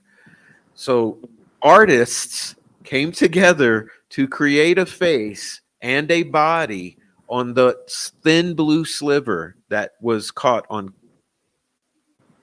the camera that took that footage. So that's why people are saying Bridge Guy is fake, because it is. Meaning, when you're looking at that Bridge Guy close up that was released all these years, it's not actually a real face. It's not actually a real body. It's a real image captured on a real camera, but it's been altered to the extent that it doesn't have meaning anymore. So that's what people are saying when they say Bridge Guy is fake. So understand that that's what we know at this point. Same with Abby on the bridge. This is what we know at this point. That Abby on the bridge, he had a friend who's skilled. Well, I don't know. We're jumping around here. I meant to pull something else. Where is it? Because she left. Poor girl. Aunt No Angle. I had a video recommended to me by someone named Copfax from a year ago saying that Abby on the Bridge is fake. Yes, Yes. his expert in Photoshop advised him that that be the case. Just like my expert in Photoshop, who's a 30-year veteran contractor for the Canadian military, gave me a statement written down that alleges that, in her expert opinion, as a graphics designer for the Canadian military for 30 years, that Abby on the Bridge was photoshopped into place, and it was a pretty good job. We also know from the court case that Abby on the Bridge was not found on Libby's phone, which lends credence to the idea that not only is it photoshopped, but it's uploaded from somewhere else, not from the victim's phone. So I may have mentioned, have I told you about the 213? no, but we're very aware of the 213 and permeating this case. Yeah. Yeah. And so the video is from 213 to 214. Yes. And that, to me, as soon as I heard that, I said, case closed in my mind. Richard Allen couldn't have possibly done it, and it's a fake. It never happened at that time. Period. Never happened. I believe the metadata was changed. I believe those and what's so funny, the Indiana State Police, if you looked at their photo and I know you know all this stuff, but we're just chit chatting. The Indiana State Police, they had a photo of Bridge Guy, and it was from an upward left position. I've seen that Bridge Guy. before. Yeah, I it's don't not know what straight it on. is, so I don't, It's not straight on. maybe it's a secondary sketch or something. I don't know what it is. No, it's a photo. It's a photo. And you sit there and you say to yourself, okay, if she's on the bridge, then how did ISP get this up and left But video? that's what I'm saying. What's the provenance for it? I don't believe any of it. I No, don't. me either. So Yeah. then you say, well, I don't, well, I agree. I don't believe in any of it, but it just goes to show them how did ISP get this picture? Because it wasn't on Libby's phone. They said that they didn't get any trail cam pictures, right? So how did they get this? And the only way that can happen is if you make it up. Or was it from some sort of outside, like Abby on the Bridge? Because law enforcement never produced Abby on the Bridge. It came from outside into the case. Law enforcement, though, never countered it, knowing that it was a BS. And that's the problem I have with Doug Carter and this whole company is, why have you allowed this to go on for so long? If you knew Bridge Guy was a creation, what was the point in that? Like, literally, what was the point in having the whole world chasing a phantom with a fake face and a constructed body? They had no intention of solving this. There was this case from the minute go. As soon as they destroyed they needed to destroy it. They needed to destroy it because it linked back to the family. And everybody says, don't bash the family. I'm not bashing the family. I am just simply stating that the background of certain members of the family put Libby and Abby at risk. In harm's way. Yes. Yes, because they talked about what is this victim's risk profile, like someone has a low risk, and if you do like prostitution is a very high risk. And so these girls, everybody interprets that they were at this low risk, and there had to be some random guy who highly dependent on his wife just suddenly decides to go in this rage and kill two girls. And when he's a dependent personality, he's not a psychopath. He's an empath, just the opposite. And so you have to say to yourself, well, why would they go to all that trouble? And what it really comes down to is it links back to me, the snitching. To me, it has to do with the snitching and the meth. That's what it links back to, and maybe money, because I've always thought, well, it's either snitching or money. Because why do you kidnap people? A lot of times you'll kidnap people for ransom. Why was a Ransom. GoFund? Yes. Why did a GoFundMe get set up immediately? Maybe it was to raise money. Maybe to pay off a debt. I don't know where that money went. Nobody has seen exactly where that, the money goes to the family. If they decide to set up a foundation, that's later. Do you know what I mean? Mm-hmm. So could it have been to pay something off? Certainly could have. I mean, I really, I mean, he is a very well-paid engineer at Caterpillar. There is no reason why they would need a GoFundMe. Zero. They can afford a funeral. So then you say to yourself, well, if these people are definitely upper middle class and they have all these properties and things like that, right? Now, granted, that isn't necessarily liquid cash, but they can definitely afford a funeral of $10,000. Then why do they need this money? And I'm not sure why they would need this money. I would also like to know how the picture got onto Libby's phone of the funeral. How did that get on Libby's phone? Well, someone synced up to it. That's how. It's iCloud. Yeah. Yeah. Well, if it's on iCloud, then like you said, is they can erase and they can place Which, information. so you think about it, they had all social media passwords of both victims, thumbprint of both victims to unlock the phone, to get into all of that, iCloud access. There's no telling. There's like everything you've ever been led to believe, you can forget. Because Yes. plus, on top of that, you got all the witnesses and searchers who may have been lying for 7 years and on the stand Oh, I in the believe it. past 2 weeks. I mean, how many people have lied for the PCA? How many people have lied? And I mean, the whole thing is people lying. Every last bit of it.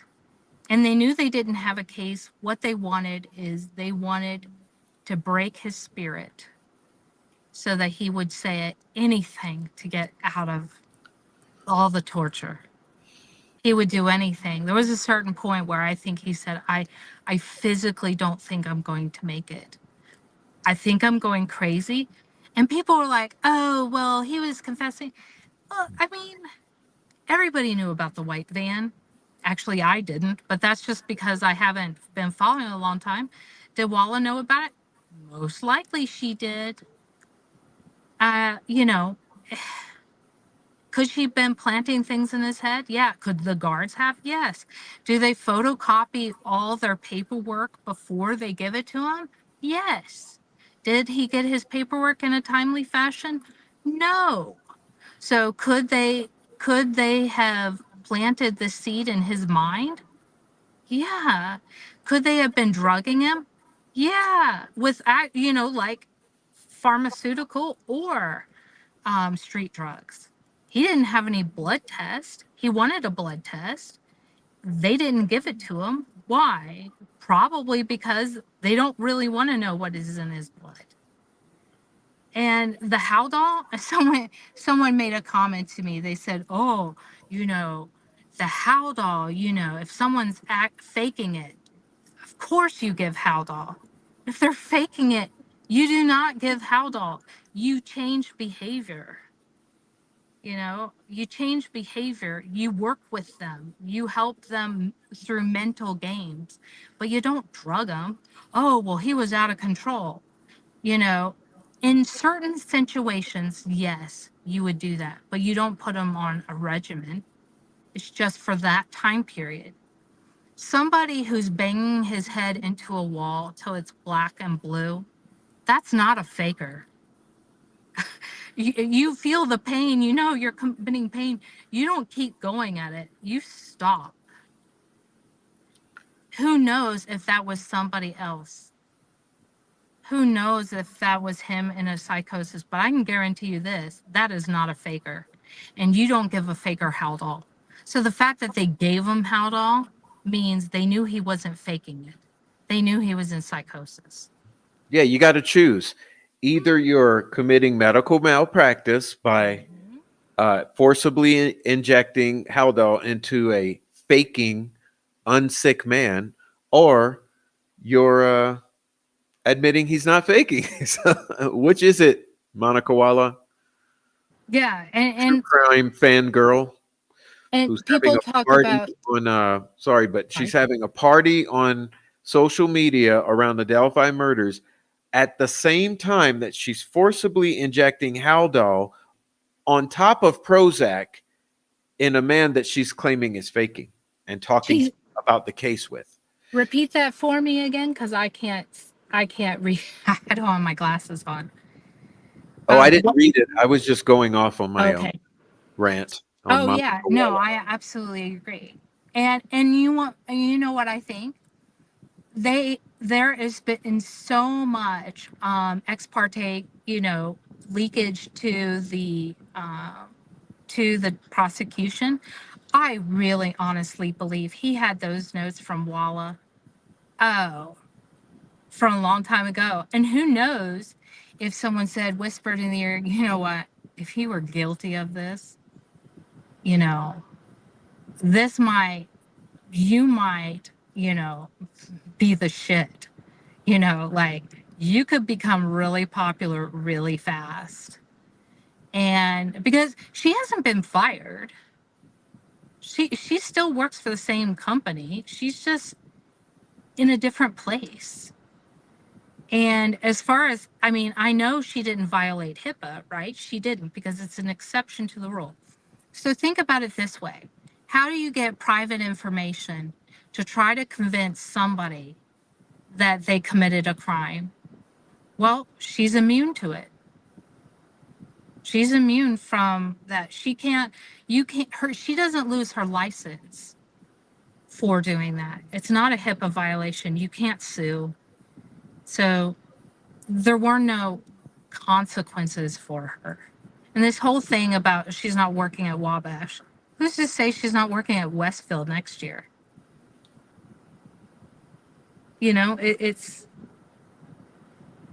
She's lucky. They found a loophole. And for some reason, everything that happens, and this is what I find very compelling, is that there's all these loopholes legally. Westerman, he's a loophole. Walla. Oh, notice the timing. Notice the timing of how they dropped all charges against Westerman in the middle of the trial. Why do you think that was? Why? Because Westerman got pardoned because he did a great job, mission accomplished, did what he was asked to do, went in there, sabotaged the defense. His pat on the back is, we're dropping all your charges, bud, during trial when no one's looking. And so then you say, well, if they dropped all charges while no one's looking, then who's high up that's calling those shots? Just like in Judge Gold, who's high up that's calling those shots? And that person's important. Powerful people. Yes. Probably members of the club. And that's probably who we're fighting. I've called the Attorney General. Oh, by the way, Attorney General is would defend Gold till his dying day to make sure that nothing, and not to mention she has qualified immunity. There are no consequences for Gold in all this mess. Well, that's where I'm going to differ with you, with Walla and Gola. All of these assholes, just because there haven't been consequences don't mean there won't be, I think. Because crimes have been committed, and the world is watching. I hope so. I hope so. And I'll be honest with you, I've never really been concerned about prison reform, but this stuff is terrible. The security guards, they can say he's faking it, but a real psychiatrist who's on the stand, who knows medicine, who's Harvard graduate, and who knows all this stuff, right? He can't say he was in psychosis. The guards are the one. And in meantime, he's watching the videos. He's seeing exactly what the guards are seeing, but yet he can't comment on that. Such a double standard. I'm really glad Andrea woke up to things, and she gets a lot of respect in my mind because she was willing to call out the bullshit instead of saying, let's be fair and even to everybody. None of Well, this process is fair. only because it was so obvious. That's how blatantly obvious it is that she couldn't deny it. But I think it's an indicator of how bad this is. I mean, that's the thing, Scout. Are we over here just like whining about irrelevant shit like the trolls would have you believe? No, this is so egregious that you can't help but be incensed by it and speak out about it. It's egregious. I mean, except for the troll farm placeholders, to make sure that nobody who would tell the real story had a seat in court. I hope Andrea and Lee and Mata is obviously going to make it in. I hope they made it in, because I don't know anybody who has made it in the courtroom that is actually, well, I guess Lana has made it in sometime. But I don't know anybody who's reporting the truth. I really don't.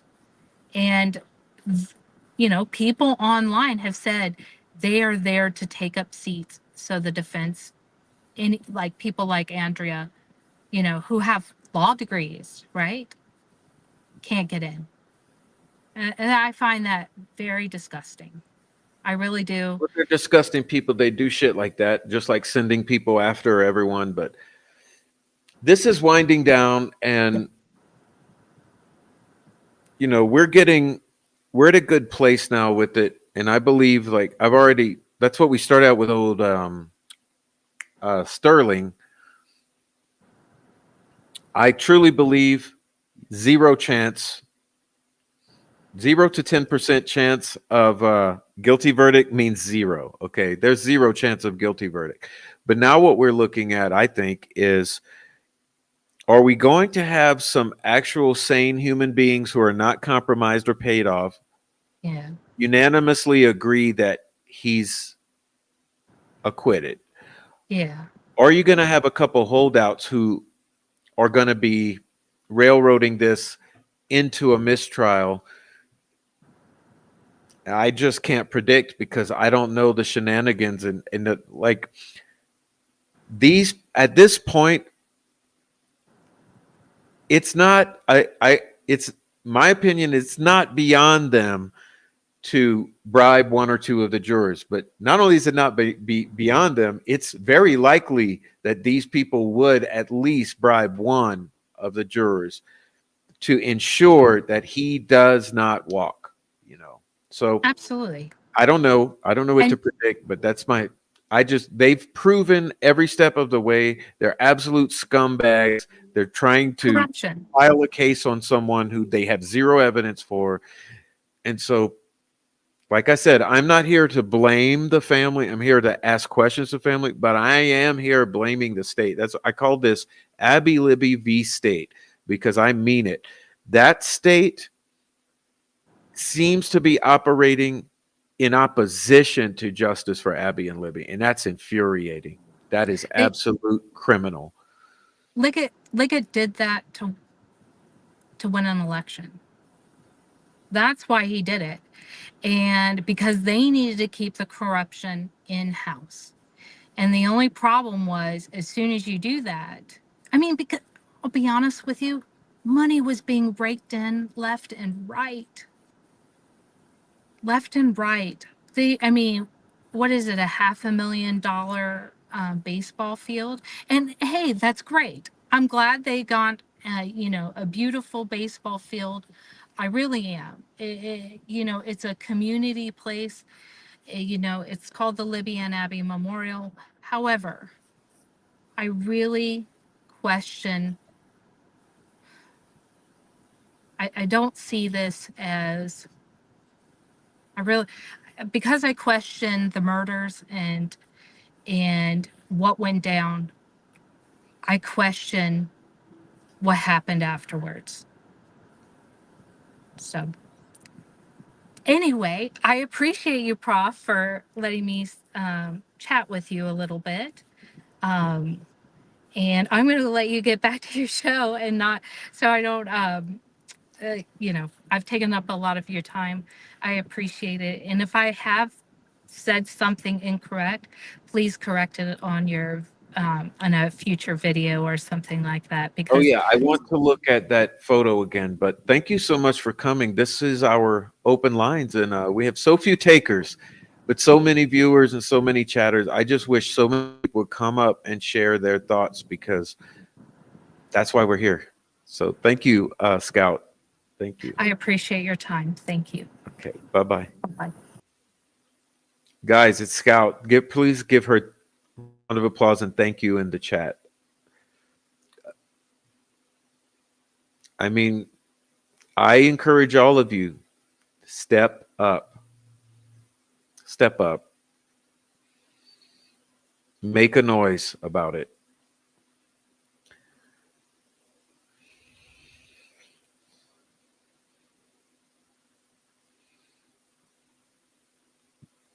All right, so thank you to Scout. Let me see. Where have I left off here? Okay.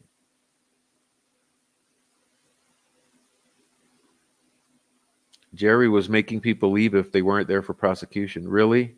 You got to validate that. You got to back that up. You can't just say that. Okay, we don't like Jerry either, but we got to say correct things here. So if that's true, back it up. Otherwise, I'm going to say it didn't happen.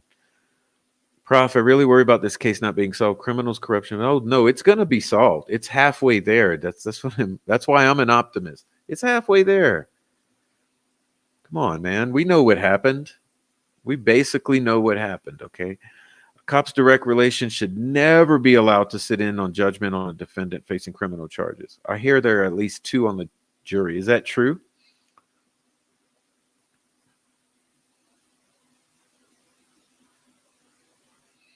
I've asked about the hotel, and Ellie allowed to talk to people smoking at the hotel. Yeah. Oh, let me see what I got here. Oh, hello, Mike. Oh, I didn't notice he was here.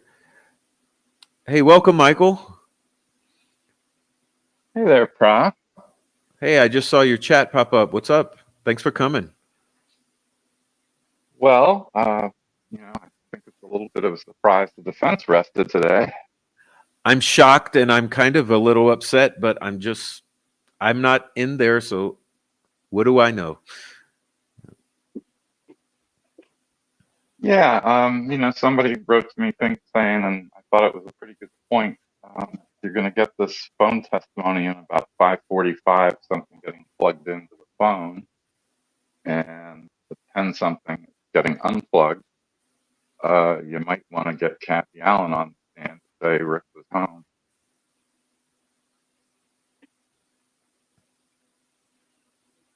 Hey, is everyone having trouble hearing Michael?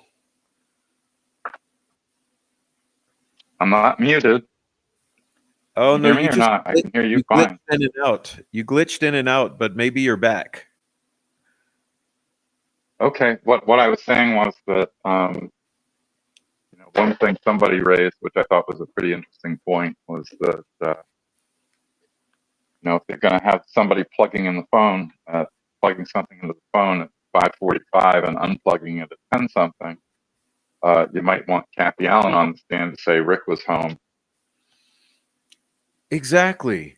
exactly. Was Rick home? Because if the state's saying he's out of there by 4, how do you explain that? I mean,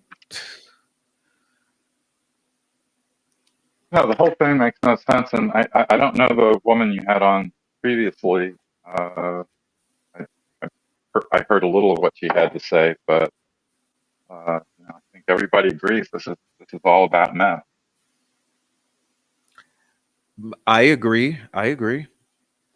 I mean, Yeah. I believe it's about meth, but I believe there could have been some social media aspect to it, but it's a meth centered case here.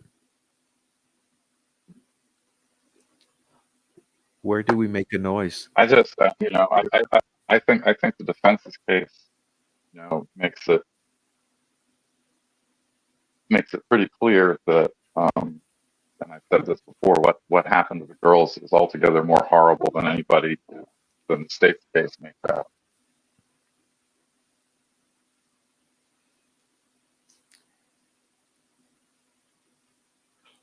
Can you hear me or not? Yeah, I agree. It's still glitchy. It's glitchy. It's weird. It's glitchy. Huh. I'm sorry. I mean, I'm hearing you just, so I don't know what it is. Let me try this. Okay. No, I was saying that I think what happened to the girls is entirely more horrible than anything state's case makes out. Oh, yes, yes. Well, that's, you know what I think, Michael? The jurors did get to see crime scene photos and a lot of them. And maybe that will be the convincing aspect to them of what you're saying. That you look at that and then try to imagine the state's theory of the case. They don't line up, in my opinion. No, not at all. And it's hard to figure out. I mean, people are saying, Rick Allen's a scapegoat. I don't. It's a really interesting question how they picked on him.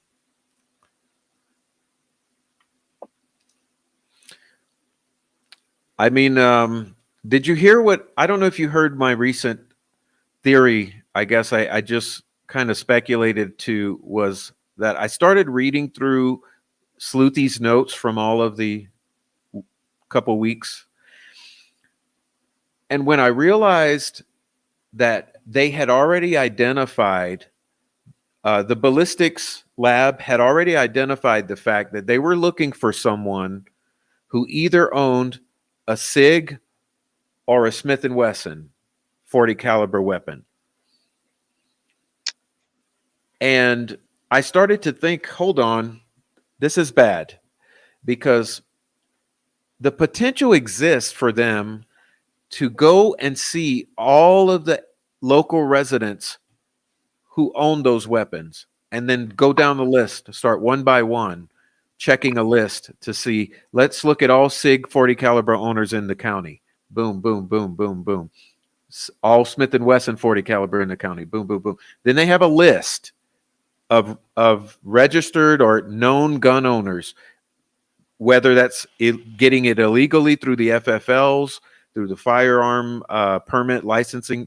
I think it was possible that they could have illegally backtracked the owners, and that put Richard on the radar. Then they went after him, knowing that he would have that weapon, and if they could find that weapon, they could then try to make that bullet fit. That's kind of where I'm leaning onto how he got onto the radar at this point. I'd love to hear Have to believe that Kathy. Then you have to believe that Kathy Shank is lying. Yes. Well, without evidence, without evidence, I mean, yes, you can draw inferences, but I really I mean, she's a volunteer, worked for DCS. I mean, I don't have much respect for that operation, but they're supposed to do good things. And I don't disbelieve her that she stumbled on the Doolin report. What concerns me is what other reports are in there. I mean, I know I've worked on one which Mm-hmm. is truly. I put it up on Twitter. It's truly chilling, and the witness involved. I mean, and it's something that could be investigated. It's not a he said, she said thing, right? Mm-hmm. And this witness said that the person he or she saw fit the old bridge guy sketch to a hair, and this witness was really pissed off that, and this tip exists. I mean, this person told the called Carroll County, called the police department, left a tip, and got completely ignored. Are you talking about a man or a woman? I ain't saying. Are you talking about the train guy? Not saying. Who's the train guy? The gentleman who took an Amtrak train and witnessed someone fitting the description of old bridge guy who claimed that the bodies were found on his property. Oh, where'd you see that? It's out there. Yeah, is that what you're referring to? Otherwise, I'll get off of it. We can talk privately about it. But I'm not saying whether it is. I'm not going to confirm or deny. okay, I see you. I see. This case, I guarantee they've arrested. The defense is arrested. I guarantee you, this thing is still being investigated. Okay, well, here's what I'm saying. Yes, there are very compelling tips, including one that I know about that includes a train. And the animosity that gentleman was met with, at least my person I'm referencing, is unbelievable. They didn't want the tip. So, well, it's kind of like the bloody jeans. exactly.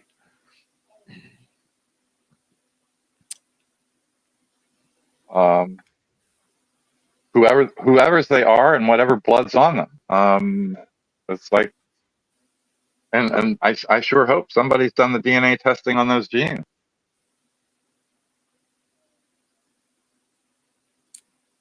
Well, I know the thing is, So I don't know. The public has done all it can do to usher this into law enforcement hands, like and it's being met with apathy, turning an eye, sometimes combative. So yes, I get what you're saying here. Is we're dealing with the appearance of people who are reluctant to investigate a case that they should have been investigating for 7 years.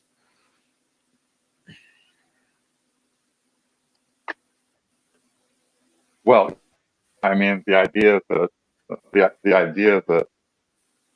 they wouldn't test the DNA until now.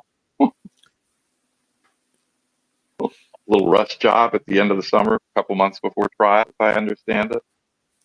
Only because the defense was pushing that it was going to be used as well. Yeah. Yeah, and I don't know whether Nick McClelland deposed Eldridge, the FBI former FBI digital evidence expert that the defense had. I don't know if she had a report that they saw, but once they had to have known about this was coming, and don't you get in touch with the defense and say, hold on a second. That's incredibly interesting. You know, you delay this trial just a little bit to do a little more investigation ourselves, or even pitch the case against Rick altogether. I mean, that's very hard to do because they've got so much money and so much time, and they've been so rabid about it. It would be, but it would be actually the right thing to do.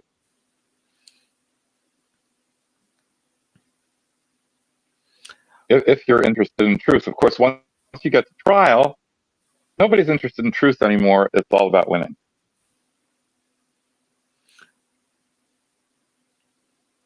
Well, got you. So I want to ask you, I'm glad you're here because maybe you'd be a good person to ask this question.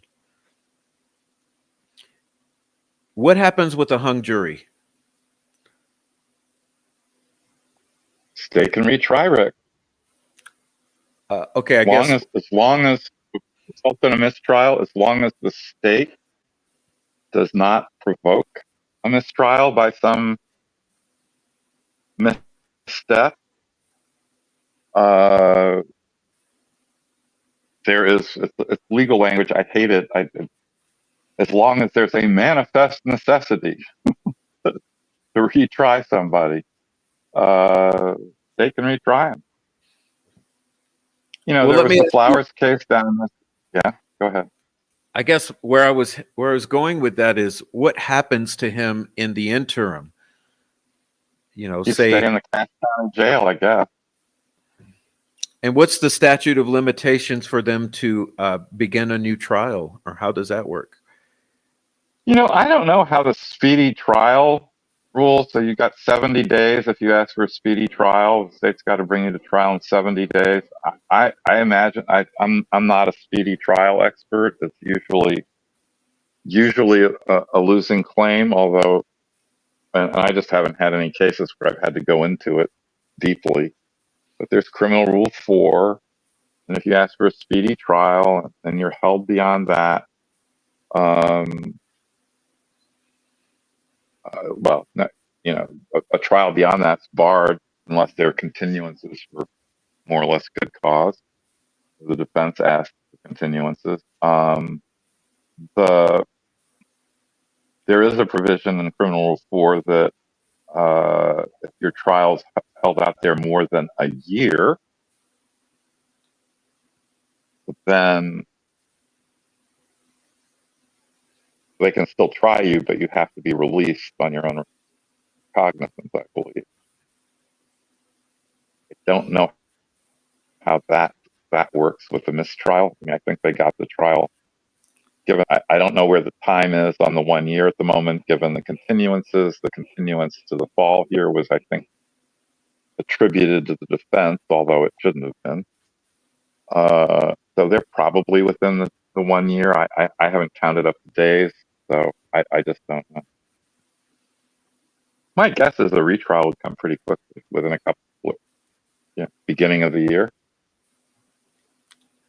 Well, you've got experience in this sort of arena, so let me ask you this one.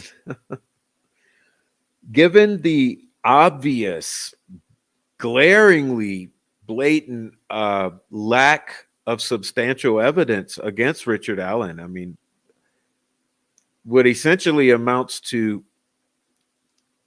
at the far most reach is some speculative, I don't know, ballistic, I don't know, shady, shoddy ballistic claims that are easily combated with the defense experts. How likely do you think they would be to even attempt something like that, knowing that it's looked really bad right at this point? And I mean, I was wondering, I want to interrupt you something. Dark Arts by Adrian has this thing up there. There was nothing important about that tip. There was nothing important about which tip. Could you clarify that? Is that the Kathy Shank? I believe she's,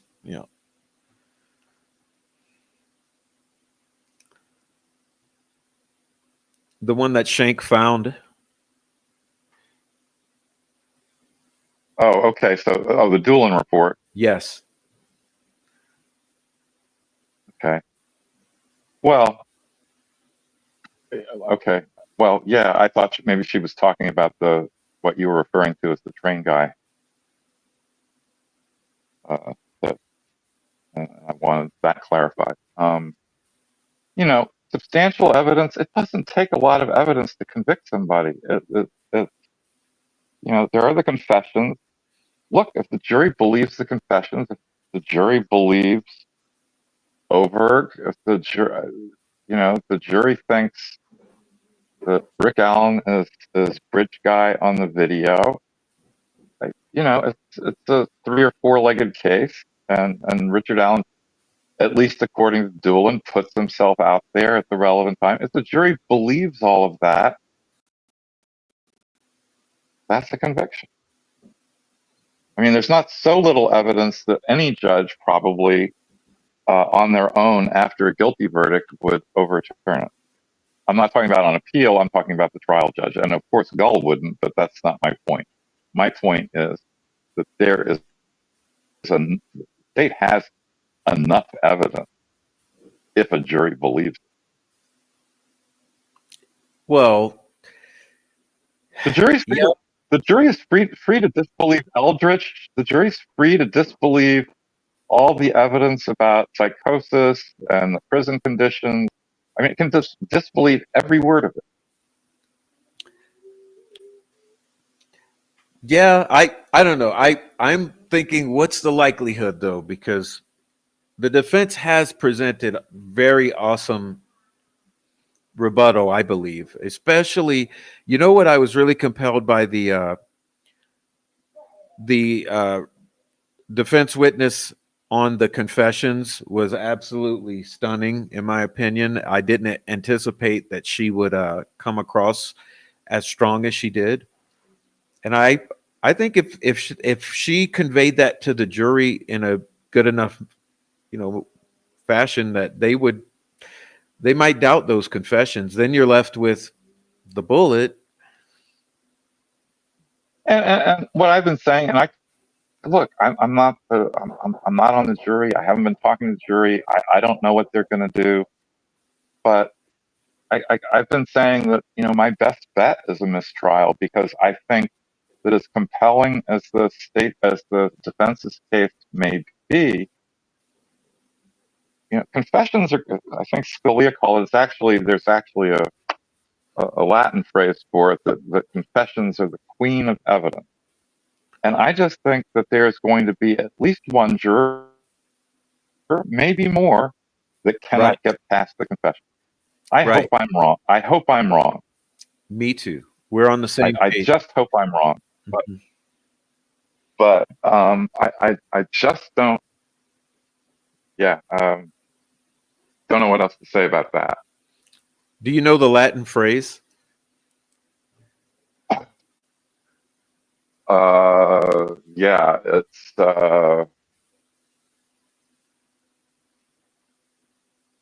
confessio regina est probationem. Didn't mean to put you on the spot, but it's beautiful. I love the Latin. I love it. Oh, Well, you caught yourself from a recovering classics major, so I'm a Latin and Greek kind of guy.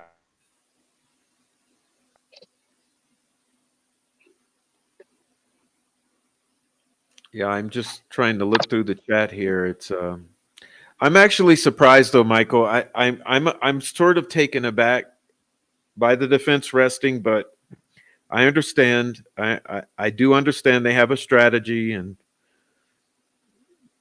good minds, but I'm just a little stunned by it all this morning.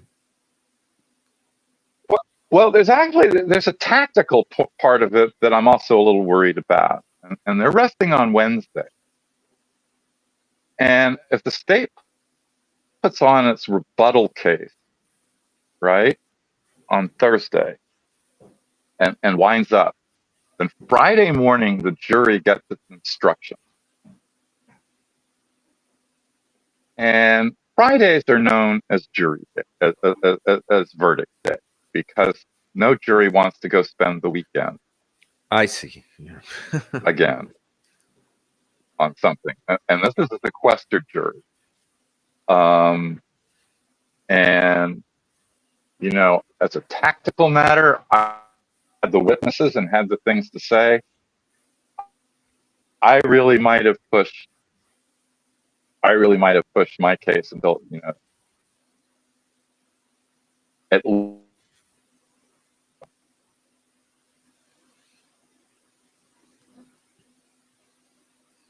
Oh, I believe you're cutting out but no, again. it's remarkable if juries are out and they're arguing about something.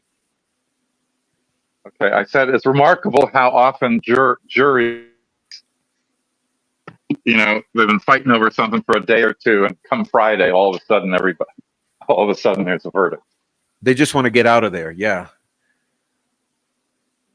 Well, here's another question. I'm glad Get it you're here. over. Would you think in this case it'd be a quick verdict? Would lean more towards not guilty, or would it be more quickly to say mistrial or undecided? No, mistrial won't be quick because they're going to be arguing for a while, and they'll come back and say we're hung, and Gull will say go back and talk about it some more. Just keep putting through the ringer, trying to force it. Yeah, I think a quick verdict's not guilty. I think a longer thing is a mistrial, and I think a guilty's a long thing too, because it's going to take. I think on the other side, I think there are going to be some jurors who understand the evidence and are going to be hard to convince to vote guilty. Well, I'm absolutely certain of that. I am convinced of that. Well, but I'm just going to the time thing, and that is so that will take time. So if it's going to be quick, it's going to be not guilty. Otherwise, it's going to be time consuming. Yeah, that's what I think. You know, between my lips and God's ear.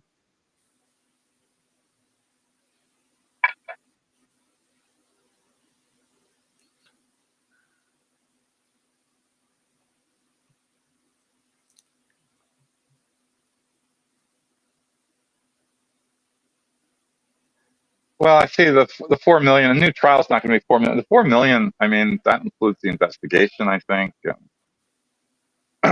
you know, another trial would be much cheaper than this. It's an interesting question. Go ahead. No, please go ahead.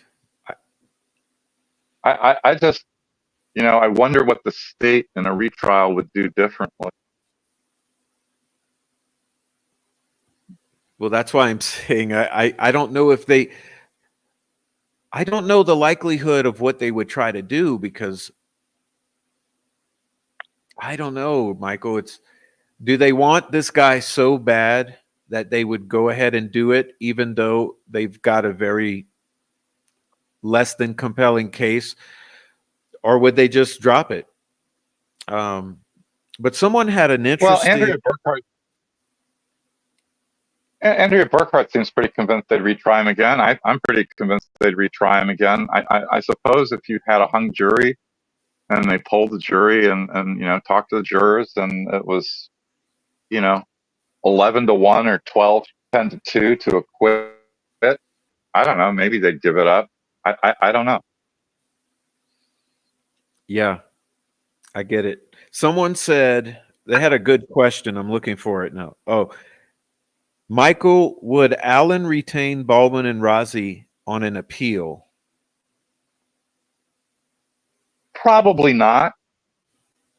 He'd probably get appointed appellate counsel. I mean, I think appellate counsel would have to work very closely with Brad and Andy, because Brad and Andy were there and can point out what they think are the errors. Some of them are a lot of them are pretty obvious, but I also don't know, having not been in the courtroom, I don't know what errors were properly preserved for appeal. Don't know. What about on a retrial? If there's a mistrial, would he retain Bowen and Razi? Oh yeah, for sure. Okay. For What's up, sure. Andrew? Okay. You're not gonna. Yeah, I mean, there's no way. There's no. I mean, a retrial. I mean, just think about the logistics of it. I mean, how long would it take for new lawyers to get up on all the stuff that Brad and Andy have done? And Jennifer, I don't want to leave Jennifer Auger out of this. Everybody keeps talking about Brad and Andy, and I'm guilty of it too. But I mean, these people are incredible lawyers. I'm not saying they've done everything perfectly by any means, but trial work is so hard. Nobody does trials perfectly. I think Ali Mata has been saying, on a cross, you always walk away with, damn, there's that question I didn't ask. And I am I am in awe of great trial lawyers. What they do is so hard.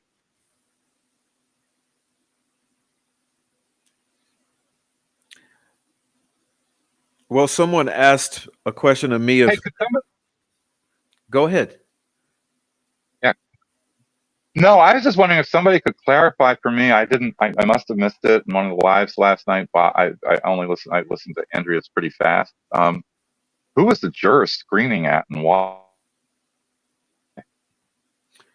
Well, I'll tell you what I read about. I don't know how accurate it is, but that one of the jurors, because Gull was cutting off or trying to shut up someone on the stand who was who was responding to a question of one of the attorneys, one of the jurors stood up and shouted, "Let him finish." And that was to something Gull said or something to the prosecutor. Prosecutor was talking over one of the witnesses, because whether the juror. No, it was one of the jurors. It's a material difference. One of the jurors yelling at the judge, "Let him finish," is my understanding. I could be wrong. Okay, I've kind of seen it both ways. Oh, let him talk. Reported on everybody's favorite news source, Twitter. It was Luttrell. Yeah, I don't know, guys. You know how it is. I wasn't there. I don't know. But it's a good question. I think that was a lovely indicator of what we're dealing with here. That never happens. Jurors don't talk. I mean, I have never heard of that happen, of a juror doing that, whether it's the judge or the prosecutor. Sounds pretty passionate. Like there's some passion in there. Yeah. But I feel probably either way that person's going.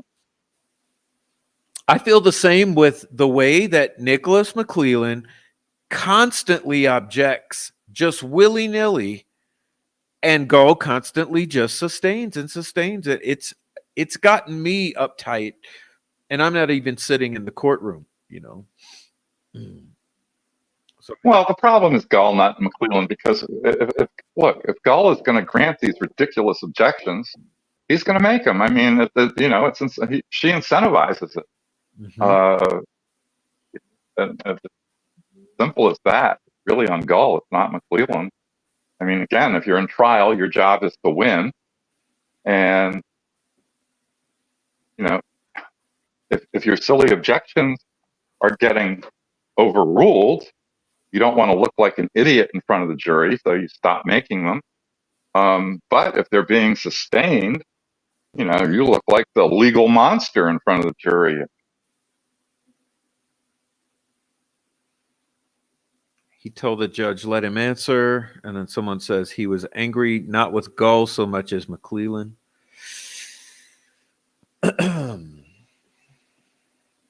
Hey, you said somebody, I think I interrupted you. You said somebody had a good question and you were looking it up. Oh, I probably have forgotten. But I have a hypothesis saying because Luttrell was objecting every time the witness was trying to answer the question. Oh, that makes more sense. Okay. Yeah, I heard. I mean, one version of it I heard that was Luttrell was talking over the witnesses.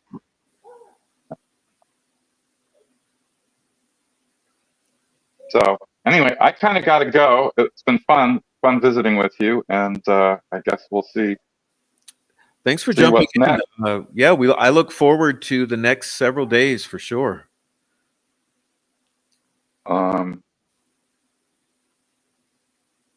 Here's hoping. As I've been saying, I'm in this. I got in this thing back in contempt days, and I'm a habeas lawyer, and some of what I did, it's not all wrongful convictions, but some of them are, and it's easier to help prevent a wrongful conviction than it is to undo one. Exactly. And I'm pretty convinced this is a really wrongful conviction. It's a really wrongful conviction in motion. Well, sir, hopefully you will not be needed in that capacity. But you never know. Habeas for Rick Allen is 8 years at a minimum down the road. So yeah. So, but we appreciate your visit here, and everyone respects your opinion, including myself, on this. And geez, we just we're praying and taking it day by day. And I honestly, I must tell you, Michael, I'm very optimistic. I really am, because I'm not optimistic about what the state has done, but I am very optimistic about the job that has done. And I think the jury has been asking intelligent, pertinent questions. And so I'm on the optimistic side of it all. yeah, well, I said at the beginning that if I were selecting a jury, I would want the smartest people I could find. And I don't know about all of them, but some of them certainly seem to be pretty sharp. And that's a reason for hope. Yes, indeed. Well, thank you so much, Michael. I want to say one more thing. What would be too much? What would be too much to hope for? So there was a judge. You might remember him, Alcee Hastings. He was a federal judge, and he was accused of bribery and tried. He's in Miami, or near Miami, and he was acquitted. And after the jury came back with a not guilty verdict, they gave him a standing ovation. And boy, would that be nice to happen in this case. I mean, that would be like a Hollywood ending. Yeah. But Michael, I think that this is, I really do think they've really erred in bringing this all the way to trial, because the attention that this has garnered and the focus onto this case, I think it's going to come back to shoot him in the foot, or whatever the term is, Well, the other thing it's done, I think everybody's interested in justice in this case. I won't say justice for Abby and Libby, because, as I've said elsewhere, I don't believe in justice for Abby and Libby. It is in fact not about them. And maybe I'm a monster for thinking that way. But it's going to make it really hard, absent, really conclusive evidence, to convict anybody else. Wow, that's a good, oh man. That's a bittersweet point, to quote Mike Patty. Bittersweet. But we won't stop. Okay. I know you won't stop, because you're passionate about this case now. So, well, thanks for the opportunity. Well, thanks for coming. Thanks for being here. Love you. Okay. Talk to you. Bye. All right, everybody. Please thank Michael for dropping in. What can we do? But just focus, communicate, share our thoughts and feelings. But thanks a lot to Michael for dropping in.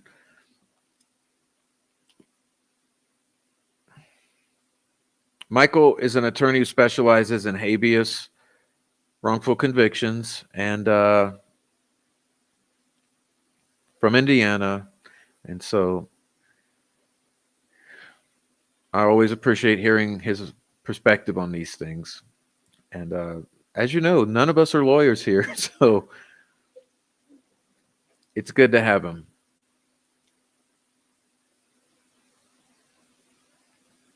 All right, you guys. Carroll County is so crooked. It's looking like it. What's up? It's a God thing. All right.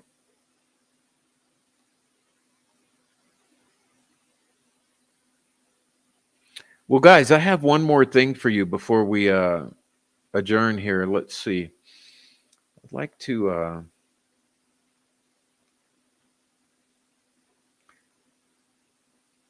it makes me feel better that you're optimistic. I'm a little scared. The jurors have preconceived notions that law enforcement are trustworthy. Well, that's most people, and won't be able to see the holes and lack of evidence.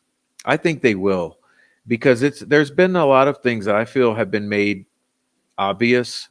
I think the defense has been effective and hitting on good points that I would want as counter arguments. And as I mentioned, I was very impressed with the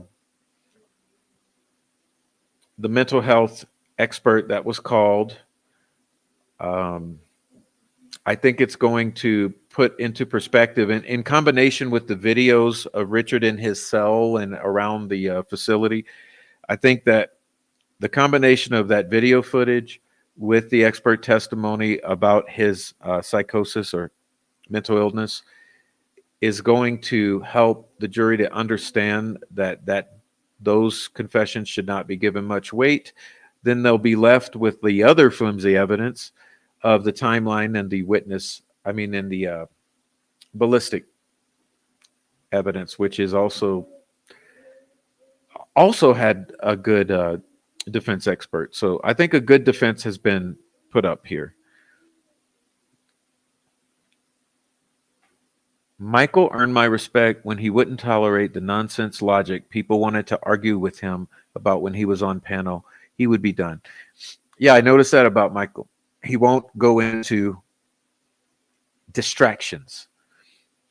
And like I said, this case is so full of misinformation, means intentionally interjected BS, that oftentimes all we end up discussing are distractions and arguing about distractions. So that's the good thing, is that we have to learn. That's why I'm cut people short. I don't mean to be mean here, but when I call you out or cut you short on a certain statement, it's because I don't want to sit here and waste time and mislead others into arguing about misinformation or dumb disinformation and stupid points that are irrelevant. Okay. Indy Cindy says, I've done some legal work, but mostly for nonprofit. Think it's going to be hung jury. Unfortunately, I hope RA is found not guilty. I hope he's found not guilty, but I'm leaning towards hung jury because all it would take is one. Okay. Marianne Foster says, thank you, Michael, fellow classics major and defense attorney. Is that true, Marianne? Well, awesome. And thank you for shouting out to Michael. When the trial is over, I'm going to start a new page called PTSD Delphi. Please do. Let's do it. All right. After he learned the facts of the case, I was so happy he was on the side of innocence. Always made such good points. I agree. All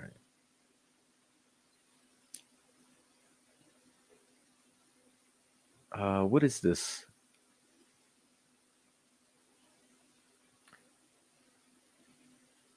Nobody was making meth under the bridge without Jeff Reagan's permission and involvement. He had rights to that area. Well, according to all the locals I've spoken with, you're absolutely correct, 1,000%. Okay. All right. All right. Thank you, Silky. Hey, Silky.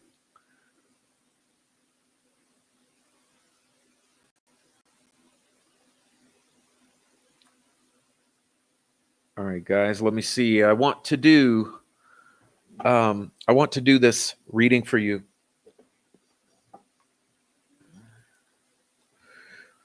No, what do we got here? What do we got? What do we got? Where is it? So many screenshots, so little time.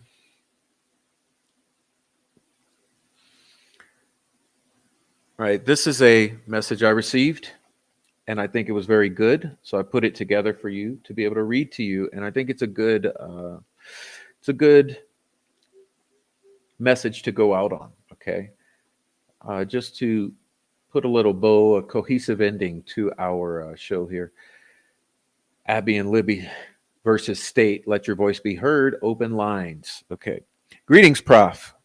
Since law enforcement and prosecutors want to keep playing pretend, let these words serve as a reminder that the truth is real and the real killers are still out there.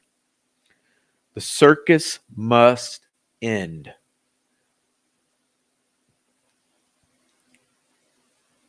Release the innocent man, properly investigate the case, follow up on the Odin report, and arrest the true perpetrators.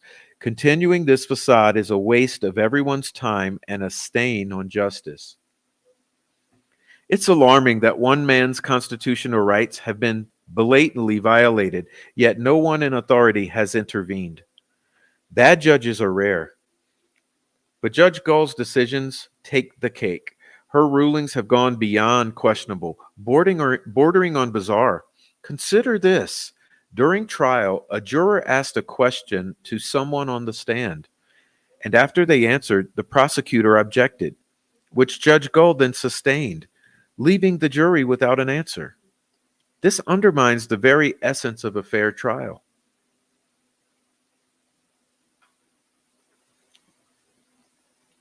Then there's the DNA issue. According to law enforcement, a foreign male DNA profile was collected at the crime scene, specifically used to compare with DNA swabs in this case. However, we've been told the DNA doesn't match Richard Allen or the victims. Now at trial, DNA has mysteriously disappeared as a factor, with the state claiming it no longer has the DNA once used in comparison. Are we to believe that crucial evidence, key in convicting someone in courts for decades, has simply vanished? Similarly, interviews related to the case have been suspiciously erased. The state first claimed the interviews on the hard drive were deleted. Then they said they were recorded over, and then later blamed a DVR malfunction in February, May, and June of 2017. Which is it? It can't be all three. How many coincidences need to pile up before everyone acknowledges the gross mishandling of this case? Meanwhile, the treatment of Richard Allen in custody has been inhumane and publicly humiliating. Forced to endure severe mental distress, he experienced a psychotic episode during which he ate his own feces. This degrading ordeal was seen on camera in court, even with family members present. Numerous law enforcement officers, including former Delphi Police Chief Steve Mullen, ISP Lieutenant Holman, Sheriff Tony Liggett, and ISP Officer Harshman, have lied in depositions and on the stand, misrepresenting evidence to the jury. Judge Gull remains unchecked, seemingly the most powerful woman in Indiana, allowing these errors to go uncorrected. The Attorney General and his investigator, who graduated from the ISP Academy alongside Superintendent Doug Carter, have also been present in court. Superintendent Carter, dubbed DC the Riddler, has long teased that he withheld information only the killer would know. But after all these years, are we to believe this secret was the presence of a van? This seems highly implausible. The state has constructed a timeline that seems implausible. According to their account, the Bridge Guy video was recorded at 2:13 p.m. on February 13, 2017. They allege that Richard Allen, startled by Brad Weber's van at 2:32 p.m., then crossed the creek, committed the murders, staged the scene, and managed to escape all without being seen. The idea that he could accomplish all this undetected strains belief. Additionally, witness Sarah Wild Girl Carbo, who created the sketch of the older bridge guy, reported seeing a similar figure at 3:57 or 3:58 p.m. on North County Road 300. However, neither she nor any other witness has identified Richard Allen as the person that they saw. The timeline doesn't align with this account, especially given that the state now appears to be relying on Weber's van as the main evidence against Allen.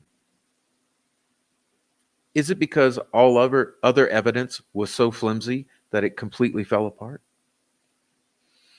Taken together, these inconsistencies in timing and witness statements cast serious doubt on the state's narrative. The unfolding of this case is beyond a travesty. It's a series of injustices that continue to this day. Richard Allen deserves better. It's maddening and heartbreaking that the very people sworn to serve and protect would compromise their duty for job security, a rampant issue across Carroll County and Indiana. It's said that every ISP Academy graduate hears ISP Superintendent Doug Carter whisper, "Never do anything to discredit this organization." Yet, we're seeing the opposite, with the thin blue line prevailing over honesty and accountability. Crossing that line or speaking out can cost an officer their job, or even worse, sometimes your life. Judge Francis Gull originally appointed Baldwin and Rozzi as Allen's public defenders, only later to remove them, an unconstitutional act that the Indiana Supreme Court reversed, reinstating Baldwin and Rozzi. Judge Gull's erratic and dubious decisions signal something deeply wrong, undermining the integrity of this case and the judiciary as a whole. We need an end to this case. We need an end to this circus. During his time at Westville Prison, Richard Allen suffered from severe drug-induced psychotic episodes. The antipsychotic drugs he was forced to take only intensified his condition. Fortunately, he is no longer in that state of mind, at least for now. This troubling period of his life is now coming to light, and it's important that the public understands what he endured. For anyone suggesting he's faking it or questioning his mental state at the time, please note that Richard Allen is not pleading insanity on this case. Whether you believe he was crazy then or not is irrelevant. This argument simply does not apply here. So I ask you, ladies and gentlemen, are you willing to accept that those in positions of authority over you are criminals by nature and liable to perform crimes in an organized manner against you with no consequence?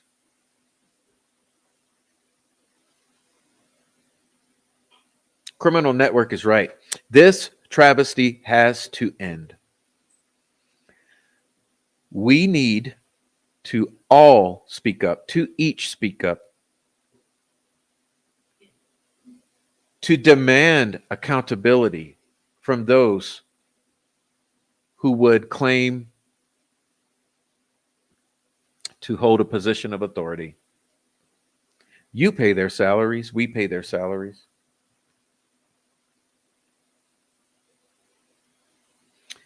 No one is immune to the eyes of the Lord.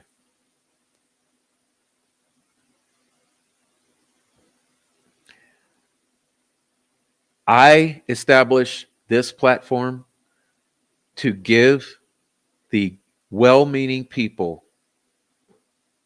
a place to express their opinions. My chat, my comment, my channel has become that. On shows like today, I open the lines to offer up the opportunity for you to step onto the stage and express your opinion, to let your voice be heard boldly, loudly, in the face of evil and corruption, because that's the way the Lord would want it. And it's the way that I want it. So I ask you all, keep speaking, keep sharing, do more, say more. This case is not going away. It's not.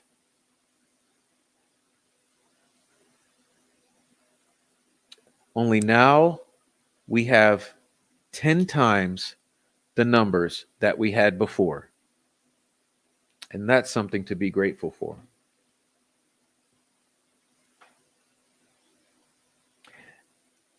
Justice for Abby and Libby means the truth coming to the surface, not lies being spread, not the truth being buried, not your voices being squelched or quenched or whatever you want to call it. It means your voices are heard, the truth comes to the surface, and with that, justice arrives for Abby and Libby. I should never have had to title this show Abby Libby versus the state. Because in an ideal world, the state would be one and the same in representing justice for Abby and Libby. But I think the consensus is at this point in time that that is not the case. And that's a tragedy.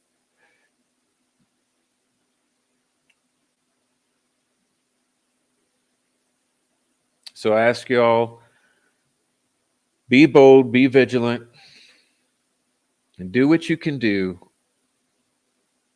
to speak truth to justice for Abby and Libby.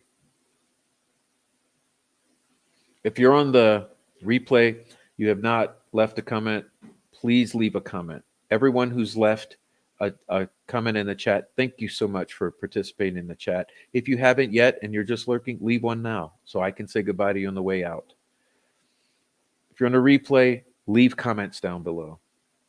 Support the channel. We have Cash App, Buy Me a Coffee, Super Chats, Super Thanks, blah, blah, blah, blah, blah. Hit the like. Support all the channels that are trying to bring you a fair, level playing field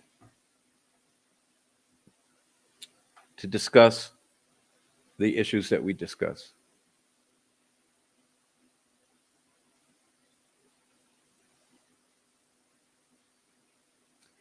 We don't know every point on which we're right, every point on which we're wrong, but we're not here to gaslight. We're not here to obscure the truth. We don't want to cover anything up, okay? We want the truth and transparency, the facts. That is it. Why are people upset? Well, because they know they've been lied to. They know that there's a wall of secrecy around this case, around this institution, and around this family, and people don't like it. People don't want it. This judge has done everything in her power to maintain that wall of secrecy. So has law enforcement.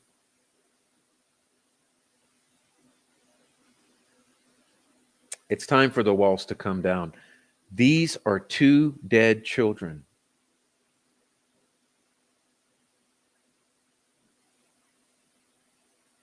There's no reason to ever hide what happened to them. Honor them. Anyway, God bless you all.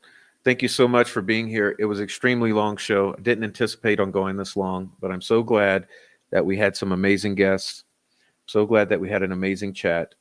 And it's been a stellar day because we learn now that the defense has rested their case. So now it's in God's hands. Okay? So God bless you all in the chat. Teresa, Yaya, Shibby, Marion Foster, Lisa, Criminal Network, Say What, Tom, Christine, Ninja, Rebecca Ann, Heather Marie, Jake Brooks, True Crime Junkie, Roger C., Indy Cindy, Michelle Oakes, Buddy Rich, Four Pits, Connie, Sandy D, Auto Doctor, Say What, Big JD, Heavy Metal Rehab, Pink Quartz 1111, Maria, all right, Vladimir, Linda, Lookin Miller, Fair Maiden Wins, Trisha,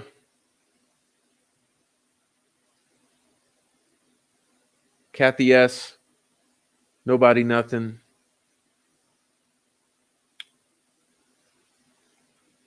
Lazika, and everyone who was here way super earlier.